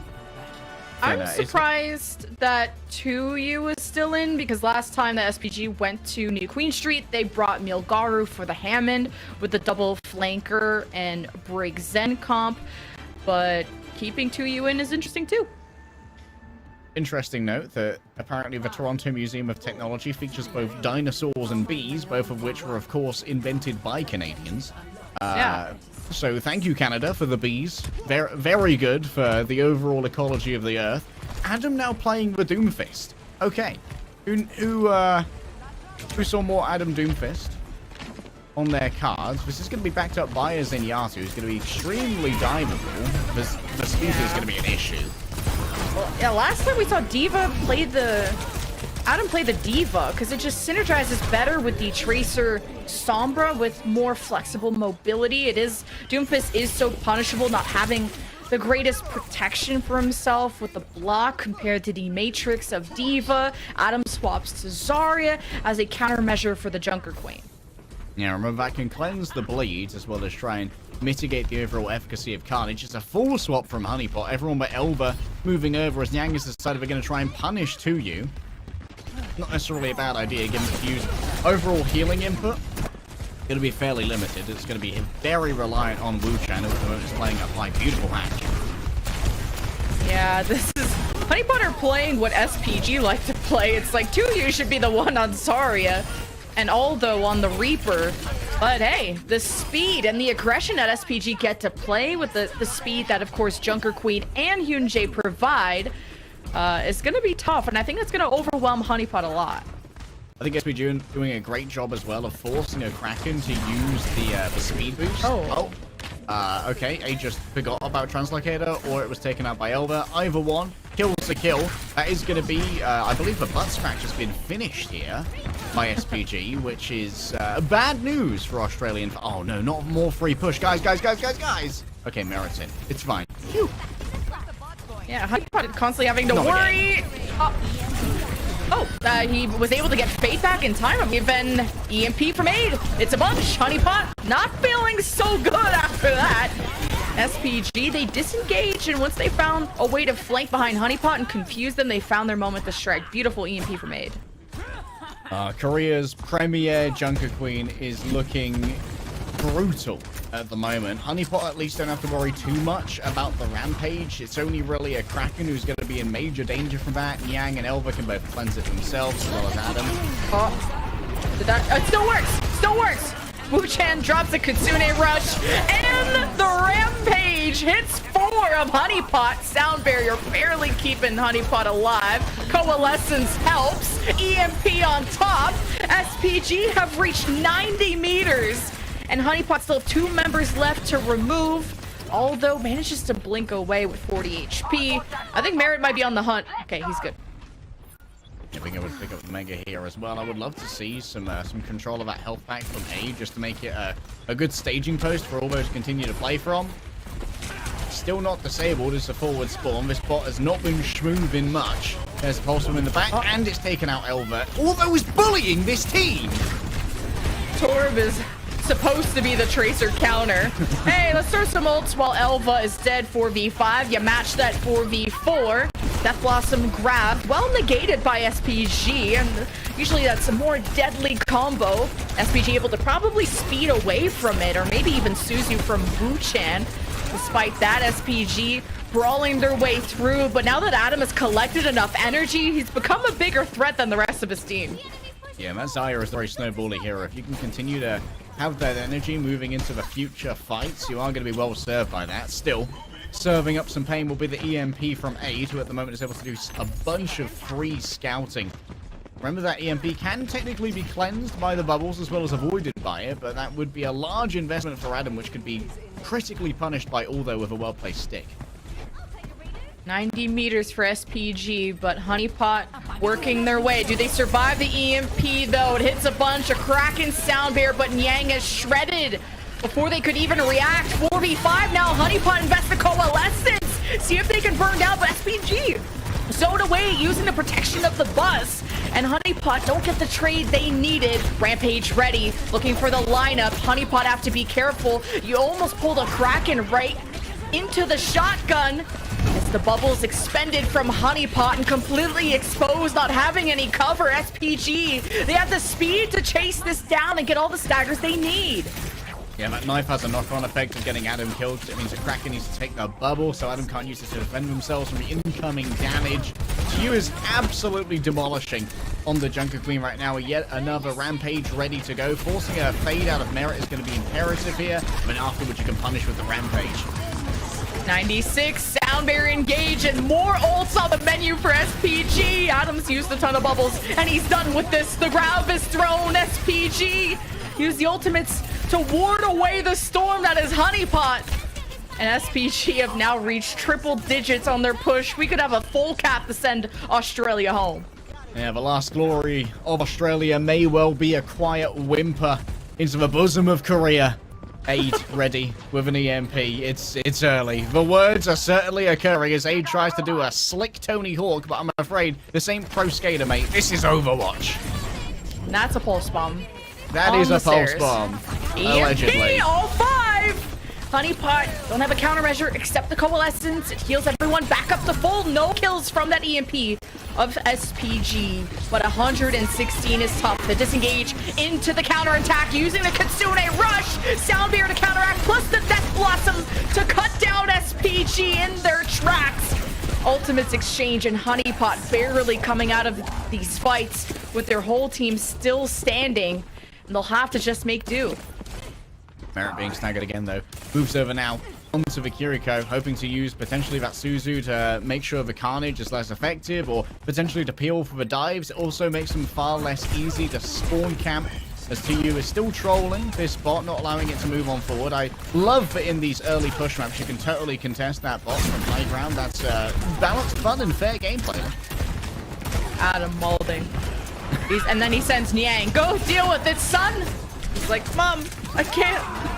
I'm not strong enough. I'm not strong enough. Well, back to bed you go. Adam's probably got energy to handle this, but with the grab coming up, he just needs to play his life. But you got Aldo behind to you, rolling things down at the front. The grab investment, just pure frustration as SPG keep resetting Honeypot at this exact point.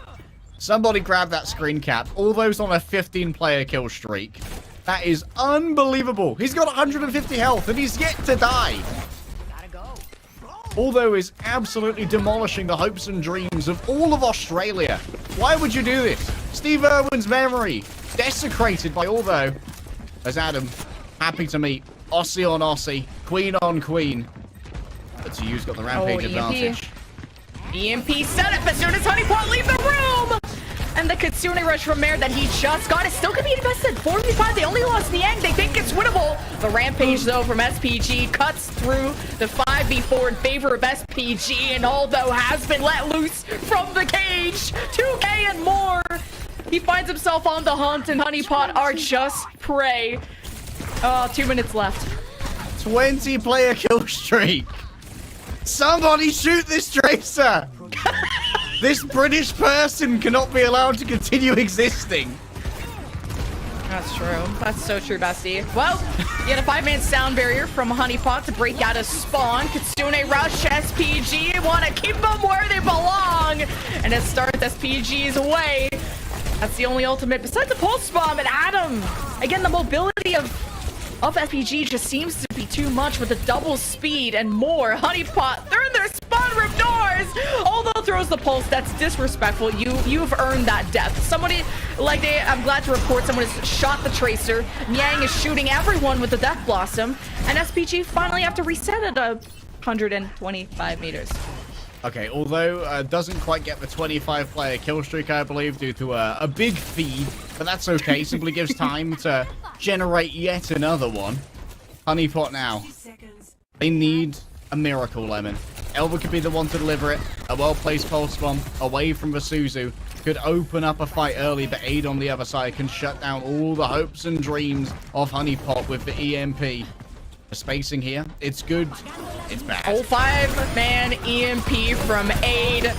Good night, good morning, whatever time it is in Australia, to be honest. 33 seconds left. Every time Honeypot win one fight, they can't win the second one. And guess what Push is all about? Back-to-back fight wins.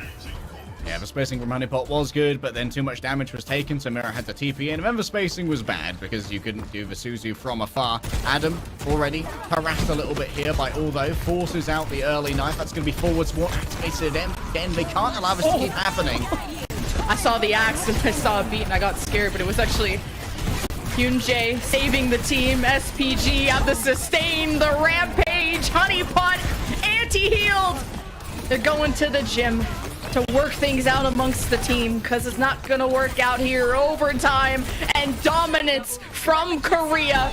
SPG having even leftover ultimates as they take the 3-0 over Honeypot and get themselves a knockout spot.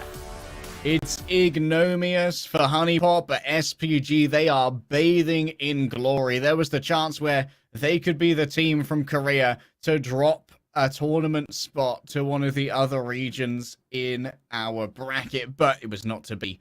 Honeypot did not have it today, unfortunately. SPG looking real clean on the Junker Queen to you. It's no surprise he's been touted as Korea's best on the Junker Queen. Evidently been scrimming Hanbin. They're both happy to bring out that hero and just try to brawl with the best of them. And honestly, although, what a tear. I can't believe he got a 20-player kill streak on Push as a Tracer.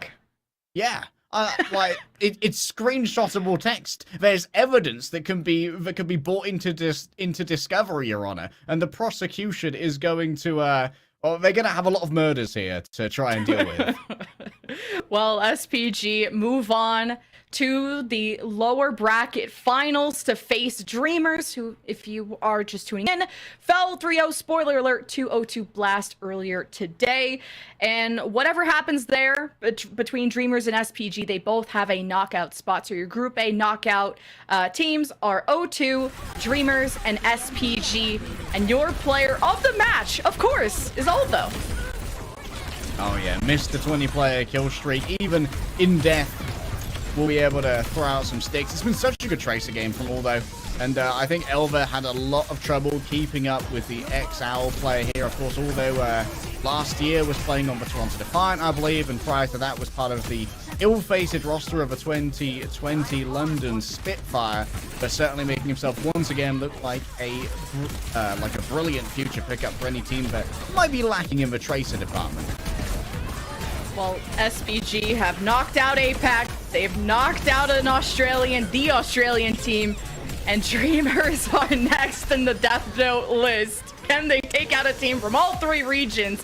You'll want to tune in tomorrow for the SPG lower bracket final, which I know they both have spots, but of course determining seeding is important. So we'll have first seed to sixth seed, and that'll be, tiebreakers decided between Group A and Group B based on a bunch of statistics that, is a long jargon. But Stats I care for nerds, Lemon.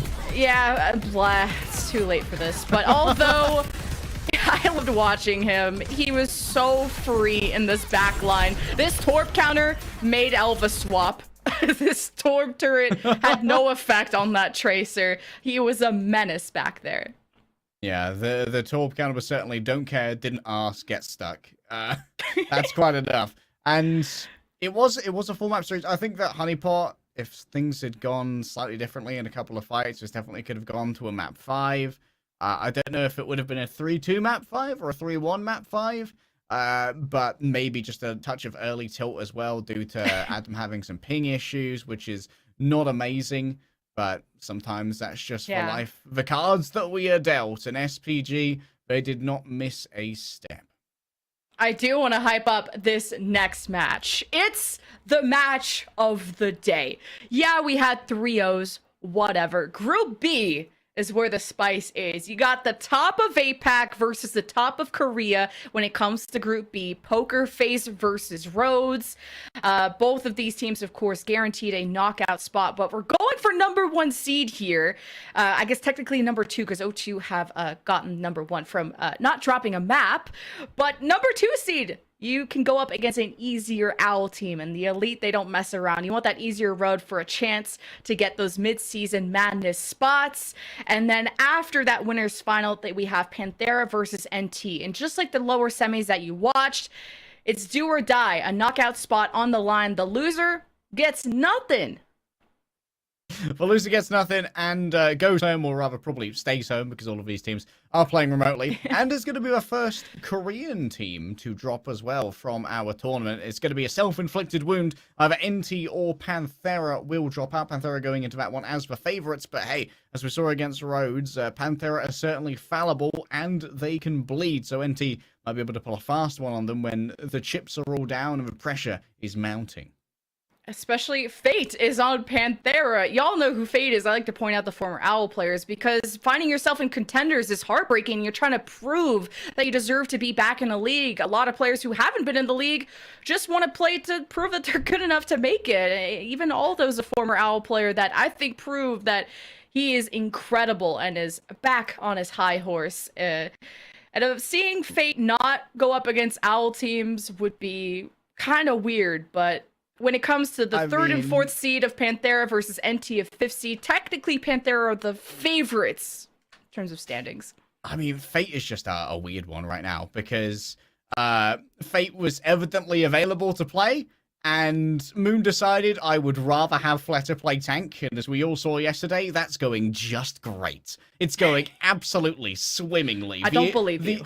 The experiment is certainly occurring. I don't think it's ethical or up to any kind of scientific guidelines. The culinary college has kicked out Moon for this one, and Fate's going to be like, yeah, you're going to come crawling back. We won a championship together. You can't just change Fletter's role and say that you don't need me anymore. You need me, Moon. It's the Fate story. Well, we can at least change our casters and tell a different story. This time we'll check in on Group B. Match of the day coming up between Rhodes and Poker Face, and Hex and ZP will be stepping in the caster booth. So don't go anywhere. Stay tuned for the next match.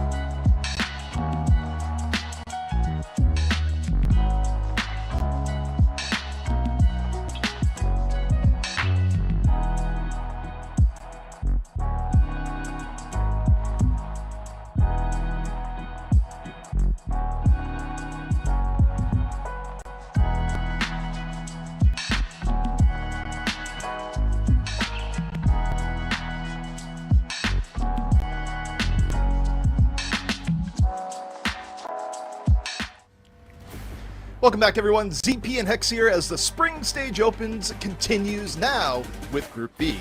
Starting with the best of the best in the group, Poker Face versus Rhodes. And Hex, this should be an aggressive, in-your-face matchup. Yeah, I mean, both of the top seeds from the respective regions here going to face off. Of course, going to be fighting for seedings going forward. Rhodes is interesting because they're the last remaining APAC team, and everything that comes with that, right? It's just the little bit of wrinkles in the meta, the aggression that we've seen throughout the series, and even looking back at some of Rhodes' old tape, watching them spawn camp and just running the ball. Like, they really are the great representative for APAC. So if you're rooting for that region, this is the team left for you to root for. But of course, Poker Face is, one of the top seeds for a reason. They've got so much Overwatch League pedigree on this squad. Yeah, I mean, you look at Poker Face, and if you've been following the Overwatch League at all the last few years, you're going to see some familiar names and then some players like Valentine, as you say, a player that many people thought could have been Rookie of the Year at one point. Players like Muse, a tank that also came into the league with a lot of promise, now playing for Poker Face, and there's the roster in front of us.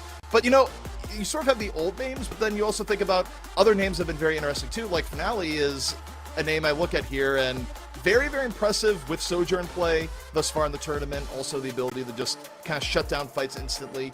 A player that I feel like if Poker Face wins this matchup, probably be coming a lot from him. Yeah, absolutely. I mean, Finale is former Toronto Defiant. The one interesting thing here is that Simple is going to come in and play the second support rather than Aztec. Aztec is a former Toronto Defiant as well, and Vancouver. So a little bit interesting here, but I mean, look, I say it all the time, and it's probably wrong a lot of the times. It's always about the damage dealers for me. I mean, Valentine and Finale, especially if Valentine wants to run this Echo, probably their best hero. But Finale, in a Tracer meta, has been really good at finishing off kills, apropos to the name. So it's going to be really interesting to see what we see out of these teams. And if Poker Face chooses to adapt and play towards Rhodes' style, which we've seen other teams do, if you want to play Rhodes at their own game, or you want to dictate the pacing of the game as well. And I believe this should be Rhodes' roster coming up. Who stands out to you here, ZP? It's got to be Odium. I feel like if Rhodes wins this matchup, it's going to be a heavy spotlight on the tank versus tank between Odium and Muse, because, look, Odium was super fun to watch, as we've been watching Rhodes throughout this group, but also a high-impact player that everyone else on Rhodes was able to play off of, where, yeah, you know, to your point about DPS, we had great DPS moments, especially coming from players like Aprita, but I feel like the backbone in setting all that up was very aggressive, well methodically calculated tank play coming off the back of Odium, who thus far has been playing out of his mind. Yeah, I believe Odium won Player of the Match the last time we saw these teams. The person I'm looking at going forward here is actually Pineapple. And we talked about the Overwatch League pedigree from some of the other squads, but Pineapple is a former Spark player, and every time Pineapple got a chance to play for Spark, almost always showed up in the APAC spotlights that we used to do on the Overwatch League. So that's a player I'm looking for. Also Coldest, of course, former Spark as well, former Valiant, former Chengdu and Kaneki. So as much as we laud the ability of Poker Face and their Overwatch League pedigree, it's almost matched by this Rhodes squad as well. So I really want to see if the meta switches up. Our first map is going to be Oasis, and it kind of depends on the stage here. There's always that one stage that you can't really play ball on, that you have to play Reinhardt or Ramatron. And I think on Oasis, it's usually, I want to say City Center? That may be incorrect. But there's always one or two. The university stage. Yes, rather, yeah, university. You're correct. Yeah, You're I always call it the correct. library in my head, but yeah, it's university, and yeah, it's where it is the control switch up, right? We talked about it's like every, you know, it feels like just about every control map has that one stage that doesn't want to be like the others, and in that case, It is the university stage where it is more close quarters, and you know, it's where you'll see things like, you know, Rhines or Maze, like regardless of whether or not they're in the meta or not, you know, stuff that does well up close and personal that you wouldn't necessarily see on City Center or Gardens. Yeah, so in that regard, some of Control ends up being RNG. You get the two stages that play towards your meta, or you know, stages that don't. So we'll see how these teams want to play going forward. Rhodes right now has locked up something very interesting in a Bastion and a Mei. Poker Face kind of playing towards the meta. Yeah, and you know, this not too surprising for Poker Face. Meanwhile, for Rhodes, I mean, I'm all here for it. I mean, this is Gardens where you don't usually see this played as much in terms of like running around, but it has happened before. And Aprita right now, you're on the Bastion, going to high ground, pretty well protected, and you still have to respect Bastion when Bastion does this. And as you look at this, Poker Face gonna be getting out of the way. Getting out of the way of the Bastion in this moment. Meanwhile, Rhodes gonna drop down a little bit more on the aggro, but now Muse coming into the high ground, and Poker Face, good disengage, re-engage here, Hex. Well, kind of interesting though, because Rhodes' composition wants to be on the high ground, and they had it, and then they all dropped down. So now Poker Face is going to take the high ground. But Pineapple with an early kill on Finale. Finale's the majority of the range damage. Yeah, that's a huge pickup from Rhodes here. Aprita feeling really well protected with the composition Rhodes has sort of built around him. Lets Rhodes get first control, and hey, high ground or no, they played that pretty well to get the first pick off, and Poker Face now starting from behind. Yeah, Simple is making some changes back and forth, and they do need more range now to try to at least poke out this Bastion. So you're going to have the Hanzo here shooting long range, you're going to have the Ana going long range too, because running into a Bastion composition, not fun at all. This has been a ridiculous build by Pineapple. Already Blizzard almost ready to go. Second fight. I mean, a lot of that came from damage in the first fight. But now Pineapple, Blizzard, set. Depending on how Poker Face engages here for now. Just keeping Valentine out of the main fight. Aprita, meanwhile, still pretty well protected on the side. Muse looking for Pineapple, and now Blizzard's going to be dropped. Pineapple's getting low. Says, hey, let's chill it out a little bit. Neither team has lost anyone here yet. Kaneki, though, under pressure. Immortality field under that pressure. Valentine immediately gets rid of it. Aprita, ends up going down as Poker Face finally finds her way through. We'll see if Rhodes wants to make switches here, because it's a good composition to catch people off guard and then also to hold on the defense, but maybe not with Aprita with the ultimate. Pineapple was so close to picking off Finale. It was just a matter of the wall being maybe a meter too deep. Finale's able to come over the top of it and then stay in the fight, come back into it, and get a pick. So Rhodes will switch off of this. Aprita will go to the Reaper. Pineapple will go to the Sojourn. Not valuing the Bastion ult a whole lot, which is not surprising. It's I mean, lower. I've already said what I have to say about the Bastion. Aprita nearly getting picked off early. Odium caught by Valentine here as Poker Face just heavy focus fire down the hallway. Meanwhile, taking a look at Aprita's point of view here, back Strange to the fray. window. Valentine, oh, he's waiting for the opportunity. Death Blossom, he's good to go. Waiting. Not going for any ridiculous plays here, just gonna hold back a bit. And this is fine if you have control of the point, Hex, you can wait it out. Yeah, I mean, Kaneki was forced to drop the window early to try to take that side position in the hallway, but they didn't get any value out of it at all. And both teams being pretty judicious about when to dive in. This time, Odium goes from the high ground, immediately falls off. Muse under a little bit of pressure. Primal Rage still in reserve. Here we go. Valentine gets the nano. He's gonna go with it, holding out to Death Blossom. Just walks forward, shoots the shotguns, gets rid of Coldness. Might not need to do more than that. I mean, it's not flashy, but they've got a big edge on the point. Rhodes can't really re-engage until they're back at full strength, so you hold the rest of what you got. Yeah, and some people would call that an Ajax. Just this is your daily Overwatch terms. Ajax is when you beat as a Lucio and you do not actually get the beat off. So it's let's break it. That's a rough one from Coldest there to commit that and get absolutely no one in the beat because, well, we got Nano Reaper. Coldest, though, a little bit of revenge comes in, gets Finale off the bat. You know, just try to forget about what happened in the past, guys. It doesn't matter anymore. Meanwhile, Prita holding onto a Death Blossom, looking for Muse. Back over onto Boy. Coldest on a killer's degree. Gets two. He's like, guys, just forget about the barrier. What happened before Valentine spins does not win as a result. And all right, Rhodes fights their way back into the point off a very bloodthirsty Coldest. Ah, the redemption arc. Beautiful. And because of those 2 kills, Coldest is now leading in the Lucio Ultimate categories up by like 6%, which should not really be happening.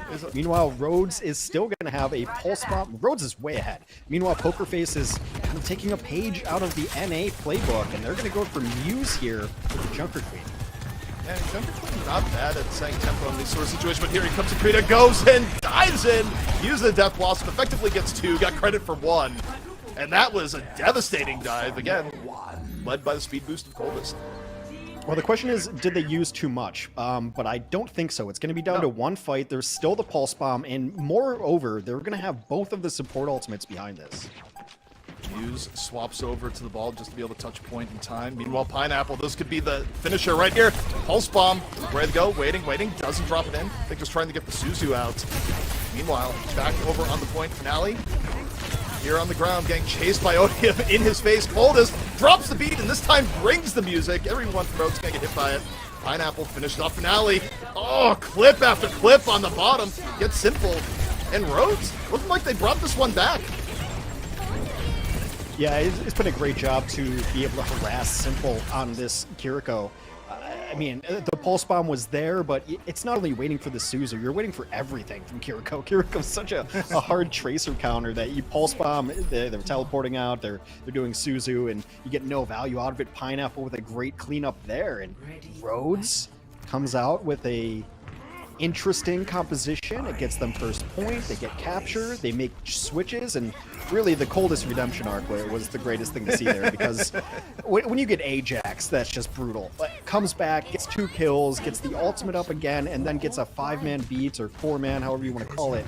Just beautiful play. We'll see what Rhodes wants to do here, mostly what Aprita is going to switch to after they teleport out with the Sim.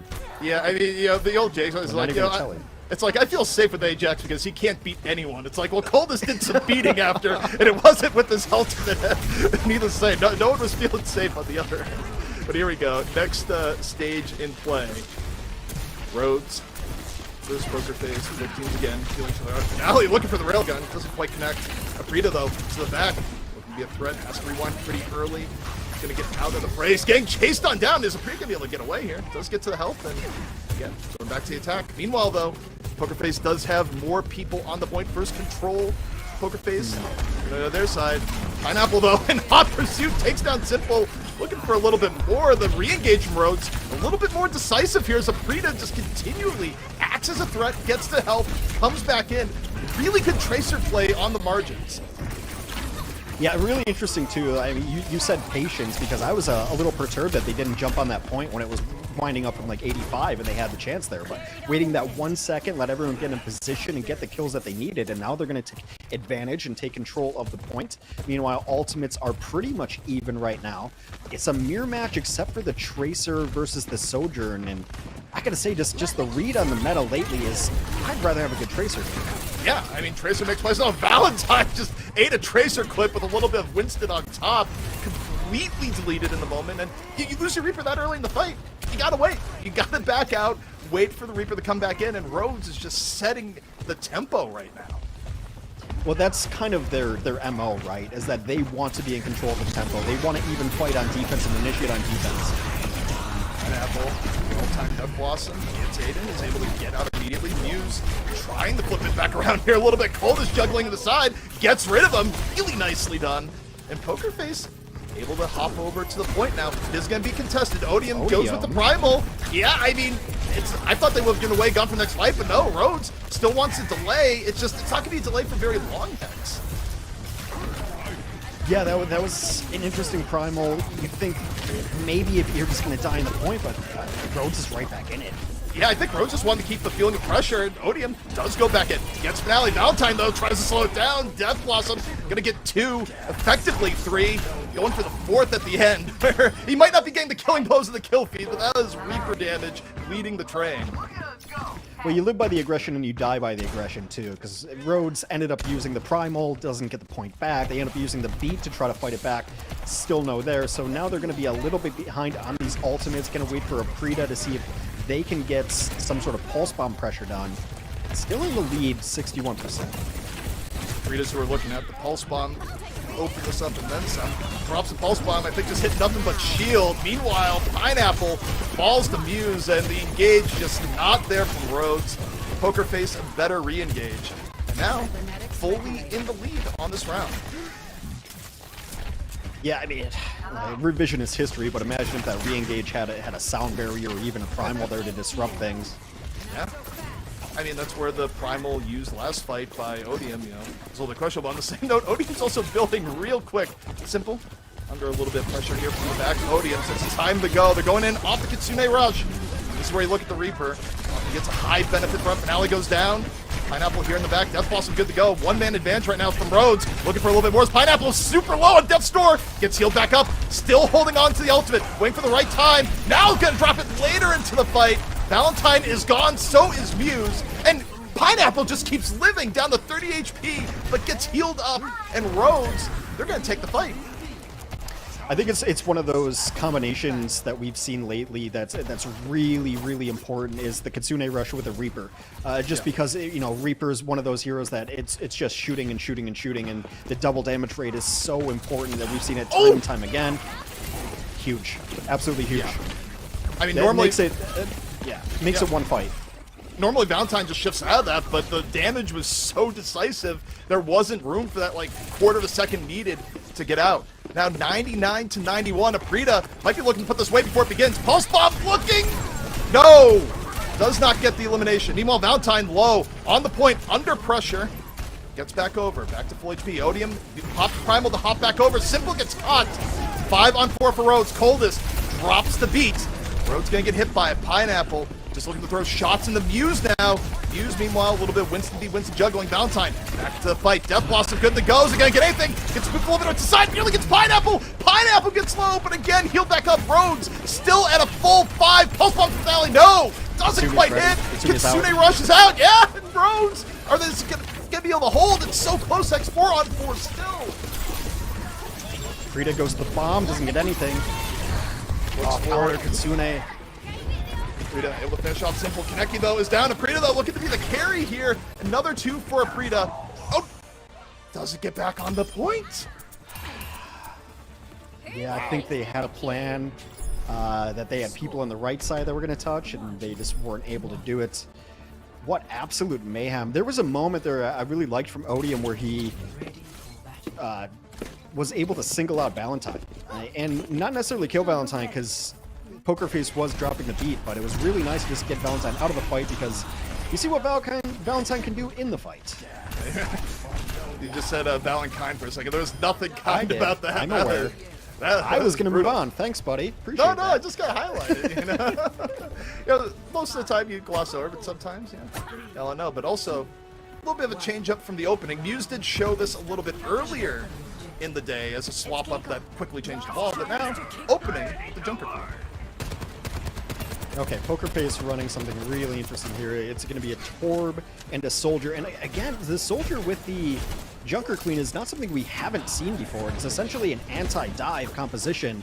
You know, if Rhodes wants to be ultra aggressive, then you have that consistent damage, and there's going to be a Torb there too. And Torb is such a great anti-dive hero because you can't really target a Torb. It's going to have the ability to overclock, and yeah, it's just an impossible target to kill and really deadly up close range.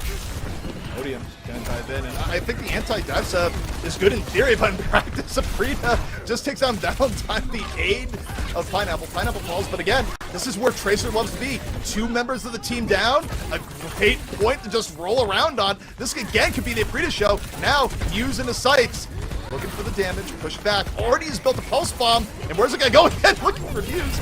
Nothing but Muse in Aprita's sights right now as Rhodes tries to secure the point. Muse is able to back out, but first control will go the way of Rhodes. Yeah, the fact Muse is able to live through all that is actually just a testament to good positioning on Junker Queen. Dancing around and not able to go down. Still 5v5 on the point. Ultimate's coming up. Cold is a huge advantage, and there's the beat. Beat comes in, does have freedom, might not need it. Kitsune out, both support ults here from Rhodes as Kaneki falls and Poker Face disengages, punishes the engage a little bit, and still very winnable for them, even as Odium invests the primal here. Muse takes down Cold as both teams fighting tooth and nail. Still in control of Rhodes is the point at the moment, but Muse with another 2 in the Junker Queen that thus far Rhodes has not had a good answer to, Hex. No, not necessarily. We'll see if Odium makes any sort of switches. I don't think so, though. Winston's too good on this, but the problem is now Poker Face has been biding their time, and they're going to have such important ultimates coming up. You can kind of stagger these out one by one and win a fight just based off almost any of these ultimates. Yeah, I mean, I think for Rhodes here, their ideal situation is Aprita kill someone pulse bomb. Because if they don't do that, this is going to be a drier fight that, you know, they just want to get resources out. So, still looking at Aprita. Divin's going to come in here from Odium. Pressure on Odium in return. So, you know, this is not an easy fight to engage. Oh, but as they say, Finale gets caught! Somehow, Finale gets caught by Odium on the top. Rhodes can work with the man advantage. Pulse bomb comes out, takes down Valentine. It's a trade. Here we go. Is it going to be enough? Bolting Core still on the floor. Rhodes has not secured the Seer just yet, and Muse is just invincible here, Hex.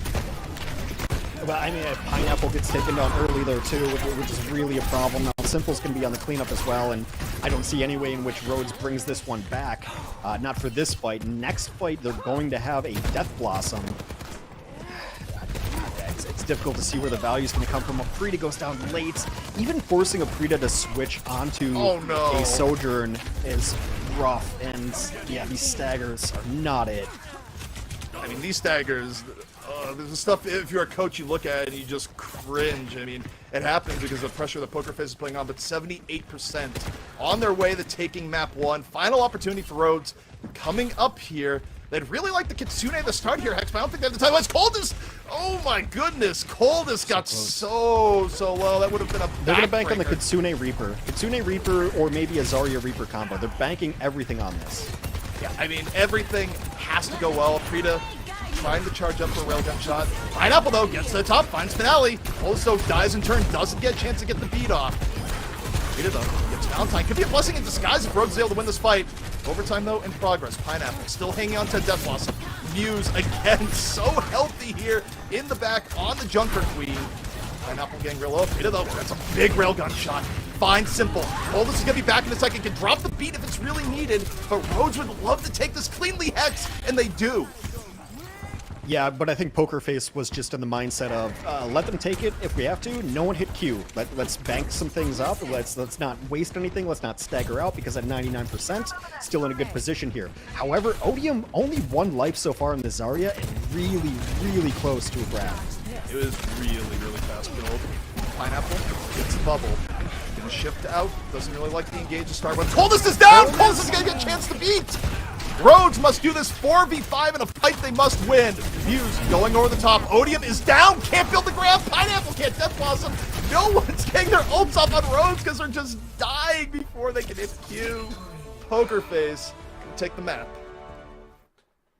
And they were so close, was Rhodes, to getting everything together. Like 6% away on this, 6% away on that, 8% away on another ultimate. And I think that's what we've seen from Rhodes before as well, is the execution sometimes is just not quite there. And it's part of a symptom of playing ultra aggressive, is that you go in without the thought of, I need 6% more to get this, or without running set plays. But I think we're in for a banger here. That was really close. And also just seeing the composition switch from Poker Face was beautiful. It's a composition that's really interesting to run a Torb and a 76 with the Junker Queen as well. It's something that we've seen introduced in North American Overwatch. And obviously people are studying tape, because now it seems like such a good anti-dive. The Winston can go in, but sometimes you get yanked back by the knife. A lot of good plays on both sides, but I think I'm really enjoying watching the rock, paper, scissors that has been pretty much this entire tournament so far. Yeah, I mean, that was a joy to watch on both sides. And look, if there's a team that could bounce back from what we've seen so far, it's Rhodes, where this was very, very close, even with going to, strategies tailored to sort of slow down Rhodes in a very anti-dive comp. It was still down to the wire. So I'm very excited to see how both of these teams will, really adapt around each other in this first of 3 series. But everyone else, you should be excited too. We'll be back in just a few minutes.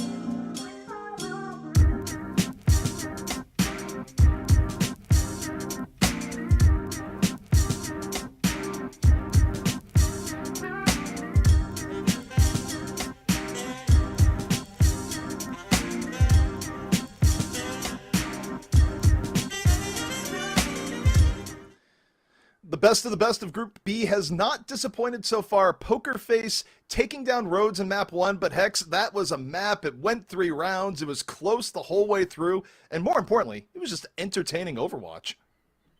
Yeah, and obviously that is always the most important thing. Now we're in a tournament structure here, so Rhodes, as the not winner of the previous map, gets to pick the next map, and the next map is going to be King's Row. Which is interesting. I think it's one of those maps that you can always pick and feel comfortable on.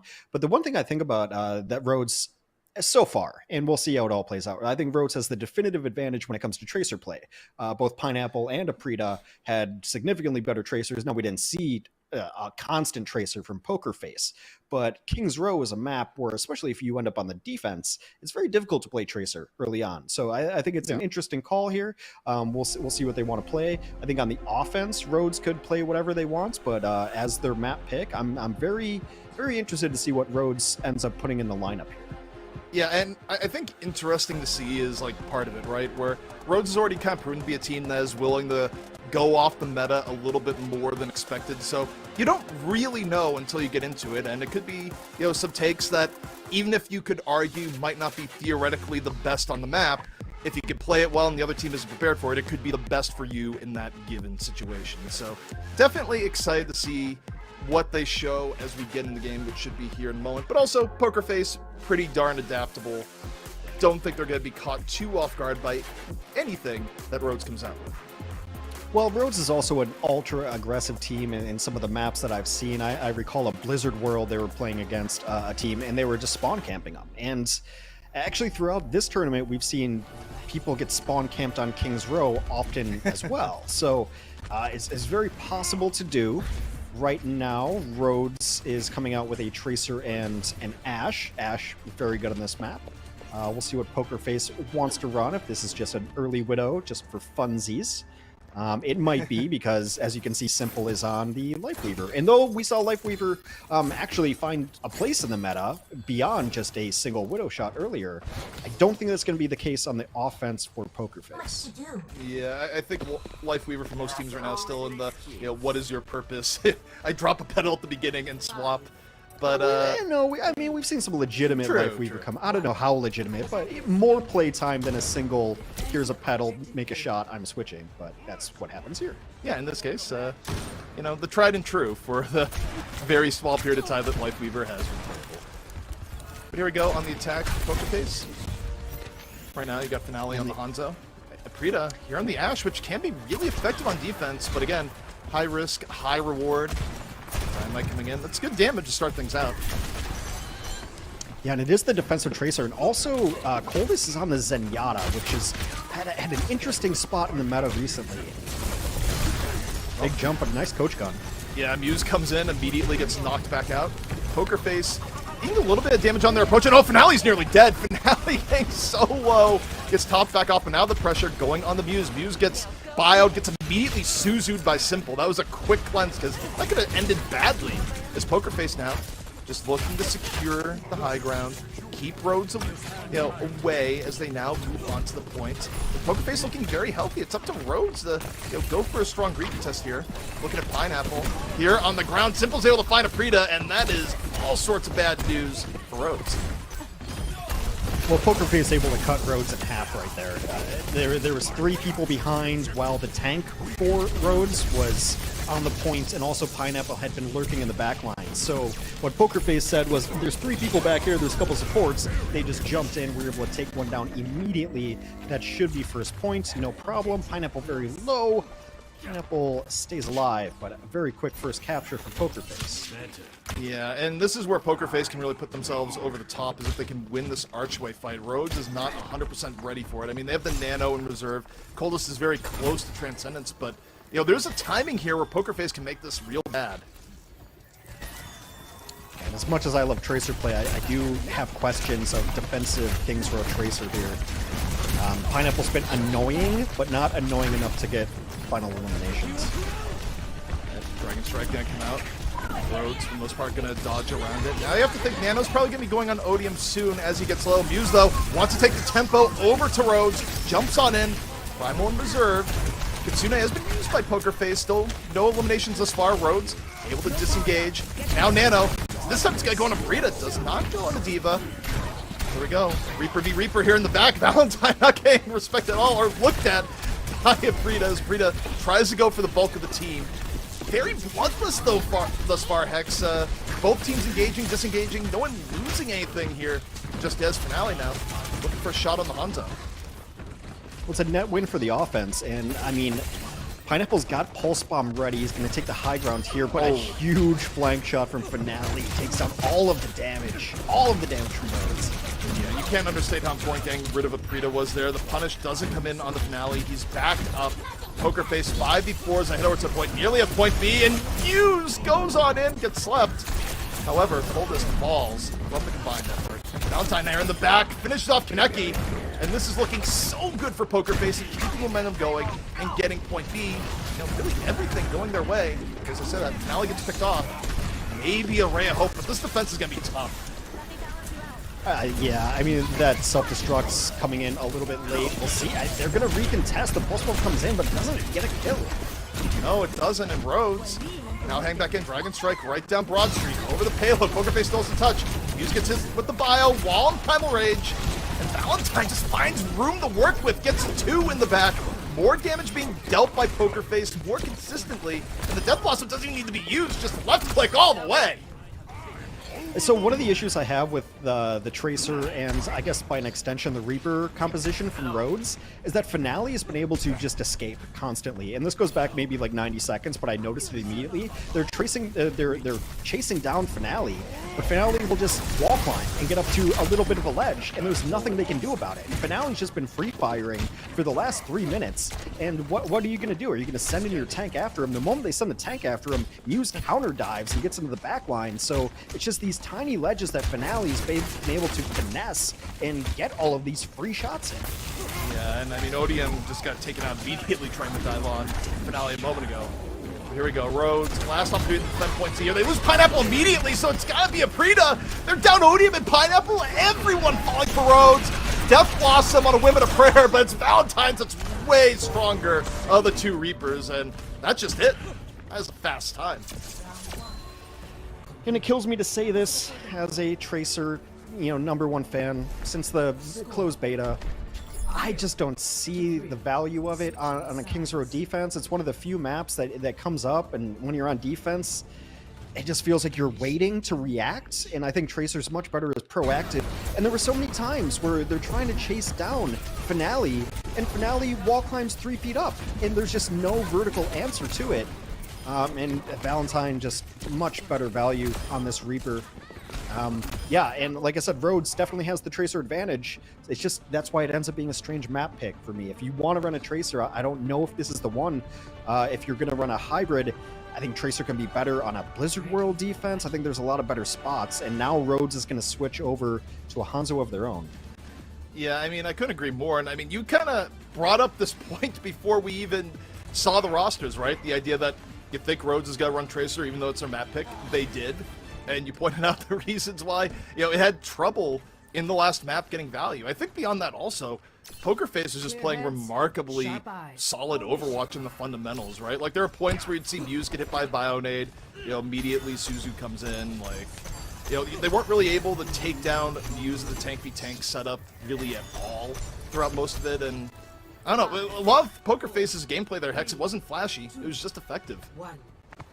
Right, and using ultimates correctly, like the Kitsunes were always coming out at the right time. Even the Kitsune in Streets phase, which didn't get anything done, it got them through the archway, which can be one of the most brutal spots to get through as an offense. Here's a change up here from Rhodes. No Tracer, instead going with Echo, which of course is very divey. Though as I say that, never mind. It's the Widow's gonna be stopping over the Tracers, so once more, Rhodes coming in on a highly aggro setup, this time for their attack. The Mercy's interesting. We haven't seen a ton of Mercy so far. Well, especially because usually you see Mercy get played, more stronger single shot heroes, though it can work with Echo. And clearly the idea here is support Pineapple as much as possible. Both teams feeling each other out at the moment. See the dive from both teams. And right now it's just a poke war where Finale looking for that one magic railgun shot. Now, fight a little bit deeper in the hotel. Valentine deep into it. Pineapple returning fire. And oh, there's the railgun shot I was just talking about. Finale. Lux Pineapple out. down the Echo. It just forces Rhodes in a bad spot. Both DPS now down. That's full reset. Yeah, I mean, I don't love the idea of the Echo here, but it is a good hero from Pineapple. Again, I just question, what is your target here for Poker Face? Who are you diving? Who's Tracer's #1 target? Because there's not a good backline for Tracer to dive. Kiriko is a nightmare for Tracer to even try to 1v1, but Poker Face is playing so passively that you're never going to be in a good 1v1 anyway. I mean, maybe you look more for the Lucio here, but here we go. Nano gonna go on the Pineapple. This is where let's try and take someone down, burn them down. But it doesn't quite happen. Instead, it's a really nice disengage coming in for Poker Face. Now they're ready to go the other way. Both support ults on the way. Opening up the Kitsune Rush. And Poker Face is going to walk at Rhodes here. Sure, the Valkyrie may be out, but Poker Face is looking very healthy. Beat still in reserve. Muse gets hit by the Bionade. Primal Rage in reserve. Finale is down. Beat gets dropped by Aiden. Not in time to save Finale. And Rhodes is putting everything on the table to win this fight. Pineapple off the clone. Making space in the back. Muse is going to get slugged, but this fight isn't necessarily over here, Hex, despite Rhodes making some space. No, absolutely. I mean, it's just one kill. Muse ends up giving up their life during a Primal to stall that one out. But still so much damage coming out from Poker Face. It's kind of gotten brawly here. About 66% of the point for Rhodes. Poker Face is not out of this yet, though. I think they are going to get in position for a recontest. They might have to go in before the Winston, but a Winston's right there. Yeah, I mean, Valentine gave up his life for it. Maybe he was hoping to get the Death Blossom out. But the fall through's going to be on Muse. Clearly, this is the time you let it go. And, you know, that gamble could cost Poker Face a little bit here, Hex, because now they're not going to be able to contest the Archway in the same way. You know, Rhodes essentially got a gift. Yeah, but Poker Face is not necessarily running that huge Archway contest composition like with a Mei or any sort of brawl tank. And with Pineapple being able to take the high ground of the window, then you're never really going to be able to hold that Archway, so I don't hate trying to go back in there. We'll see where they end up fighting going forward, but it seems like the cart is going to push through about halfway through streets. About halfway, and now Poker Face ready to re-engage Valentine. Still has a Death Blossom we couldn't use last fight. Pineapple, meanwhile, gets the Nano. Looking through Lucio. Now we're really looking for anything in sight, and Finale gets caught! We're looking at the Echo, but Aprita got to the back end. And now a little bit of a fight in the pub here. Sometimes be Valentine, though he would like Death Blossom if the dive gets a little bit over aggro. Meanwhile, Aprita coming in from the back. Poker Face getting hit from both ends here in the pub. But now it might be time to break out. Valentine holding on to Death Blossom. Looking for the shots that Kitsune's been used. Is the Death Blossom opportunity going to come here? He's just waiting and waiting and waiting. Tanks in his face from the Echo clone. And again, very bloodless for a long time. Pineapple off the Echo, chases down Aiden. And Rhodes slowly getting an advantage here as Valentine still holds on to Death Blossom. Finally lets it go, gets coldest, and sets up for Aprita, and they still might hold here, Hex. Poker Face is just playing the sustain game so far. That they lose a couple, but mostly a lot of these fights have been going on a really long time. Pineapple's best hero has been Winston so far, really. Getting a couple kills there. Valentine going to switch to the Tracer, maybe just to come back into this fight quickly. You know, I'm a broken record, but I mention it time and time again. This is the most important point on King's Row. Yeah, I mean, this is the area where oftentimes teams can get held or you set momentum for the last point. Kaneki, though, hanging on to the Nano. Probably going to start the next fight with the Nano. And just look at who's it going to go on. Meanwhile, on the other side. Probably Pineapple. It's been do or die with Pineapple. Oh, Pineapple gets slapped! No, it doesn't get slapped. Never mind. Has the Nano, goes on in. Now, Aiden, on the other end, takes down Kaneki. Poker Face, decent spot. Muse super low off the Primal. Gets burned on down. The damage was done, and Poker Face still in a really good spot as Valentine. The Tracer pick works out well. Yeah, there are already 3 kills there, so an easy cleanup for Muse, an easy decision to go for it and go deep on it. Meanwhile, Simple, now with the Kitsune, usually you're just going to run that with the Reaper and see what happens there. Aiden with a couple of great plays previous, and right now the economies are just really disparate. Poker Face with a huge advantage. Rhodes, 60 seconds left. I don't even know what ult they get up that's going to have an impact. Rhodes right now just hoping for a miracle. I mean, really, this is where you hope that you get a miracle play picked off, but Finale going to use the overclock early. Aprita falling super quickly. Nice position for Finale also to kick this off. Kaneki nowhere to go. And now 34 seconds left remaining. Rhodes is going to get one more crack at this Hex, but the next fight doesn't really look a whole lot better. They're going to just be going directly into the Kitsune. No, and again, I just don't see an ultimate situation in which Rhodes will have the advantage. There's going to be a pulse bomb from Valentine. Moreover, that's important is that Simple was able to hold that Kitsune. They really won that fight off the back of the neutral and then Finale's ultimate. It's a Prita getting a pulse bomb. Maybe you stall out the fight long enough for Coldest to have a beat, but Aiden's right there with him. Now, Rhodes is going to touch the card. Prita got real low. That would have ended it before it began. Simple, hanging here in the back. Kitsune, gotta think it's coming out soon here as we're in overtime. Valentine under pressure. Valentine goes down. Prita's able to finish it. Kitsune now going to be used. Finale on fall through, takes down Odium. Rhodes getting picked apart. Two great railgun shots by Finale. Aiden with a little bit of finish. Poker Face looking dramatically healthier here on point B. Unless Rhodes has a miracle play, this should be it. Finale back to the high ground, looking for a last finish. Lands another railgun shot for good measure, and overtime ticks away as Poker Face gets map 2. The Finale 3K was absolutely beautiful there, really well played.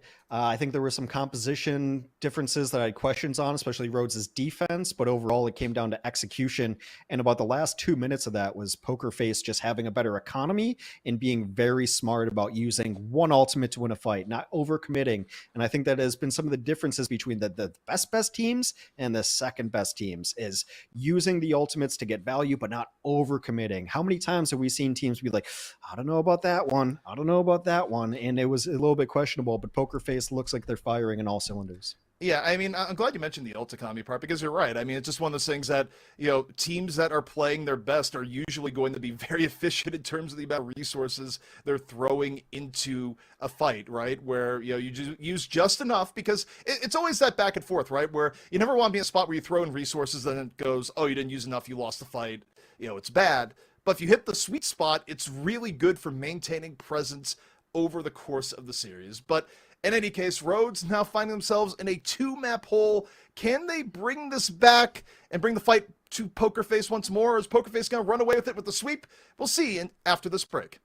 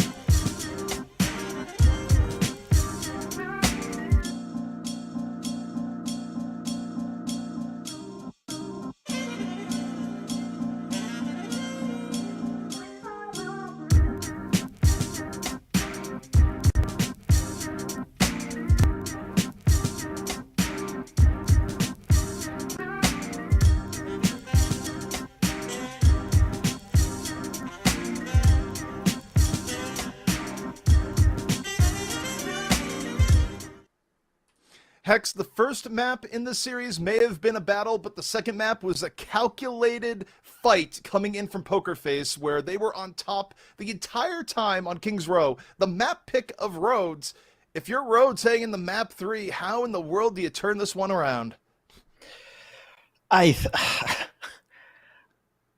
don't know, but they're going to go to Havana. So Havana is a map that we've seen pretty much be very much Widow-centric, Widow and Tracer. So I think they maybe are playing to the strengths of the Tracer play, also a Genji play, because it's so important, because you're going to have Widows on both sides for the most part, and it's really about which second damage dealer can harass the other Widow and then give your Widow just all the time of the day to do whatever they want. And this is what we've seen go on throughout the tournament. There is going to be a substitution. It is going to be Finale out and Arrow in. And this is very likely to play the long-range hit scan, to play the Widowmaker. Yeah, I mean, that makes all the sense of the world from how we've seen Poker Face run the roster to begin with. And also, when you look at Rhodes, you're like, oh, well, are they going to do substitutions, Hex? Well, there are no substitutions. They just have their 5. Rhodes is Rhodes. They're just Rhodes in it. Yeah, no variation there, but it's not just a thing exclusive to some contenders teams. I think there's a handful of Overwatch League teams this year, too. They're just like, we got our 5. We like our 5. We're not changing our 5. They technically have a 6. Yeah. Technically. Yeah, it's like what was it, the field? It's like, well, Rush can come in if need be, but we like our 5. So, there's a few instances of that going around, but hey, it's all good. I mean, I think there's multiple ways to approach the roster side of things, but if you got your 5, you got your 5. But I'm curious to see. Well, a small correction. We were talking during the break. I think we said Aiden a couple times instead of Aiden. It is technically Aiden, but I'm going to have an excuse for it. I've got a good excuse for it. Both of us are North American, and I think we're just kind of burned out on the Aiden naming convention. Too many children and people nowadays named Aiden, Caden, Braden, Jaden. So I think subconsciously you were trying to subvert that and be like, I'm going to give them the benefit of the doubt, and it's not Aiden. So we apologize for that. We've been corrected on our nomenclature and our verbiage list. It is Aiden. So our apologies as we wait to get into map coming up. You want to apologize, EP, or should I do it for both of us? I mean, I think it's your fault. You said it first. You said it first. And I was just like, whatever, that's play-by-play. I got to support play-by-play. I'll call whatever he says. I'm pretty sure it's Aiden, though. Yeah, I mean, honestly, that was the first thing that came into mind on that. Just kind of, it stuck. I was just saying, recanting their break. At least it wasn't like a Iris situation where, a player goes by Iris forever. It's like, actually, please call me Iris. And my favorite recently, because you and I like to keep track of what's the most difficult thing for casters to do. Like we were talking about, like, remember when KSF would play KSP, and then there was, just so many different names that were so close. But I think last night or the night before, there was Prophet and Prophet, where Custa and Jaws had to do it, and they actually really did this interesting thing where they would say prophet and prophet, even though that's not how you say either of those words. Yeah, but a great job of casting from those two to differentiate the prophet and prophet narrative. Now, you might be wondering, is like, why are we going down into the weeds of pronunciation? It's like, well, the teams need an extra minute here, and we still have a lot of analysis to get to. But in the meantime, can bring up some of the jovial histories of casting and where it's brought us over time. And look, there's been some doozies over the years. I do think the Prophet and Prophet one, those pretty good. Oh, it's the worst one. It's the worst one by far.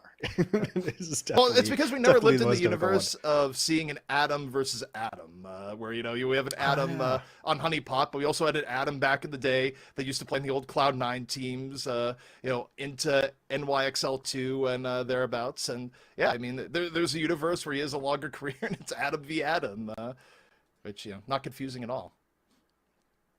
Yeah, I'm already very confused. So yeah, we're just waiting for the maps, waiting for the teams. Sorry, we've had a little bit of downtime overall on the broadcast. Hopefully we won't have the 5 minutes of fill that Jen and Harry were able to masterfully navigate. So ZB, let me ask you this question. So they're going to Vanna.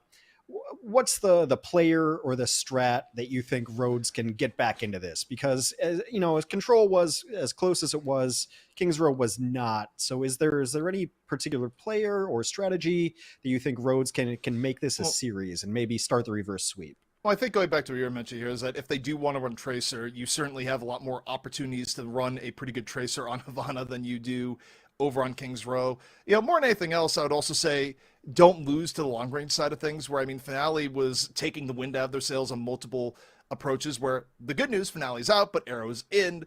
Clearly there's still going to be long range threats. I would say, if you're going to lose to anything from Poker Face, don't lose to long range hit scan. Take that part of the equation out. Try and turn things into what worked out well for you back on Control, which is frankly a chaotic, messy brawl. Like, the more you get into that gameplay, the more you create opportunities for players like Aprita to simply run away with the team fight. Also Odium, for that matter, where it's been a little bit of a quieter game for Odium, but part of that has just been the frontline play has been pretty even between both teams, and Odium hasn't had the opportunities he might have been afforded versus weaker teams early in the tournament.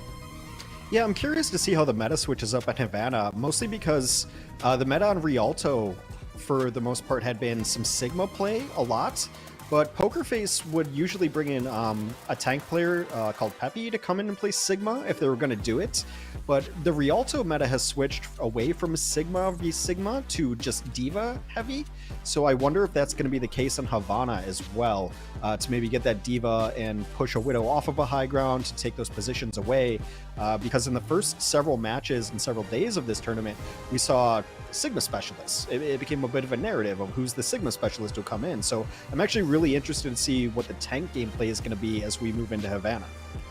Yeah, I mean, I'm sad that you bring that up, just because the last cast we had with Sigmas going at it, just watching the Doorframe battle was probably one of the most entertaining things, especially once we highlighted it. But, as we mentioned that, you don't always have to be a Sigma specialist to come in on Sigma, as Muse, for now, is showing Sigma. So, the Doorframe hopes and dreams may still be alive here, Hex, even with the substitution coming in. Yeah, more interesting, Rhodes on the defense, you can pretty much count this is going to be their composition, so it looks like a composition that would want to hold right outside of spawn. The ball in the Sombra, yeah, and it seems like that might be what they're setting up for. Get a hack from Aprita, Odium and Pineapple dive on that hack, and maybe Rhodes is really banking on just never giving up an inch here, not playing the kind of second point squad-based one side, left side. It looks like they want a full front hold here. There we go. The Widowmaker platform hero for now. Arrow takes the vantage point. Goes for a little bit of an extra hook shot. Sees nothing, gets a Sombra in his face, and, well, that'll be the last of Life Weaver we see, and maybe not the last of Widow, the way teams play this map, but we'll see. Arrow, is there going to be a swap? That was looking like a swap. It's a swap. A lot of swaps, in fact. Yeah, so it looks a little more brawly with the Sigma and the Bap and Brig, especially. It looks like they want to play a corner, so completely different compositions here. Rhodes is going to play a dive defense, and it's really just going to matter if the hacks can connect with where the ball targets are. Oh, Odium went in early. Odium might be getting bursted down, and is. Valentine's able to chase him down, doesn't allow the disengage. Valentine picked it up where he left off from the last round. Already 2 in the tank. Really nice rewind at 20 HP. Brought it right to the limit, and if you're Poker Face right now, you just take all this free real estate off of those 2 early picks. You don't really need more right away. Rhodes is going to look for it right after it. Oh, no! Pineapple runs afoul of Muse. And this is real tough for Rhodes to recover. They might not get a good fight here on point A. Yeah, also Kaneki getting kind of pressured down there. There is Arrow in the back line, kind of maybe sitting around the cart. It is a switch off the ball. Odium is going to go to the Winston, but now they lose yet another, does Rhodes. It just seems like they've not been able to fight 5v5 this entire time. Ada needs a pulse bomb from Pineapple, but Valentine a pulse bomb of his own, and it's more effective trades from Poker Face across the board. You got pulse bomb, we got a pulse bomb, and we got some more quick point A heading the Rhodes, or heading the Poker Face rather, and Rhodes just kind of feels like they're falling apart a bit. I mean, the composition's not doing them any favors. We'll see if they can get any value out of this EMP. They also are going to have a Kitsune Rush. It's just a matter of coordinating the dive. So far, Odium's gone in a couple times, and Poker Face's response is, okay, let's kill Odium. And then they just win. That's the defense so far. Just simply kill Odium. EMP coming out from Rhodes on the Poker Face, hits 3. Aiden was able to get the rally up for Muse. Takes down Aprita, and Muse has been so deadly. The accretion comes on in. Oh, it's just carnage in the distillery. Oh my, it just doesn't stop. No door frames detected, just carnage. Well, they've just done such a great job of, in the last 2 maps even, of whenever Rhodes dives, Pokerface just takes the fight to whoever's cut off. And that's Muse 1v2ing, it just completely segments off the rest of the team, and it's just been very difficult. Rhodes not switching anything, Kitsune rushes out. I mean, they open with the Kitsune Odium, hoping to get Primal up before he gets bursted. Still 3% away, Valentine working here in the back, gets hacked. Goes away, gets rewind off. Pineapple, meanwhile, Pulse Bomb ready to go. We're looking at it. He's going to land it, looking for the brig. Pulse Bomb goes out. No! Doesn't get what he's looking for. Meanwhile, Odium does build up to the Primal. Looks for a little bit of Rock'em Sock'em here in the corner. It's going to be effective, though. Valentine, meanwhile, Pulse Bomb from him. Caden taken down by Coldest. Pineapple, though, found by Valentine. Valentine healthy here in the back, looking for Coldest. Coldest is going to go down as Valentine continues to be scary consistent in Hex. We might be seeing Havana 3rd point. Maybe, but the kill on a Muse is really going to reset things. But I do want to give credit to Simple, who's had these great immortality fields. There were times where Pokerface should have lost these fights, but the lamp has come up in so many situations where I see everyone down at 25% HP.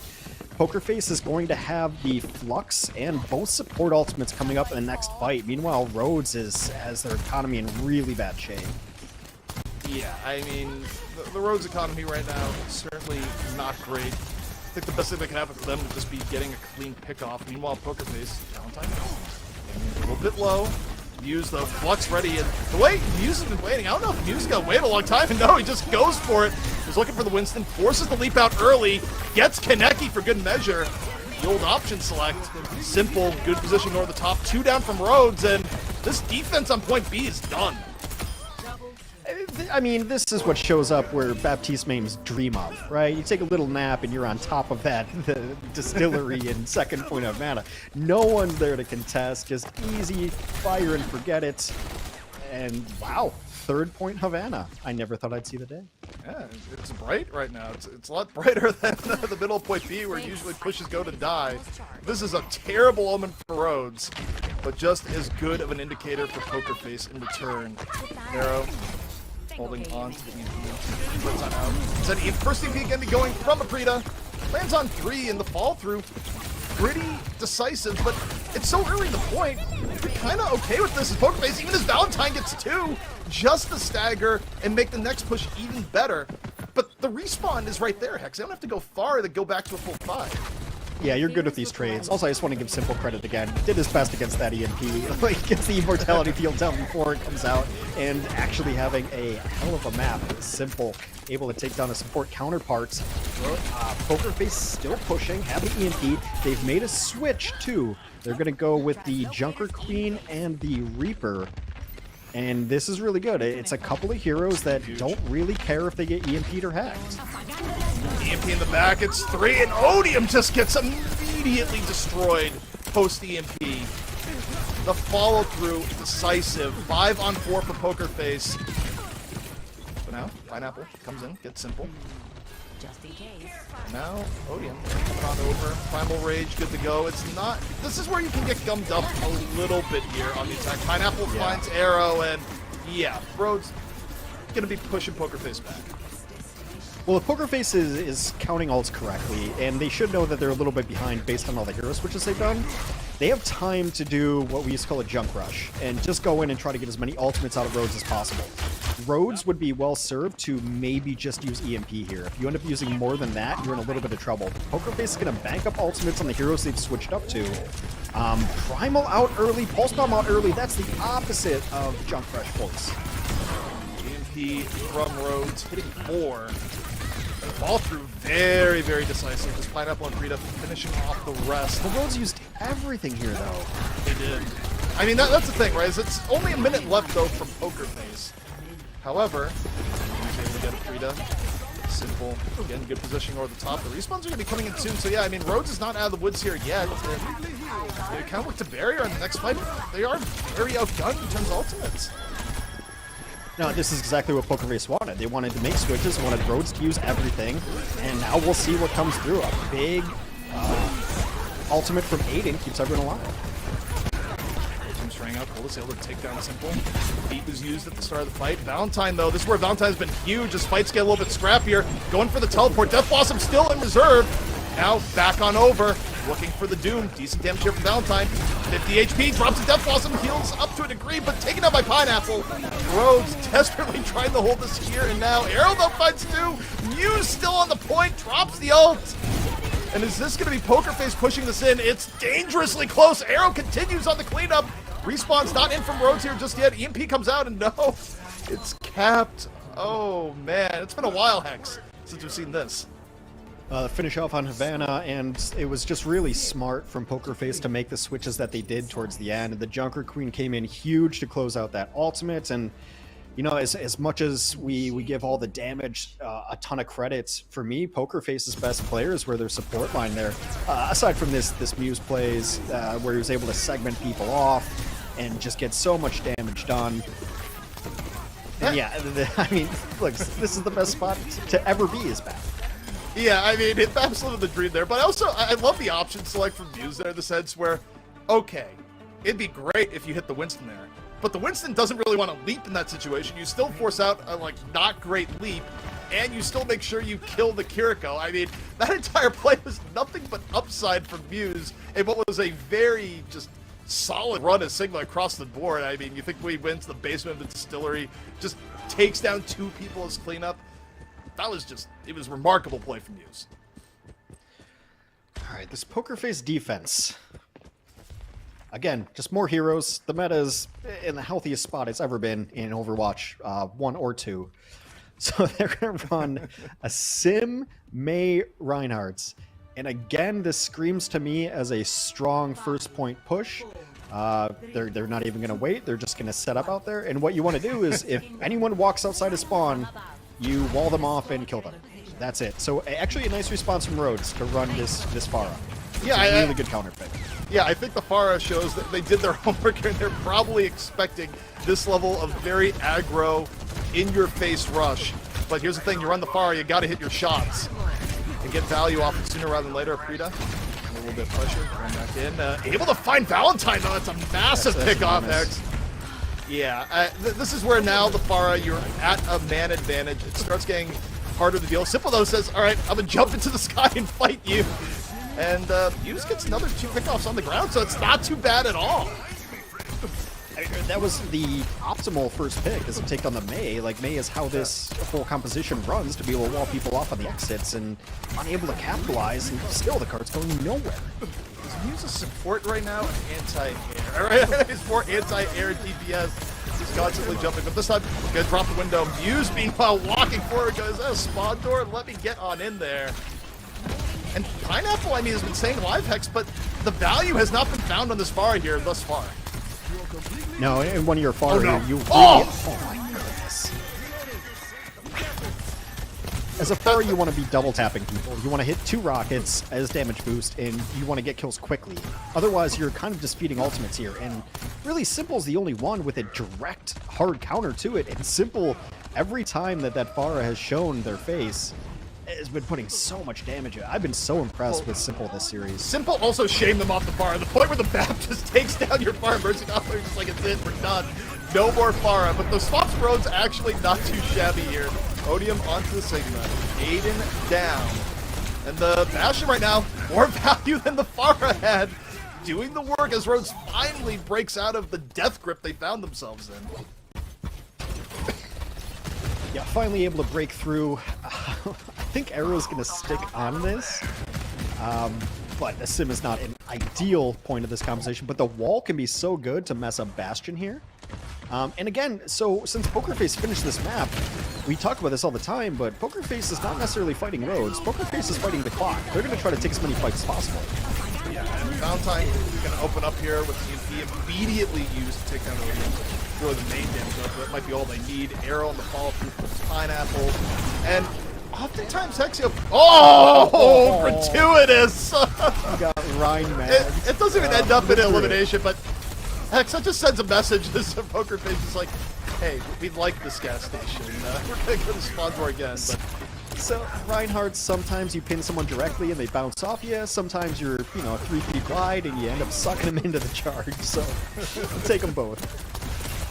Well, speaking of Reinhardt plays, Muse has the hammer. He's good to go. Drops the shatter and gets dropped in turn. It did lead to Odium dying, so it's a tank trade-off. But not the worst for Rhodes here. Coldest finds Arrow. Up one is Rhodes so far. Fearless. Immortality Field uses Abrita, takes down Simple. Yeah, I mean, look, Simple... I feel like Simple can be fearless, even though it didn't work out for him there. What Simple did to the Pharah earlier in the round was a war crime. So, looks like they're going to fight again, and I like it. Again, Rhodes has to finish this map. And the more you can delay for whatever reason, if you're Poker Face, you take those. I know I credit Abrita, though. That was mostly Coldest who sent Arrow to the grave there. Just a little follow through right after. Pineapple on the high ground as Rhodes desperately tries to keep things going. Tries to add a little bit of time. 8 seconds left to go. Poker Face is going to contest this. They touch. EMP comes out and it hits Lucio. Beato still going to come out a little bit after. Poker Face wanting to end this here and now. Odium looking for the flux. Puts Muse up into the air. Is the finish going to be there? No, Muse is still alive. Meanwhile, Aiden got to the back. Got Coldest. Kaneki, though, following through the DPS of Rhodes. Hanging in there with Bap filling in. There's 2 people on the high ground, and it's not awesome. Arrow knows that they are going to die, so just takes someone with them. All right. It's time to catch our breath here for a second. All right, so Poker Face is going to have EMP for the next fight, and I really do believe we're just going to see Poker Face initiate and be annoying as possible. You kind of want more value out of that. You don't want to get Sombred. He's Sombred there. Odium has switched over to the Junker Queen. So, yeah, like I said, a lot of homework copying coming out here in this tournament. I was about to say, it's kind of the meme of like, you made this, I made this, and I was like, yeah, the Junker Queen wasn't a bad idea. I think we're going to give that a go. Meanwhile, we got to look at Arrow. Pulse Bomb would certainly be the spoiler to this next fight if he was able to land it. Now, a little bit of dash back and forth. He got the Kentucky too. Meanwhile, Valentine holds on to the EP, drops it, hits 3 members of Rhodes, and Pineapple gets dropped like a sack of potatoes right after. Arrow, do you use the Pulse Bomb here? Yeah, you probably do. If it's still needed in a moment. No, the cleanup is there. Now you can hold it. And getting back in on this point, Hex, is so hard. Yeah, it can be very, very difficult. Pineapple has switched over to the Sojourn of all things. Again, I think Poker Face is just going to mess around near the spawns, and any trade you get is going to be good for you. Muse nearing a Graviton. I think Rhodes maybe has to play this patient and hope for a best EMP possibility from Abrita. Yeah, I think you hope for Abrita. 50 seconds left to go, so they have time to burn it. But this fight's already taking place. Poker Face drops a Kitsune. Looks for some falter. Hasn't found it yet, but oh, the burn on the Odium. Spicy. Aiden, though, falls to Pineapple. 4-on-4. Fighting without a tank, though, in the situation, difficult. Muse decides we're going to drop the grab. Add a few more kills onto the board. Abrita ends up following the microwave set to high beam. And 25 seconds left here now, Hex, and Abrita used EMP towards the end of that fight as well. Yeah, I mean, actually towards the beginning of the fight, ended up EMPing a couple people, but they were only able to convert one of those kills. Now Rhodes is going to have to hope for a Kitsune and then the fattest ultimate out of your Junker Queen, but then also on the other side, if Aiden can avoid some of this stuff, you're going to have the beat for defense. Here we go for Rhodes. Time not on their side. 3 seconds left to go. Kitsune certainly going to lead this here. Kaneki, though, he don't get picked off early. I mean, Rhodes is working with a decent bank. Arrow to the back. The Pineapple goes down. You can't use your bank effectively if you're down 2 before it begins. Oh, that is devastating. Now Poker Face, they're emptying the bank. They're using everything they got left.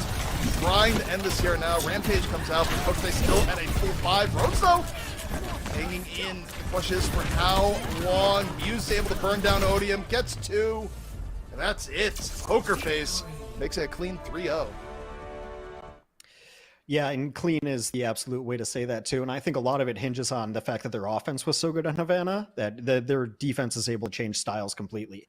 That once you finish Havana, then you saw them go to the composition that allows you to door hold, and then even just the amount of non-alt economy, it's not the best way to say it, but it's late, of just throwing stuff in one after another. You're gonna have to fight us because you guys need to burn through this. Not only do they finish Havana, but they finish with a little bit of time left too, so the stylistic changes there, and really just the EMP value coming out from Aprita on their offense was not great, and they needed a huge fight, and they weren't able to convert those.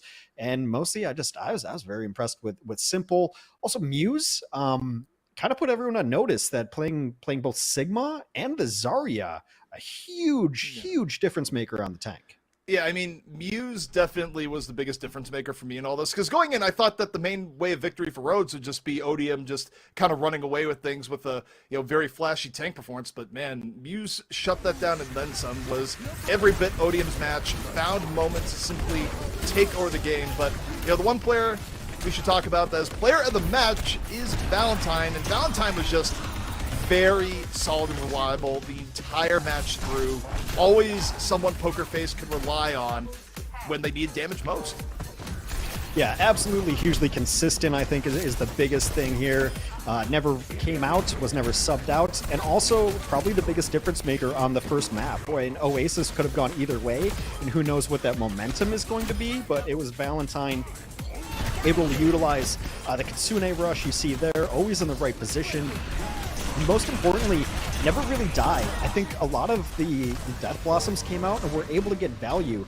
And Death Blossom, to me, lately has been one of those, it's kind of like, the Pharah ultimate, where I see a lot of people use Death Blossom and die immediately. And if you can just get 1 or 2 with it, you're good to go. You need to stay that front line. Reaper is one of those heroes that can just be such a difference maker, keeping your tanks alive and just really putting pressure on people, and then also being able to switch over to the Tracer. And we didn't talk enough about the Tracer because so many other people are going off for Poker Face, but Valentine, kind of the jack of all trades too. And if they ever need to run an Echo or something else, Valentine can do it. And one of the most versatile damage dealers left in the tournament, really, overall. Yeah, and also to the Death Blossom point, I think the key for Reaper that we can take away from Valentine is like, look, you're gonna go for Death Blossom, bring death to everyone else except yourself. Don't use it in situations where you're just gonna be hitting the floor immediately. And yeah, I mean, Valentine struck a very good balance with that on top of versatility. And I would say that this is probably one of the more difficult player of the match, things to call, because I personally could have made a strong case for Muse, but either way, Poker Face was operating on all cylinders. Yeah. And, it's kind of a good statement to make when, you're going to be looking at facing full-fledged Overwatch League teams in the future. Yeah, and they've got the pedigree, as it were. And so Poker Face, as we expected, will move on. They will be the team that comes out on top of Group B.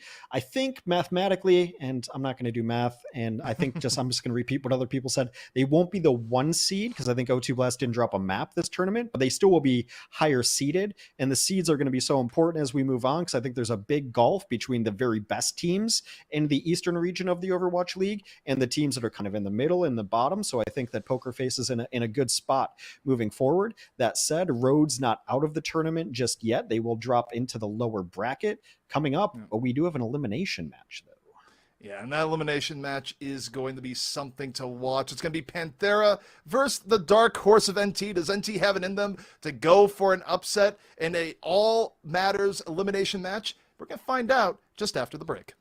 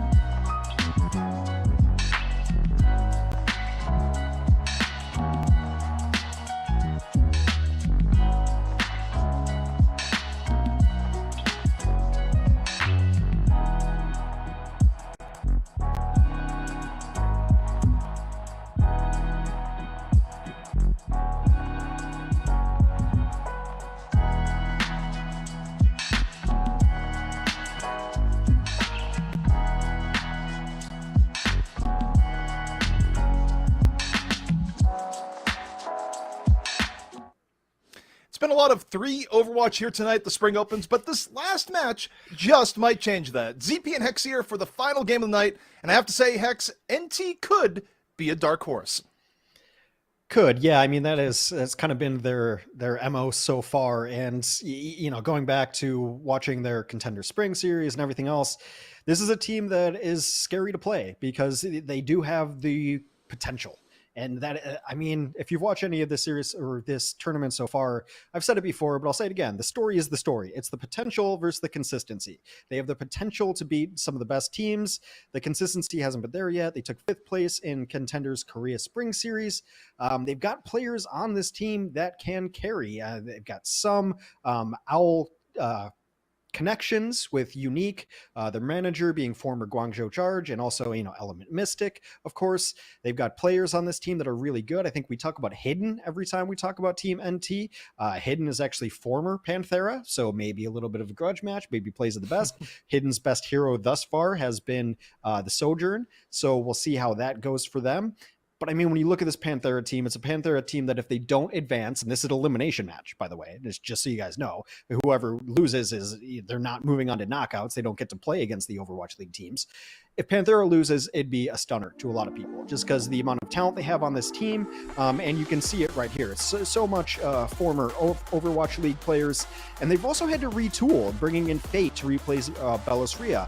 Iris went out, so they brought in Youngjin, and honestly, they're not even side grades. They seem like straight up upgrades. Fate has been playing amazing. To me, I want to talk a little bit about Slay, who's a player I didn't know much about going into this tournament, has had great plays, but I always look at Becky. Becky has the potential to take over a server. Yeah, it's also a little bit weird when you think to matches early in the tournament where Becky was just straight out swapped out of the roster. I feel like we're probably not going to be seeing that as much here for Panthera. They've kind of found their stride of like, no, we're going to play Becky. This is a good idea. Keep Becky in the lineup, but also couldn't agree more on Fate. And, you know, I think on paper, Panthera is definitely the stronger of the two teams. It's just, you know, you still need the play to your max because you look at NT on the other side. Yeah, on any given day, you might have the advantage, but if this is a day where everything on NT just clicks, it could be a bad time for Panthera. And you talk about things that have clicked and done well here, Hex. You know, I know you have your favorites on this team, but for me, I've been super impressed, not only by the DPS, but also Arpen. Like, I'm not sitting here trying to, like, pump up every tank here tonight, but Arpen's great moments for NT have been almost second to none when he's found them.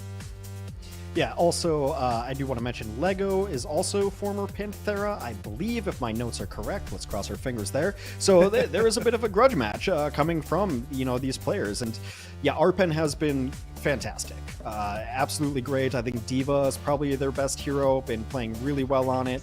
And Hidden is kind of that cheat code for them. If Hidden can play really well and can play their best heroes, it's going to be really interesting. But again, it's just this potential, and we talk about this all the time of, you know, if NT moves on, or even just against Panthera, it's a team no one wants to play because the highs are so high that they're a scary squad to go against. We will be opening up on Nepal ZP. Yeah, Nepal, and you know, this is where I don't really expect either of these two teams to really stray too much from what has been kind of standardish. I mean, I kind of expect both teams to be playing fairly aggro, especially because Becky is in the roster, but you know, we'll see where it goes. I don't think this is going to be a matchup quite like, you know, the Rhodes series we just watched, where we saw a little bit more curveballs being thrown in. I think, for lack of a better term, I kind of expect this to be more straight-up honest Overwatch, even though just this first week of Overwatch League play has opened the meta doors a little bit, seeing, you know, Junker Queen starting to make more appearances that we didn't see last week. Yeah, I mean, again, with Control, it's really going to matter on what stages we go to. They play very differently on Nepal. There are some you know, phases of the game where you can play the longer range hit scan, where Sojourn can be pretty good. This map actually comes to mind where you can play some of the longer range hit scans, so we'll see what each of these squads wants to run. Becky and Hidden very likely, well, you know, not saying very likely, we've seen a ton of Sim actually, so it's very possible both these teams actually roll out with the Sim. The big difference is going to be Arpen versus Fate. Arpen, if you remember the very first map of the first night of the tournament we casted, Arpen played a really good Doomfist. I don't know if this is necessarily the stage for it, and we'll switch off. Let's see. Looks like we're going to have a mirror match here. Yeah, well, you know, like I said, I kind of expected both teams to be on the same wavelength, but hey, Ram v Ram to start things off makes sense for this stage in the ball. Xe is also who we didn't talk a whole lot about, but Xe also has been very, very good. But as I say that, hidden off to the side. Again, the potential of NT. A quick pickoff from Hanzo changes the entire dynamic of the fight. NT now well positioned to get first control. Arpen, though, a little bit deep. Just gonna walk back out a bit with the Nemesis mode. Bionade, those huge. It's two people in the back. Premier and Arpen, though, gonna be staying alive to fall through. Not quite there. First control does go the way of NT. Yeah, it's kind of crazy how exactly mirrored that was. You had both Hanzos hanging out exactly where they're hanging out right now. and now it's just second verse same as the first. It's exactly the same fight again. Same fight again. Worked out well for NT last time, but can they get a Hanzo pick again? Arpen, though, instead, just going to sock May in the mouth. Gets slapped, but hey, the damage is done. Premier getting a little bit low. Healed back up. NT looking very, very healthy here as Panthera going, Becky, do you have a pick-off in store? We desperately could use one of those Hanzo picks right about now as NT just continues to hold their ground. And I think the difference has actually been Premier on the May. The walls have just been a little bit better, a little bit cleaner, and able to isolate some of those players. Yeah, and I mean, wall timing in this one in particular can make all the difference in the world. Again, both teams feel each other. Oh, here we go. Becky on assassination mission. Takes down Hidden. That's one way to change it up. Little Hanzo v Hanzo on the side. Fate, though, gets booped off the ledge. Yeah, that's such a good boop. As Arpen right now, again, just a grudge match versus Nice, continually punching Nice in the mouth. Yeah, it's just, the Premier May has been better than Nice May, and Nice generally is regarded as a pretty solid May, so really interesting, but Arpen has been the difference maker here, taking advantage of those isolation targets, taking advantage of the Ramatra punch mode, as it were, and now NT, they've got the ultimate advantage, but I think it's going to equalize here rather shortly, so it's really going to be about execution. Execution, also, I mean, Becky's been challenging Hidden pretty darn well in the last fight and a half. Nearly took down Hidden again a second ago. But here we go. Blizzard v Blizzard. No matter what side you're on, it's going to get cold. Hidden, though, under pressure. Multiple. As Hidden has to run for his life. Meanwhile, Blizzard coming out on both ends here. Again, it's getting frosty. But it's Becky who falls. NT gets the better of the Blizzard v Blizzard trade. Beat is dropped by Lego. And Arpen just able to walk forward. And what is a decisive round for NT? Absolutely beautiful. The May was a little bit better, and despite Becky getting that one roundabout pick, Hidden was able to put more damage down. Arpen's Ramatra looked a little bit better, and there is this one question about Fate. Fate has a fantastic Wrecking Ball, a fantastic Winston, but the times we've seen Fate have to play Ramatra, and the times we've seen Fate have to play Sigma have been really, really hit or miss. So trying to mirror this, Arpen just had a better ramp. Just way better value constantly. Yeah, and I mean, the one thing I'll say in Fate's defense is that if we're going to go with the premise that there's better May play coming out from NT, certainly when you're running as such a melee-focused tank like Ram, you know, having the better May in your corner, also going to do really well in making you look good in your role. But do you have an interesting step here where Fate going to the tried and true on the Rhine versus the Ram? So Rhine v Ram, not a mirror match this time, and Fate's going to be out for blood. Well, I mean, Panthera just running that standard Symmetra Bastion play, as always. Standard, clearly. Yeah. It's actually, you know, I mean, it's not standard, but it works on this map. I mean, it's going to be really important to see who takes first control. Because Sim wants first control of the point, and so does May. Fate, meanwhile, speaking about May plays, Fate is a little bit locked in right now. Is Fate going to fall here, getting super, super low. Just barely able to get away. Wall Premier nearly sealing his fate. Becky, meanwhile, on the Bastion. A little bit of damage, backed up by Nice. And now, Panthera in a decent spot here. Mortality Guild did get dropped. A little bit on the earlier side. Fate under pressure. And right now, NT's just desperately going, can we kill Fate? And the answer so far, no. Premier goes down. Becky able to find him on the Bastion. And Panthera, slowly but surely, wiping NT on the point, which is even better given the fact that they got first control of the point. Yeah, and now 30% and counting up, and actually this is just a really legitimate counter strat. I mean, we can talk about the Sim, but for me it's the Bastion versus the Mei, because the Mei wall means absolutely nothing. Way back in the day, those pillars used to be stronger, but now a Bastion can just burn those down and really negate the wall, and people can slip through the wall. So you saw it a couple times that the wall comes up and Fate gets isolated, but Becky says, don't worry, and here's an escape path for you. So it's been a really good counter fix from Panthera, and now this Sim ult actually works great on this play. Nano goes on the Arpen. You gotta think Arpen's looking to follow up with the Annihilation. For now, though, Panthera's able to work around. Fate, though, bursted down, this time out of it. Becky, though, responding. Ult here. Finds Hidden pretty early. Panthera's still in this fight. Arpen, though, gonna move over. Nemesis mode used. Hanging on to the Annihilation. Doesn't need to use it here yet, as, you know, NT's in control. Panthera has to bring the fight to them.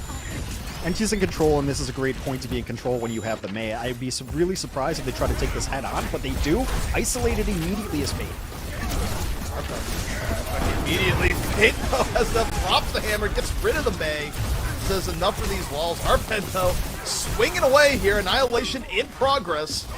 And NT's doing a great job of just keeping control of the point. I mean, it's not like Panthera got wiped out, but they had the back out, and I don't know if Fate's getting away from this one. Nope, not at all. And now Panthera has to switch up their composition too. Becky can't play that Bastion into this. It's just not as good as it is on the defense. Let's see if Nice stays on this Symmetra. It is a good way to close the gap and close the ground. Right now, 47 to 61. It's going to be about dead even next time they fight. NT, the only thing they don't have going for them is their ultimate economy, but pretty even on both sides. Yeah, and I mean, I'm looking at NT right now. I'm just going, what can Ashe do for you? This is a case where you would love to have your Ashe just get a great neutral pick early on. Name though, not early. He did much slay under pressure here. Fate was able to get Exy early into the fight, and Panthera, a more decisive dive onto the point. Arpen falls, and quick and dirty, getting Panthera the point right back. 63 to 71, but they're gonna be in the lead by the time NT gets back. Yeah, a little bit of accidental counter synergy there as the Bionade was going in and Premier put up a wall and it just slammed their own Mei wall, which is a little bit brutal. Hard to engage off of that. Now, I wonder who's going to get the Nano here. It's got to be Arpen, right? Yeah, you would think Arpen. Oh, Lego needs to live! Lego, please get away! And yeah, Arpen's going to get the Nano. Nemesis mode punching away onto the point. That's where the Immortality field. Blizzard goes down, and NT, they drop the Bob in also. All hands on deck as the Blizzard came in, and Hidden finds a way to just rip it open on the side. We were looking at Hidden's point of view, but you look at the kill feed, I think he just split off to the side hex and went to town.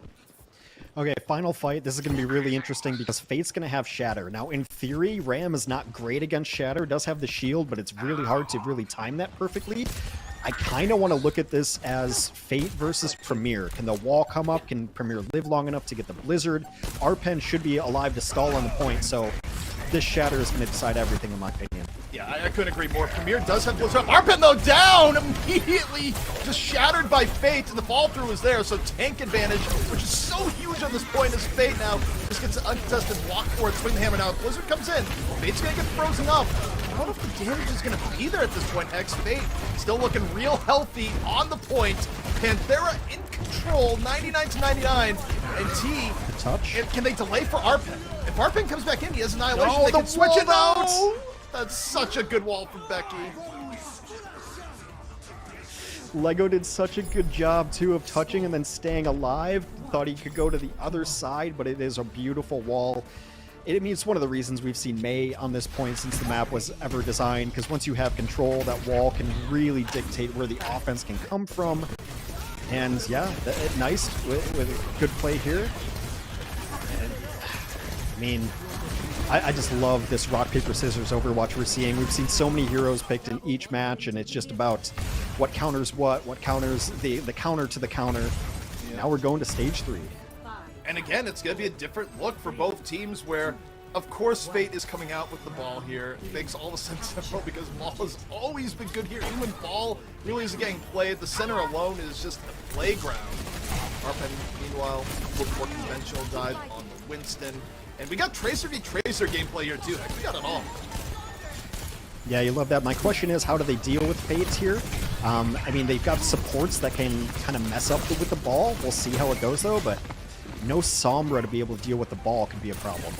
Yeah, I mean, if you're on T, I kind of would like to see the Sombra swap here just to apply a little bit more pressure on the Fate. But Hidden, meanwhile, looking here in the Hanzo or NT.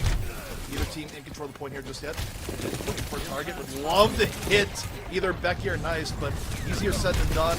Under pressure right now. Gonna go for the long punt. Oh, denied. Slay says, get that out of here.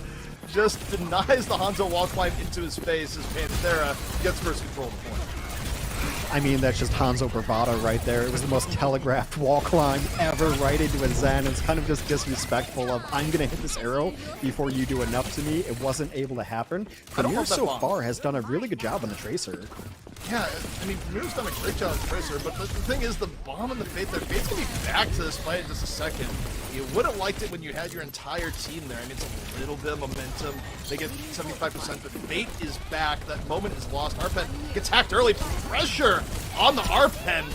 Has to back out, and they're definitely trying to be a little bit more aggro onto tanking. The Tracer v Tracer here on the side. Fate's gonna drop mines. Fate's gonna drop mines. Well, Fate's gotta drop himself to health pack first. He got real low. Now he's come back over. However, NT, they dive while Fate's healing. That was so well timed, Hex. It should give them control of the point here again, and Fate dropped the mines to try and take it back, but may have been ill-advised. Yeah, it was so important to get Fate that low, and hacked as well, because mines on this point can really lock people out, especially with the ball being able to knock people around with the center pillar. So getting Fate low was critical, and then also the hack onto Fate to make sure that the Q couldn't come out in desperation there. NT going to take first control of this point for NT, and now they're, I mean, as often it comes down to in some of these matches, I'm looking at Sombra v Sombra right here. Yeah, I mean, what more can you look at when EMP versus EMP, and especially who lands the first goodie being I love the spy checking there. It's like, I think there could be something here. Also, EMP coming out from Panthera hits 2. However, NC's able to shrug it off. How did they not kill? They were close, they just weren't close enough, and now Hidden has an uncontested EMP opportunity, but Becky, the bomb onto Lego. Panthera says, we'd really like to keep our edge, and the tip of that edge is Becky just slicing NT to shreds. To shreds, you say? I mean, I am just stunned that Hidden lived through that. It's not going to really matter in the end, but it was, I think it was a stun and an EMP. Anyway, the Sombra was completely down during that. How to follow through. Post on both sides, but it is one of those things where when you EMP the opposing Sombra... I was going to say, you EMP the opposing Sombra, now you're going to have an EMP disadvantage, but kind of mitigated with Hidden just getting rocked by Fate. Just chase down and find the invisible character. It's fine. Oh, that does buy Panthera a whole lot of time here, Hex. 80-54. Final fight coming up for NT. Attack onto Fate. I don't think they have the damage back here to deal with it. They do not. Yeah, NT's just got a hidden EMP here. Yeah, that's where you have to be banking on. Yeah, I mean, it's an EMP with a good nano fall through right after. That's the plan. But they need to go now 98%. And where is Hidden on the setup right now? EMP gonna come down. It's not the meatiest of EMPs, but Nice is out of the fight. Counter. Yeah, should be mines coming out on the point soon. Becky moving on to the bomb right now. Still very, very winnable for Panthera. NT, Arpen's got the primal soon. Super low. There it is. Drops the primal. But now Becky. Pulse bomb looking for the Ana. Enemy ball able to get Slay. NT not doing too bad here in the fight.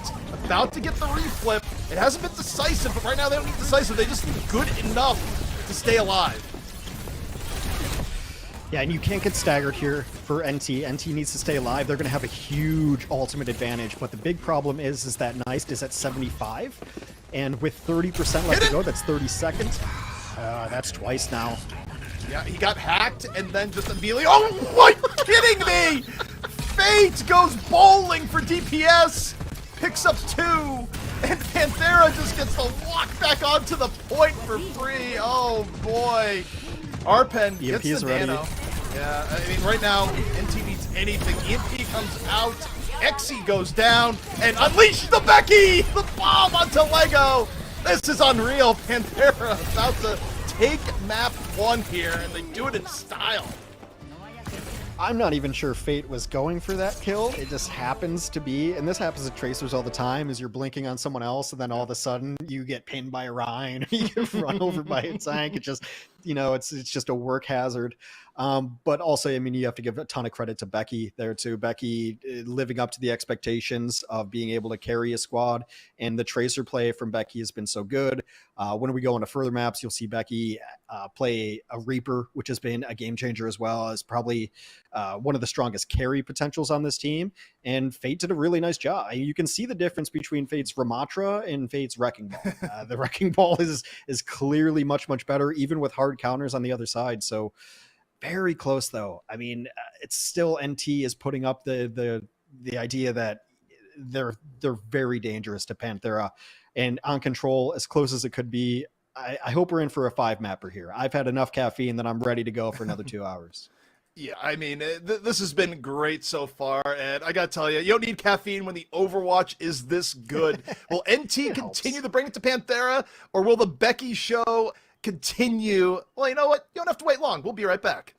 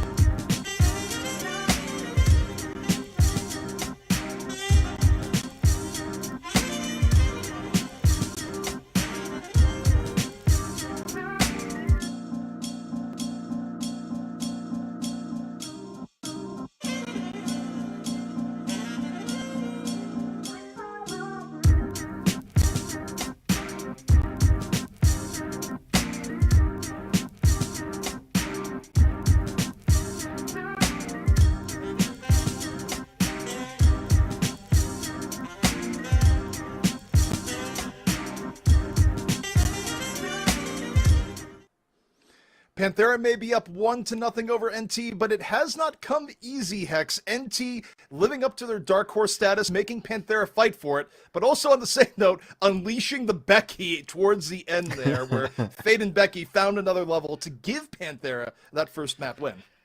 Well, Overwatch is always in a good spot when Tracer's meta. I've said this since the beginning of time, and I will stick by it. We just had a nice conversation during the break where it's nice that the counters to Tracer are being good, and it's skill. Like, a Zen can counter Tracer if they're good. A Tracer can counter Tracer if they're good. A Hanzo can counter Tracer if they're good, but it's always a skill thing, not like a release Brig, which was the Tracer Eraser. So this is a really interesting match, too, and we talked about, like, consistency versus potential, but the thing you have to realize about both these teams is that they're still kind of growing together. Panthera with new changes, they lost 2 of their players coming into this, 2 players that we expected to be in the Overwatch League and who now are in Iris and Belisria, so now they're adapting with a couple of new players. But same could be said for this NT team. This NT team kind of formed in the middle of March, right? So that's not a long time in Overwatch League terms that you only have it. So they're starting to gel together. And I think we haven't seen the ceiling for either of these teams yet. And I think that NT, the upset potential is still there. That was a super close control. Yeah, I mean, I think it's one of those things where if you're a fan of Panthera, and Panthera does have a whole lot of fans just because of, both the team and the fan base of the individual players, you're not leaving map 1 going like, yeah, everything's fine. You're just kind of like, yeah, we're fine. It's like, ooh, it's okay. We're up a map. It's good. But there's also like uneasiness from how close NT made that, how NT came out strong out of the gates. But we are going to Hollywood here next, Hex. And, I think overall, even though this is NT's map choice, I think Panthera has options they can run here that they can feel comfortable with, not necessarily have to do something that was a little bit out of their comfort zone, like the Ram v Ram. Yeah, the question is always on the defense here, because so far we've seen teams on the defense. There's been a couple of situations where a team will run an Ashe or a Cassidy, and you think about Cafe, the little first point ledge on Hollywood. It's very good for those long-range heroes or mid-range heroes, but a lot of times if a team is running this unbridled kind of dive and aggression, that the Cass and the Ashe just haven't been able to get the value out of it. So far on the defense, we're going to see neither of those heroes. Panthera going back to their bag of tricks, very similar to what we've seen. If Panthera wanted to run long-range hit scan or an Ashe or something like that, maybe Alien would have come in, but it seems like they're happy with what they're running. NT, probably going to switch to probably a mirror composition after Hidden takes a shot. And in a way, like, what they're running does kind of feel like an Enable Becky comp, right? Because there's nothing a Tracer loves more than a freshly hacked character to go in on with the Winston, right? Like, I mean, Becky can make his own opportunities, but, Panthera's clearly designed a comp here. It's like, let's take that to the extreme. Yeah, so we'll see how these tanks kind of duel out here early on. The one difference being a Hidden on this Hanzo could change a lot if they're able to hit a shot from a distance. Yeah, I mean, anytime you're running the Hanzo, you got the X factor of just land arrow.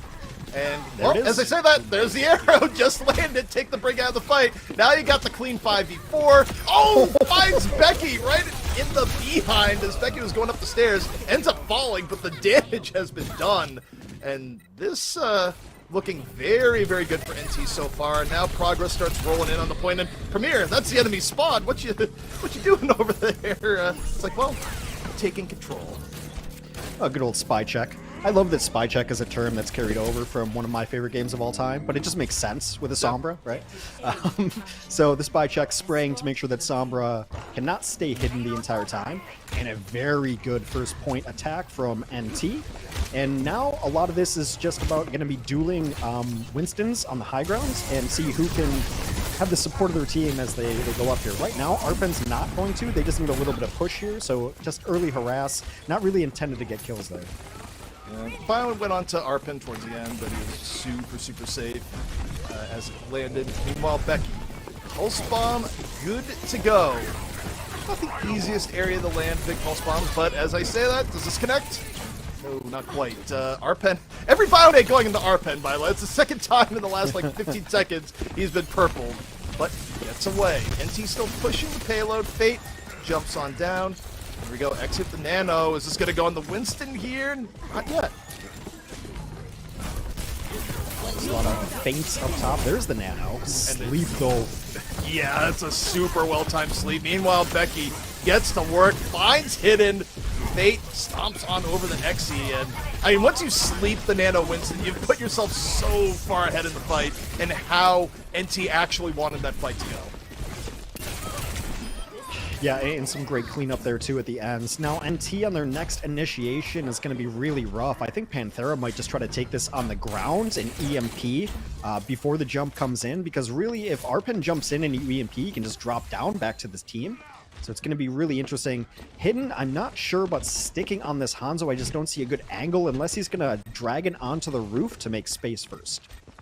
Yeah, I mean, I think that's exactly what's going to happen, but as you mentioned, yeah, there's the dragon.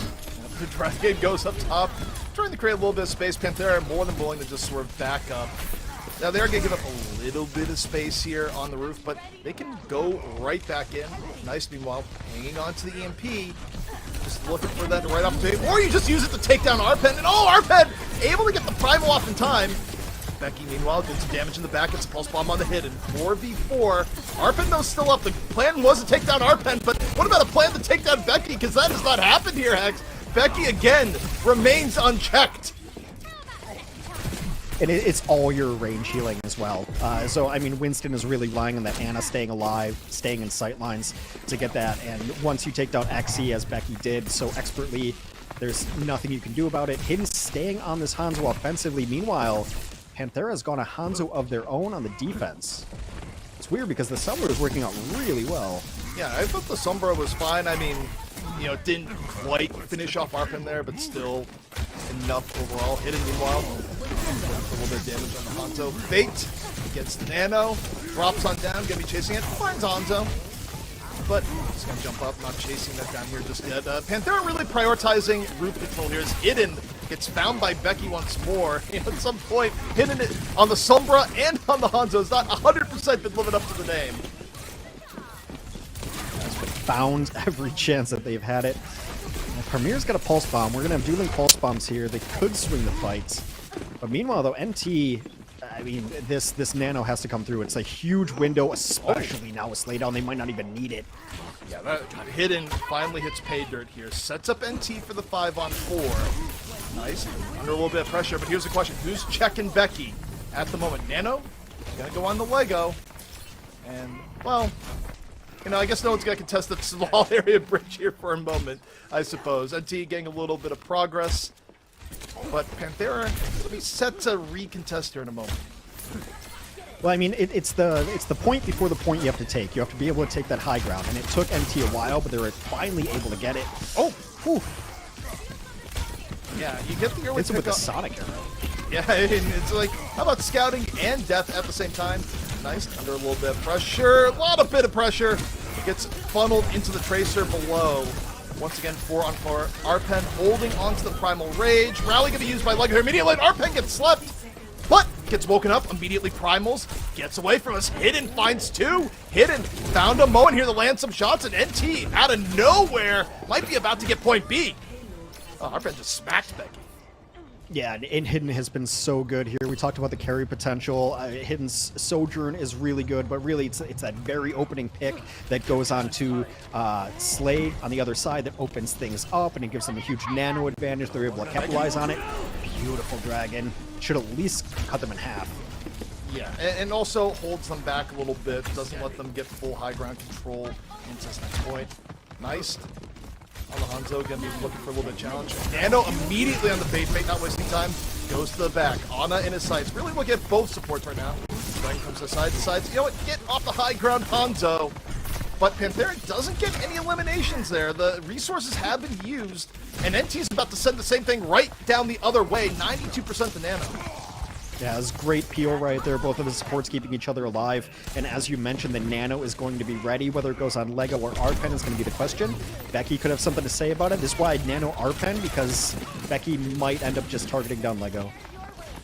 Yeah, I think that's super likely here. NT, though, holding on to their resources. Both Tracers have bomb. Both could end the fight before it begins. Fate, meanwhile, just going for Hidden. Hidden returning fire at the same time. Nano does go on the Arpen. So we see Arpen over here. Meanwhile, Becky wins a Tracer battle with a little bit of aid from his Hanzo.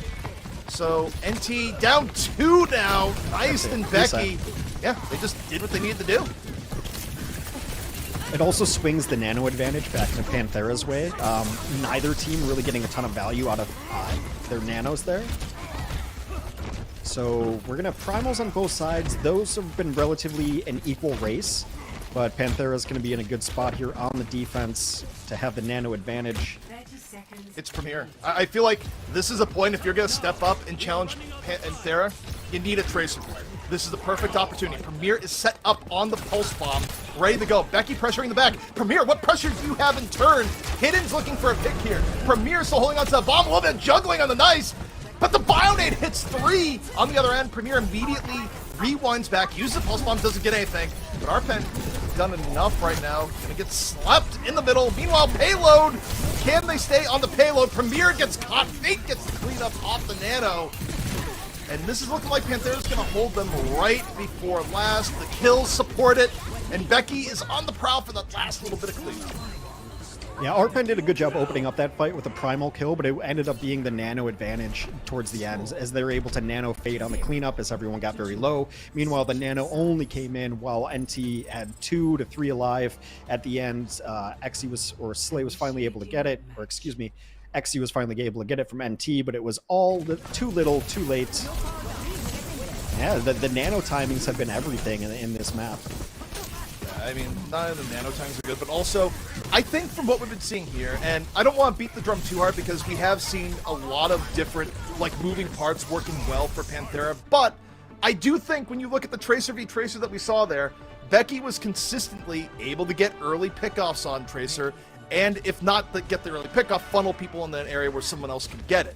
Premier, meanwhile, was a little bit sleepier over the course of the game, and you know, I tried to hype it up at the end. There was a moment there where if Premier lands a good Pulse Bomb in conjunction with what Arpen was doing, they probably get the point, but instead Premier gets hit by Bionade, rewinds early, Pulse Bomb doesn't hit the mark, and you know, sometimes it's just that simple in regards to interchanges and, you know, getting an advantage or not.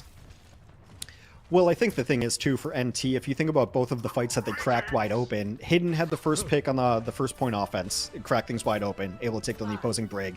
And then when they were really stalled out on second point, Hidden hits a long headshot onto the opposing Ana, right? So you can't just bank on Hidden go kill 2 people every single fight. Someone else has to pick up the slack. Like, those were the fights that they won, and it's just Hidden hitting these insane Hanzo shots.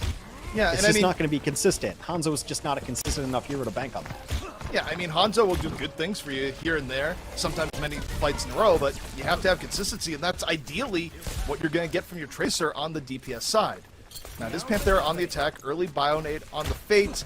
Don't think a whole lot follow-through is going to be there, so Fate just shrugs it off. Nice. On the Hanzo, looking for his counterpart right now. A little bit of Hanzo v Hanzo. As Fate now looks to tip the scales, hops on over to the top of the cafe. Becky, under pressure, has to back out. Might have been Premier on the pressure here. Hidden, coming on over. Fate, though, finds Lego. Both teams down 1. And right now, looking for any shot in a tough situation. Meanwhile, on the bottom, Fate under pressure. That was a full combo from NT chasing down Fate. But the Revenge Squad is here. Becky and Yangjun come on in. And oh, a little bit of nap time.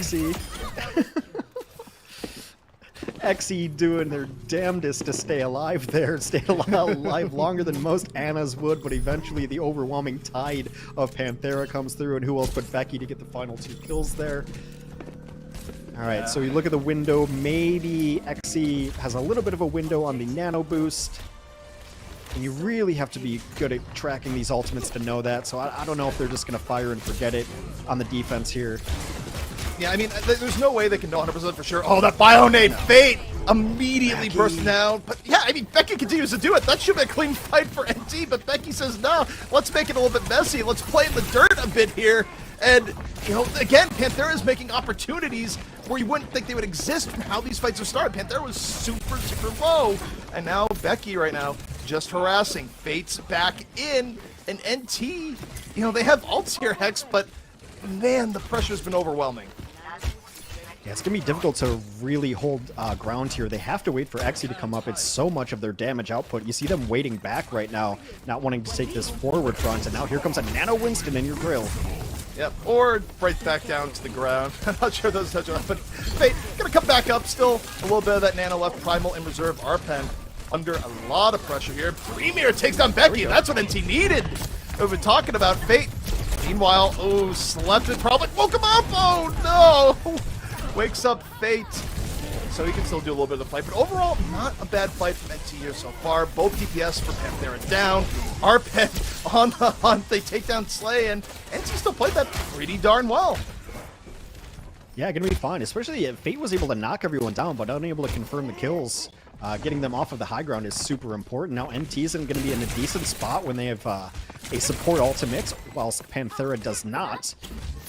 You would expect the Dragon from Panthera to come through and try to clear the rooftops again. So Hollywood has become this thing where you have to win a fight to take the high ground, and then you have to win a fight from the high ground again. Oh! That was dirty. Just a quick shot from the back.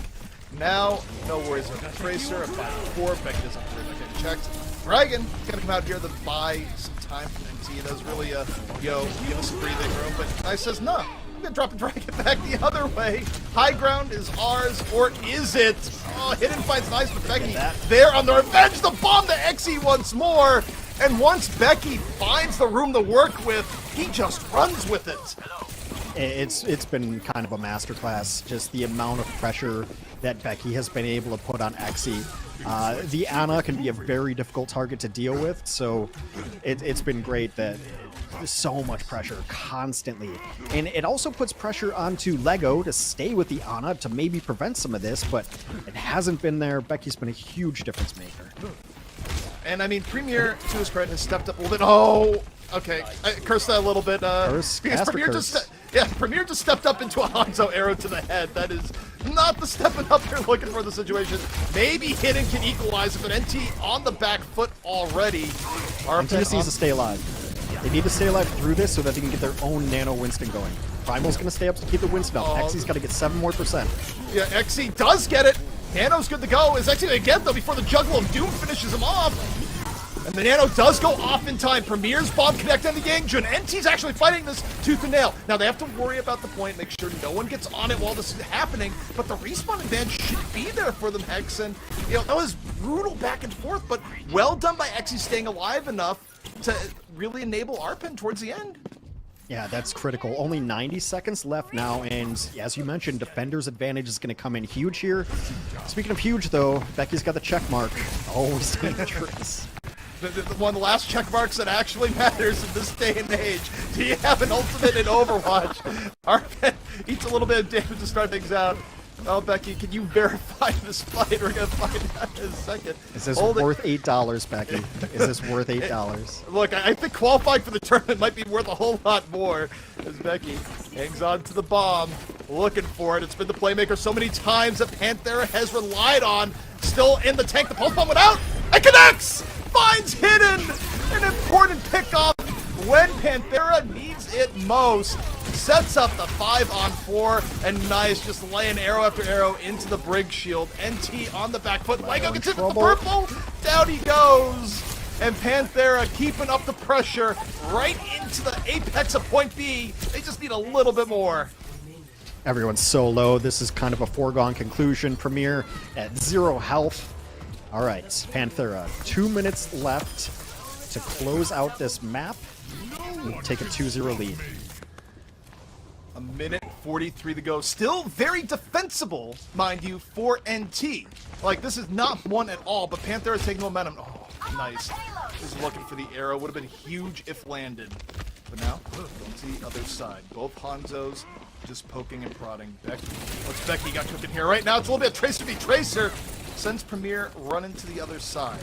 Still a little bit away from Pulse Bomb. Winston here versus Nice. Nice just gonna back out. Both teams feeling each other out here, Hex.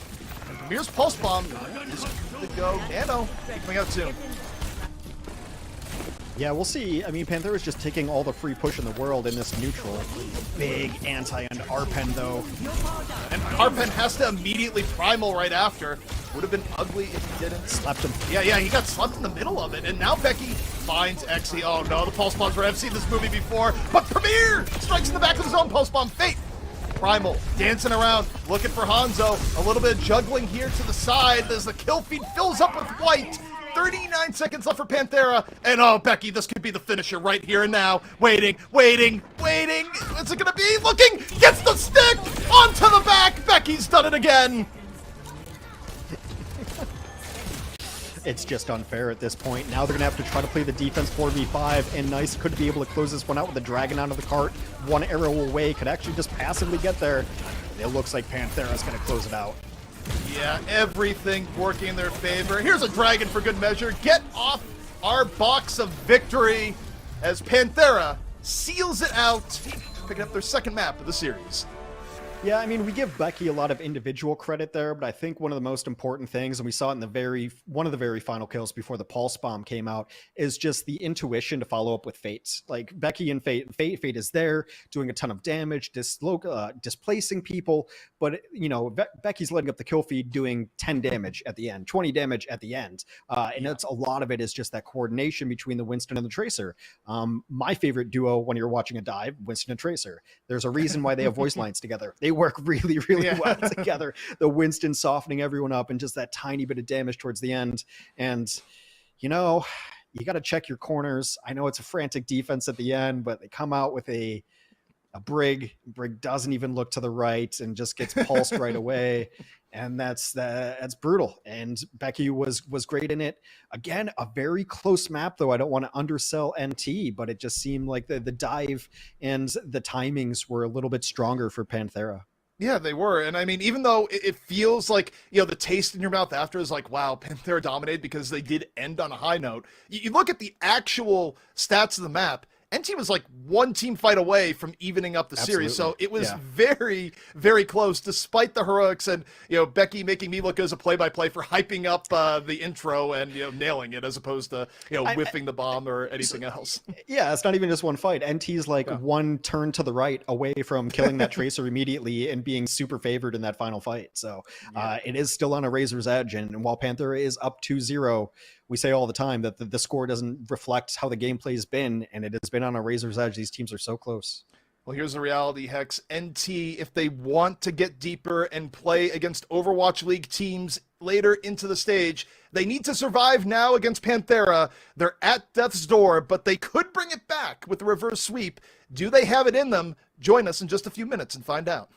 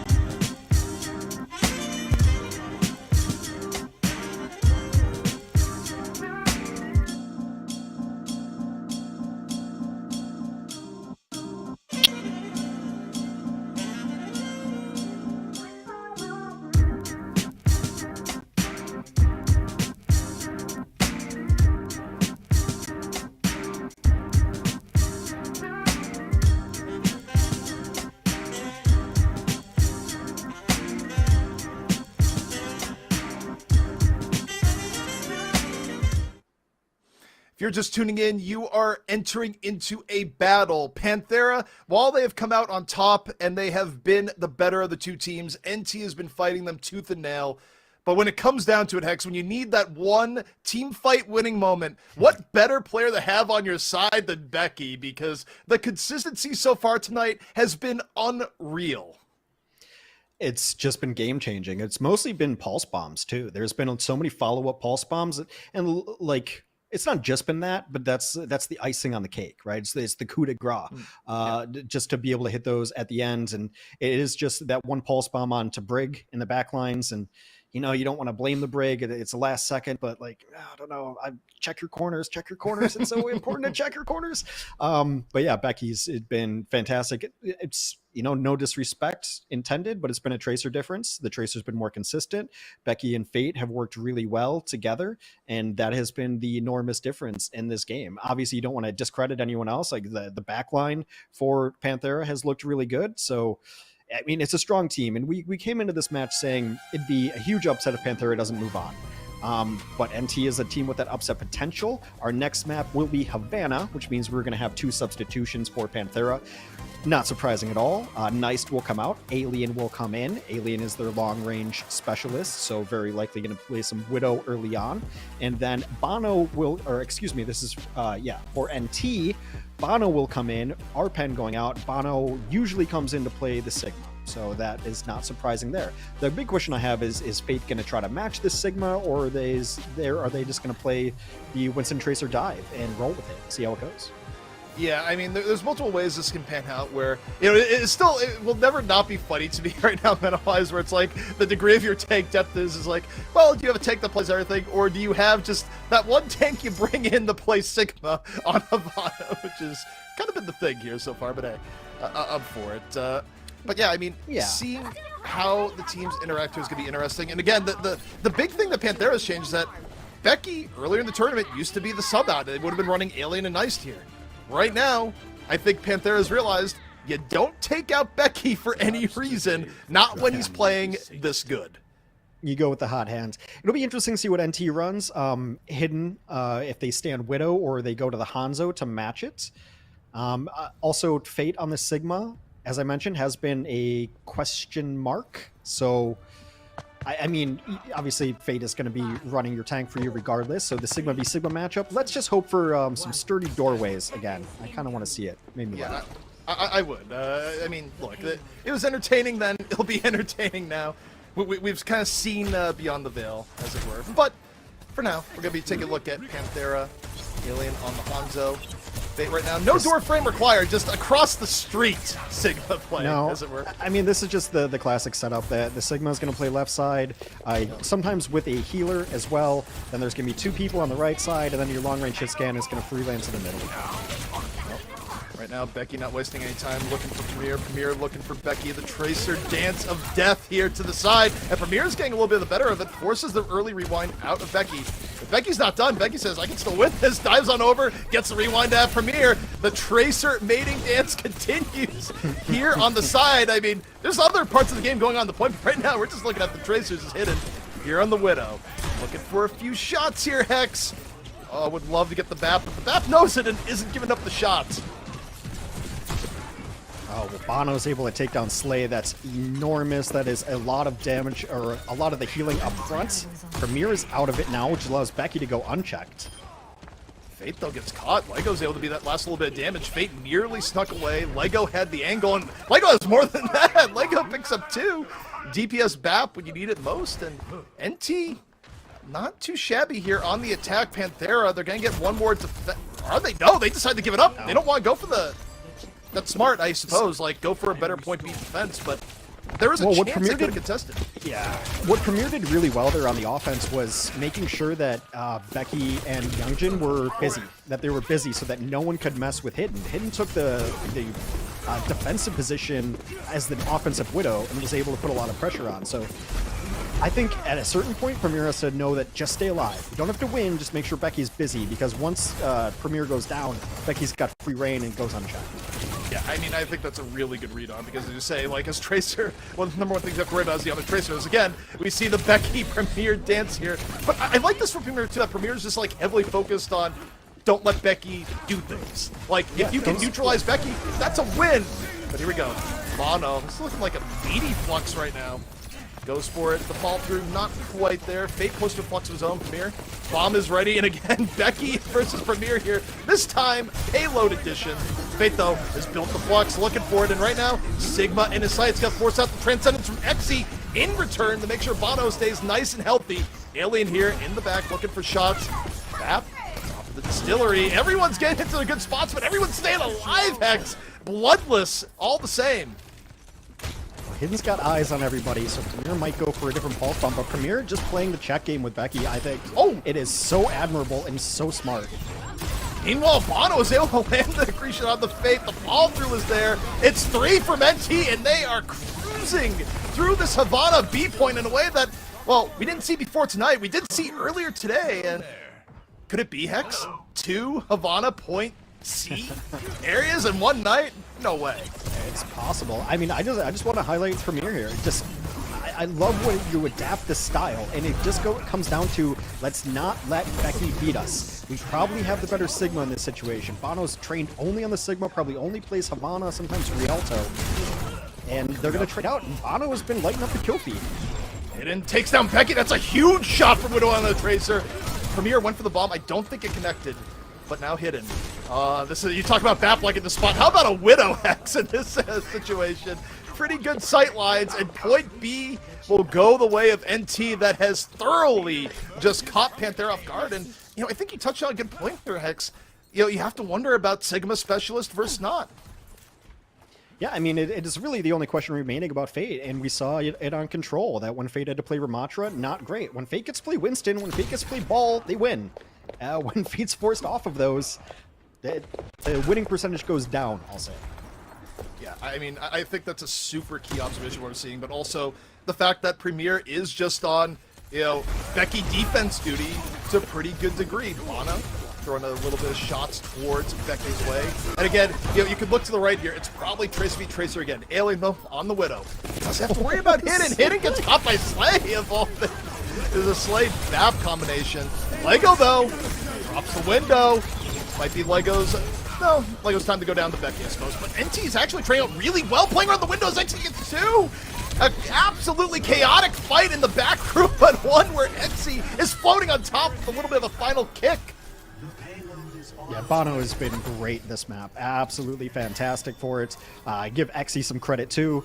And, yeah, I mean, pretty much they have shut down Becky's Tracer. And it's not just Premier, although Premier's done a good job of staying with the supports, but Bono's been peeling back really well. Both the supports are peeling for each other, and then Exy's hitting shots. It's been a team effort. Somebody else has to beat us, is what NT said. Well, we have the recon set up from Hidden. Off onto the right side, Immortality field down. Premier deals with it. Fate down once more. NT on a full power play here. On the pulse bomb. Premier's able to find Alien, and it's just nothing but green, making Point C Havana look easy, where I assure you, it is not. Oh my word. Nice shot by Hidden there, and this is where Hidden can absolutely take over. Gets a couple of shots there late. And you know, just a final point on the Tracer v Tracer. If you looked at it early on those Tracer v Tracer fights, not only was Premier kind of hanging back a little bit towards the supports, but the difference was Becky was like trying to win those Tracer v Tracers by going for melee confirms, the blink melee confirms, whereas Premier was just not. Premier was just playing defensively. I don't have to win the fight. I just make sure you don't win the fight. And it's such a different style. And it was really good. The adjustment has been really nice from NT. And we talk about it a lot because you and I are fans of traditional sports, but it happens all the time in traditional sports of like, Randy Moss is not going to beat us. Kobe Bryant's not going to beat us. Somebody else has to, right? So we'll put all our resources into shutting this person down, and I don't think you guys have enough to beat the rest of us. Yeah, and I mean, I think the way you describe it is absolutely perfect, right? Because, and away from Premier, it's like Becky is going to have his way to try to have a huge Tracer game. Premier, on the other hand, the way Premier was playing was, I just don't want Becky to have a good game.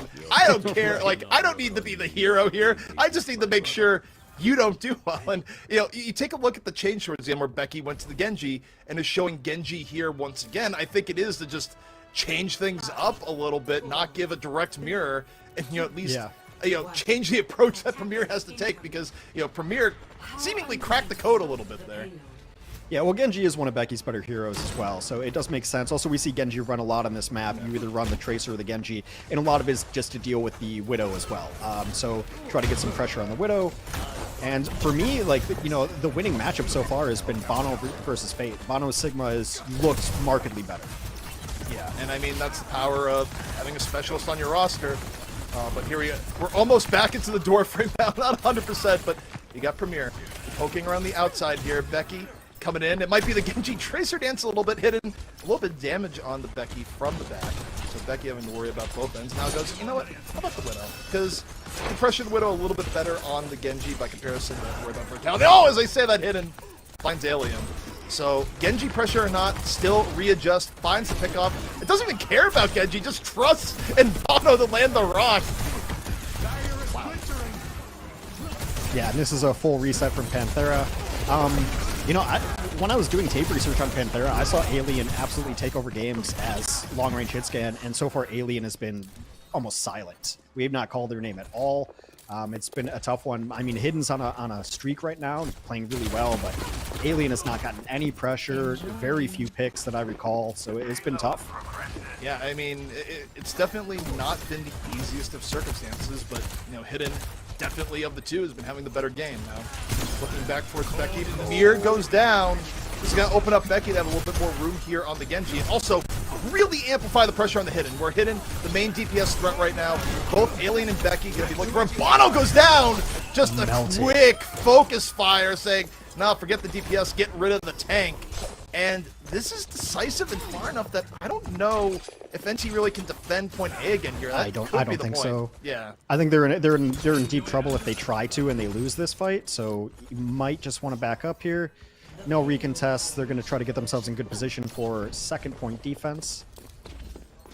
Oh, finally, Alien. Yeah, I think he heard us. He's saying, Alien's been pretty quiet here. Well, okay, what if I just pick this map here? Will you get off my back a little bit? It's like, hey, look, that is step number one, but it also gives a really nice entry to a difficult-to-enter point hex. I mean, it also just makes sure that Alien is going to have free reign over the next couple. Oh, I've seen this movie before! The strongest doorway in all of Overwatch. Oh, God. Once more, the Sigmas forever bouncing back and forth, trading. But while that's going on, we have other parts of the game, like from here on the Tracer below. You can see the Sigmas to the upper left. Continue to go there. Oh, that's cheating. You can't have a Widow just headshot the other Sigma in the middle of the other full door frame. I mean, the reason you see it is the high ground right here is so critical, which is why they will battle over this and no one wants to make a misstep. Becky down! Oh, shot in the back. That was a combo between him and Nexi, but good enough to put the Genji to the ground. Meanwhile, again, support your Sigma at the door frame the entire way. Still going on. Sometimes they change, which direction either is in, and certainly this is where NT can be a little bit more aggressive towards it, but no, now back to the usual spot as Premier, hunting down Becky in the back. Yeah, a little bit of pressure. Panthera doesn't really have much to go on. They would love to get their BAP into a good position for a window here. Try to get some pressure. A shaky angle from Hidden. I like that angle a lot. It didn't work out, but the concept. There's the window. Slay on the high ground. Becky right now dealing with the mine, looking for a bit of pressure on the back. Right now, the goal is to be kill Hidden. Premier, though, does the opposite. Takes down Alien. The counterpart to Hidden is Hidden finds Yangjun. 2 for NT. As XC just punishes Becky point blank. The old foot to the face. 2 minutes, 20 seconds left here, Hex, and Panthera's hit a brick wall. Yeah, it has been very difficult for them. I mean, you see just how uncomfortable Becky is on the Genji. She's gotten absolutely nothing done, even with the blade and everything else, and they're treating Becky like they were when Becky was on Tracer, and so much so that Becky's decided to call it, just going back to Tracer, says, this is how we got here, let's at least try it, in less than 2 minutes now. Yeah, also, I like the Tracer swap here, too. I mean, even though Genji's a little bit better versus Widow, I'm not in love of running a Genji without something like a Nano to, back it up. It's not as strong as could be. But Hidden right now, to me, has been sort of the standout for NT and just being an iron wall. Like, it's both it's both Hidden and Bono, the two of them. As Lego finds Slate early, and this might not even be another real fight here when you get a pick that uncontested that early. Yeah, you see them backing up right now. They don't want to lose anyone else. I think, you try to get a big fight from Fate. You try to get the Flux in there. But so far, like you said, it has been a brick wall. Hidden's going to have sight, so Alien is going to be up against it, trying to win this duel as well. Alien under pressure. Oh, just can't get away from here. Gets those. Bomb up and ready. 3 members of Panthera just waiting to receive. Potentially takes down Yangjun. Transcendence isn't going to save that one. And NT's just crushing. Only 52 seconds left here, X, and this is looking like the end and the force of a map 4. Bono with a crazy good doorway angle takes down a couple at the end. And now Panthera, with 40 seconds left, they're going to have to push into the wall hacks from Widow. Fate is going to switch to the ball, going just now to comfort heroes as best. But NT with both support ultimates up and sights, I mean, it's their fight to lose. Yeah, I mean, NT's working with house money right now, and then some. They'd probably just open with Transcendence if they want to. The goal here, don't give up a Pulse Bomb pick to Becky. That is the one way that Panthera keeps us going. It's from Becky, Pulse Bomb onto a key target. However, NT is looking there. Oh, they get Slay. Hidden. Strikes just one more time. Immortality Field out early, and that's it. The hold comes in from NT. And Panthera, if they're going to finish this, they have to do it in a map 4. Yeah, and a couple things there. Not only did they neutralize Becky, so much so that Becky went on the Genji, largely ineffective Genji. I mean, let's say entirely ineffective Genji. Never got anything done, even with the blades coming up. And yeah, it's a naked blade, but still you'd expect 1 or 2 kills.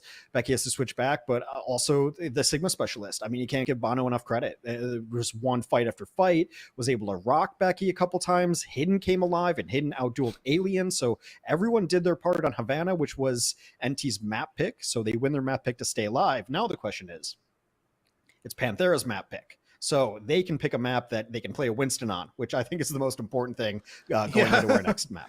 Yeah, I mean, ideally here it's like on the checklist. Avoid map where having a Sigma specialist can actually turn the match. Like, it's in the notes for Panthera because, of course, they do not have one in quite the same way. But NT not going quietly into the good night, preventing us from having a full night of 3 Overwatch, and putting Panthera on notice that it might not be that easy. Will NT be able to remain with the momentum? Well, stay tuned, because we're going to find that answer real soon.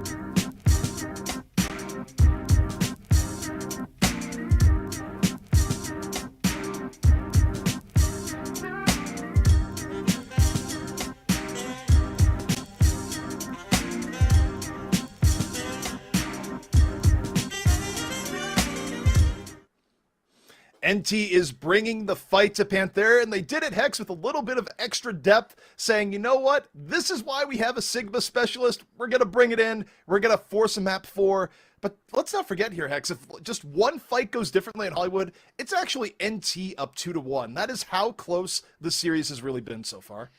Yeah, and Control went the distance as well, and they were very close on Control for the most part, so one fight either way, and that is just how tight things are. Again, loser of the set doesn't get to play anymore, right? I mean, it's the winner advances, the loser goes home and don't get to play in the knockouts and play against the Overwatch League teams going forward. So this could not mean any more. We are going to, let's see, our next map is New Queen Street. And I believe we will definitely have substitutions. I called it before we saw the subs because I'm just super smart. Arpan will come back in, and Neist will come back in instead of Alien. It's pretty easy to call for the most part. The subs have come out like throughout the tournament.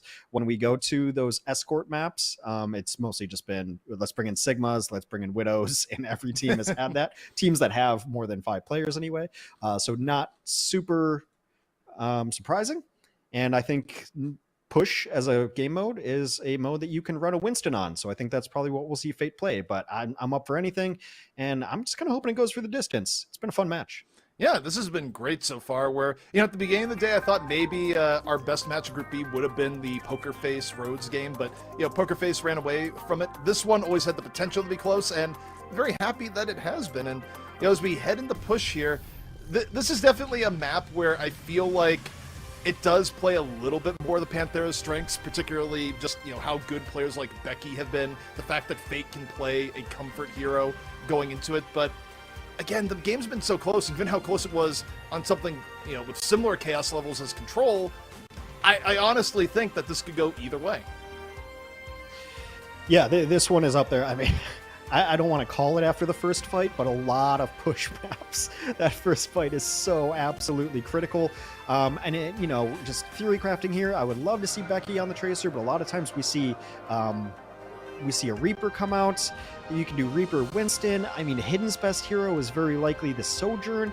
You can play Sojourn on these maps, but the meta's in such a healthy spot that I wouldn't be surprised by anything that these teams run. These are the lineups that would not surprise me at all. Actually, even Fate on a Wrecking Ball makes a ton of sense as well. So yeah, I'm just here for it. And this makes a ton of sense if this is what both these teams want to run. And I mean, we're banging the drum a little too hard, perhaps. Maybe not too hard, maybe just enough, but the Tracer matchup is going to be super important, and this time, Hidden will be the one on the Tracer, not Premier.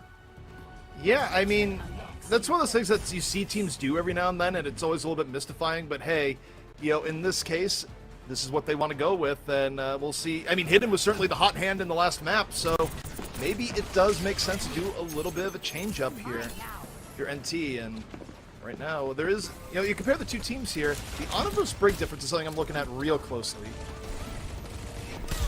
Yeah, definitely getting the range. Also, NT with a little bit of an advantage early on got the Mega Pack on the other side of the map, but both teams just took different packs. You see Arpan under a little bit of pressure, able to get away from it. Both teams feeling each other out, neither full committing here just yet. Meanwhile, though, Fate goes in, and that's a commit. Just treat Premier like a Goomba from Mario. Take it on out, and with that stomp, it's going to help Panthera in this first fight. I think Fate rolled over the Translocator right beforehand. It was very quick, but I'd have to reconfirm it, but I think he rolled over the Translocator and then stomped Premier. A demoralizing kill, and the first fight is so important. Fate gets hacked, but still alive. Yeah, he's able to roll away, Bionade and all, so that purple's getting killed up. Becky, under a little bit of pressure here, 49 HP. Finally decides to go for the rewind. Still under pressure, no rewind in the tank. Right now, just looking at his counterpart. Both Tracers orbed up as it goes on, and meanwhile we look at Lego here. Nano boost, good to go. As NT looks the reverse course here. Hidden gets hacked, and I don't know if the fall-throughs get me there, Hex. No. Instead, he's going for Fate. Fate's so low. Fate gets the health pack, and is Fate going to live here? Arpan's on the other end. Oh, he invests the bomb to get rid of Fate. I mean, you have to at that point. You've committed to get the ball. I think he was going to link up top with 2 people and try to pulse bomb, but got hacked. So just take what you Nano Zen. Nano Zen. All right, I'm here for it. I don't know if it's the best decision or even it was intentional, but Exy gonna fall, and That may be why you don't see a whole lot of Nano Zen in the Overwatch League, as Becky's able to finish off real quick. Yeah, we've seen it a couple times in survivability, and I think if you're getting Nano Zen, like, that's the spot to do it, where everyone's in a hallway and you think you can just pump in that damage. But a good response from Panthera. Panthera has not given up control of this cart for more than, 0.1 meters. Yeah, I mean, they've been pushing very consistently from here. They drop the EP, used to immediately get rid of Becky, and, it does give you an advantage for now, but Becky's also going to be back soon if you can't convert this into serious progress on the cart. Well, I guess it's a bot. We should call it Yeah, a bot. I know. Like I said, look, he's pushing. it's my fault. Yeah, I mean, you may pushing anything cart. is the cart. Yeah, but It's he's a also cart. pushing something that's cart-esque, But it is the robot. Either way, Fate gets Bio, has to get out of there in a hurry. Arpen got both supports in the back. A little bit of pile driver there. And NT That's now. huge. Yeah, I mean, you take a look at the progress. This is where they could get over 26 meters. They're at 20 and counting. And is Panthera going to be like a test here in time? I'm not sure. I think you have to, because if you give up 26, like, they can't get their time. That's critical. Once you start getting to these points on the map where you're 26 and beyond, I mean, you essentially have to win 2 fights if you're Panthera to be able to take the lead back. Yeah, I mean, push just snowballs out of control here. And Panthera, they need to staunch the bleeding sooner rather than later. Right now, NT set up a little bit more on the high ground, a little bit of Zen poking. Oh, the Bionade is pretty big. Fate super low. Is the finish gonna be there? Oh, Fate's able to get away and live. Somehow, someway, Fate doesn't die from that. Panthera gets away with one. Now back to full HP. And that would have been huge for NT Hex.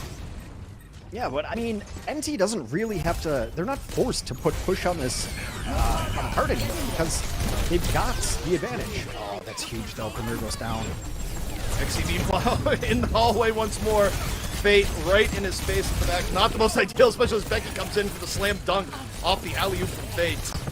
Now Becky just rolling forward. It's an all-you-can-eat support buffet up on the top. And something Panthera badly needed to even the score. Oh, he can't be staggering like this. This is brutal. Hayden's going to die as well, very likely. Oh, not yet. Oh, Becky runs into the edge. But you need to be able to come back and fight before the team takes the point away from you. So let's see. Oh, man, this is, again, it's Spy v Spy here. Both EMPs up. It's solo EMP. It gets the Ana. I mean, it's costly, but it's worth. The Transcendence wasn't in time to save Ana. He was just a little bit off. Now, working with a one-player advantage. They get rid of Exi. Both supports out, and Panthera just swarming on through. They retake the robot advantage. And look, sometimes one player is all you need, X.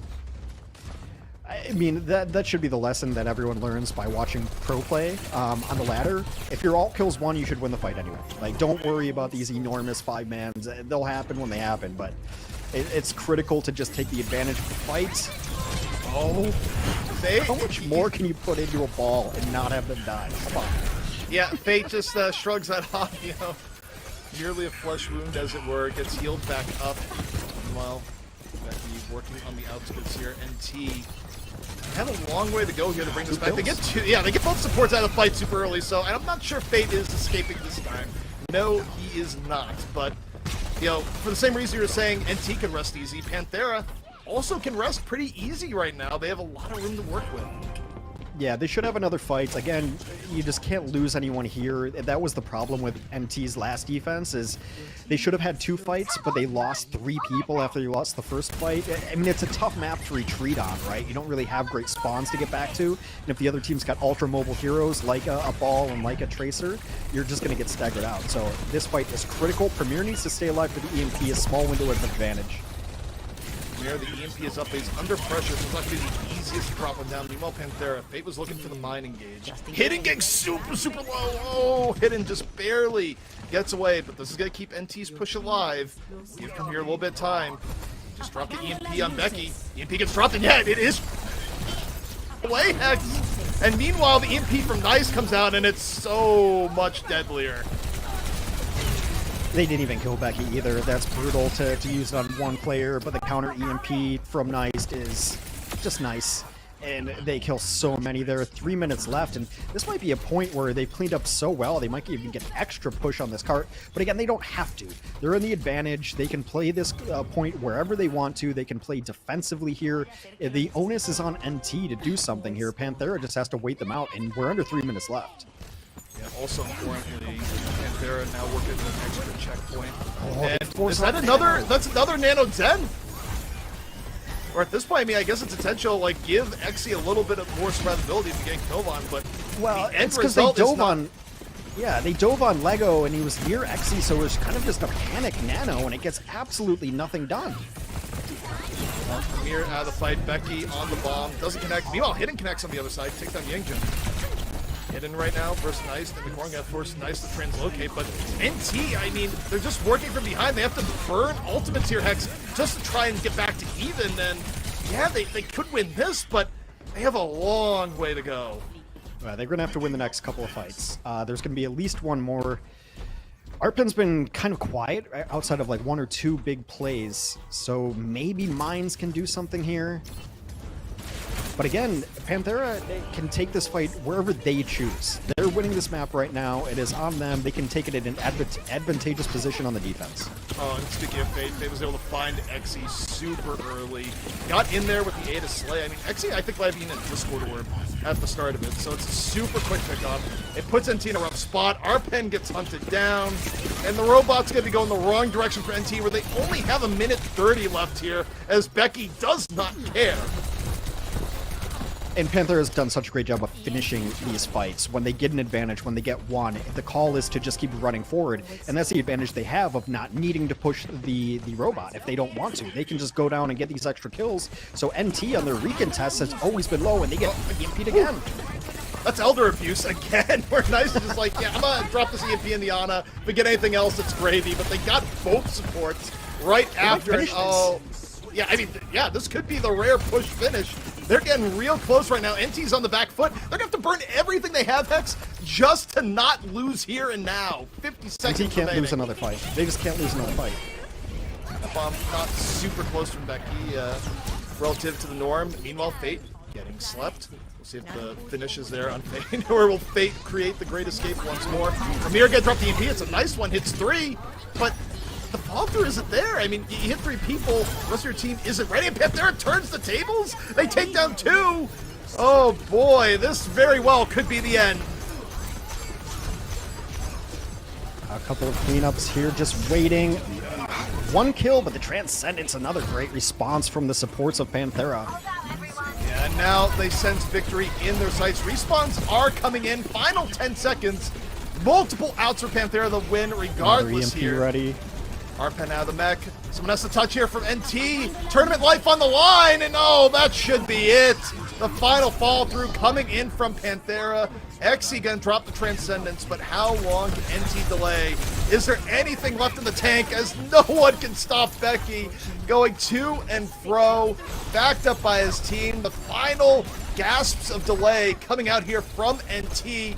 This robot, though, about to go all the way here in overtime. Time is ticking on down. Delay ending, and that is it. Panthera takes the series 3-1. And they take the series with an exclamation point, as close as everything was coming up to this point to finish push in that manner. It was completely one-sided. It never felt like NT really had a chance. There were always like 2 fights behind. They needed that. And then every time that Panthera won a fight, they put NT further and further back. There was no retreat. There was just constant aggression. And really, as much as we talked about, Fate and Becky having great matches, the response to the EMPs from NT, from the support line of Panthera, was always there. You look at the last couple of fights, every time that they got EMP'd, the reason that EMP found no follow-through was there's a rally going on. They're hitting their ultimates, and they're staggering them out one by one. And then it looks like Panthera's, they're getting low again. But now we have Transcendence again. The supports were there. They were helping each other out, and just the response to the EMPs. It was pretty much Panthera got EMP value, and they were killing 2 and 3, following it up. And NT, when they had EMP, it didn't matter because Panthera was just being very smart with their support ultimates. Yeah, I mean, more than anything else, like, across the board, it was a team effort, and Panthera was the more complete team over the course of the series and mattered the most in close moments. But If we go to player of the match, we got to highlight one individual player, and you'd be hard-pressed to find a player that had more of an impact on the match than Becky, at least on the whole. I think Bono for one map, you could argue that, but that was just one map. Becky was the entire series. Yeah, I mean, it was a map that, you know, it seemed like NT had to change their focus to shut down Becky, right? And they were able to win that map, but even with all said and done, Becky was always following it up with baits. The very first control map was enormous for Becky. The Hollywood was kind of the definition of a tracer diff. You know, no disrespect to Premier, but Becky just got the better of it time and again. I say no disrespect to Premier as Becky one clips Premier sleeping on the ground in a highlight, but just the pulse bombs got the value, and I think it was unanimous in our voting for player of the match. That one pulse bomb seals it for them. If they come out and look right, it's completely different. But I think it's pretty unanimous that Becky was the player of this match, and Panthera will qualify to the knockouts. Yeah, Ben. I think it's safe to say that given the expectations coming in, it would have been on paper, it would have been a huge upset if Panthera lost here today. I do think though, NT, while the consistency wasn't there across the entire series, you cannot deny the potential of the players on that team. But if you're just tuning in now, the match day may be over, but we got a quick recap for you. O2 Blast 3-0 gets one over Dreamers in seeding. Honeypot knocked out of everything entirely by SPG. Pokerface, better seeing them Rhodes. Definitely took Rhodes to task when Rhodes looked like might have made it closer. And of course, just now, Panthera holds off NT in what was the closest match of the night. Yeah, Honeypot, the representative of Australia, now out of it. Of course, we saw the Japanese team Viral go out earlier. Rhodes was the last remaining APAC representative. They are now out, so everyone who's qualified, I believe, is from the Korean region, and that's why they get a little bit of the benefit of the doubt on paper. 50% of the players are from Korea in this tournament. So to clarify, Rhodes is still in the tournament. Like, they're still qualified. Oh, yeah. But Sorry. in terms of seeding, they lost a little bit of seeding, correct. which could Yes. matter a little bit later on, just to clarify. But this is the bracket, in case you're wondering, well, where are we now? And we still have another elimination match coming up tomorrow. You look at Group A, SPG versus Dreamers, where... oh, no, that's not elimination. That's still seeding. No. All the qualifyings are done tomorrow. We have two matches at the very end. There are lower brackets. So Pokerface will be the top seed out of Group B. O2 Blast will be the top seed out of Group A. Now the seeding still matters. And tomorrow, Panthera versus Rhodes at the bottom. And I apologize to Rhodes for counting them out too early. They, of course, have qualified. They will be the lone APAC representative. They will go up against Panthera. And that one should be interesting as well. We'll be casting that match, of course, in the latter part of that night. Rhodes took down Panthera earlier. They sent Panthera down to the elimination, so I spoke way too soon on that. So we got a couple matches, but our seeds have not been decided. The teams who have qualified have been decided. Tomorrow's all about seeds. Yeah, and I mean, honestly, I look at that again, and I'm really excited for that Panthera Rhodes rematch because the first series was really good, and that's what kind of caused Panthera to swap up their strategy entirely. Because if you remember, when they went against Rhodes, that was where they didn't run Becky the entire match. They brought in Becky towards the end. It wasn't quite enough to turn the series, but it made it a lot more competitive. So, Panthera picked up lessons from Rhodes, and now they get to, run into that one more time and say, here's what we've learned. Oh, man, that match actually should be really, really good. Yeah, but of course tomorrow we will kick it off with SPG versus Dreamers. Should be an interesting one. Panthera versus Rhodes. Again, everyone is qualified so far. It's been a fun tournament thus far coming up here.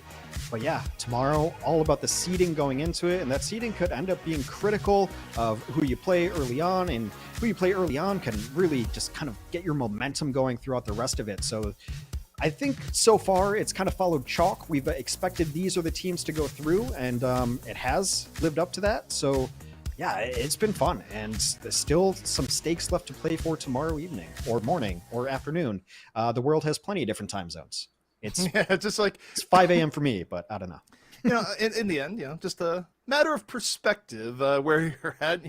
Time is relative, and all of that. But yeah, I mean, this has been super fun to see which teams will make it forward to fight the Overwatch League teams. And, seeding could be intensely important depending upon tournament formats, everything else. Like, these matches do matter quite a bit to the teams, especially if it could be the difference between a lower bracket start or not. I don't fully know the where it's going to go, but just trust us when we say these matches matter. Yeah, we're saving the details for tomorrow, so you have to tune in. You got to tease the people a little bit. But I think when you talk about seeding, it is really important because based on the little bit that we've seen from the Eastern region of the Overwatch League teams, there seems to be quite a gulf between the very best teams and some of the teams that are riding the struggle bus a little bit. Some teams did not look good. Of course, it's early on.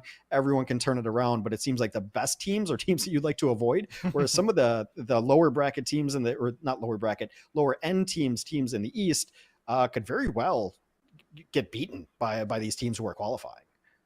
Yeah, I mean, anything can happen, especially when the meta is like clearly still in flux. The fact that even just a few days of Overwatch League play changed the meta a little bit, saw that, hey, Junker Queen is viable as anti-dive. Things are going to evolve over the course of the tournament, and it will fit some teams more than others. Well, I don't think this will happen. As an example, if all of a sudden you need to play a Sigma every game, well, that'd probably be pretty bad for Panthera. But these things sometimes happen, right? Where over the course of the tournament, the meta can shift to favor things you're good at or put you in a bind. And that's the cool thing about, things being in flux right now, especially at the beginning of a season. Absolutely. Meta is healthy. Games are good. Rock, paper, scissors. Best version of Overwatch. Love it. Either way, though, all the remaining action for the qualifiers will be continuing tomorrow. We hope you'll join us there. But for now, we'll see you next time.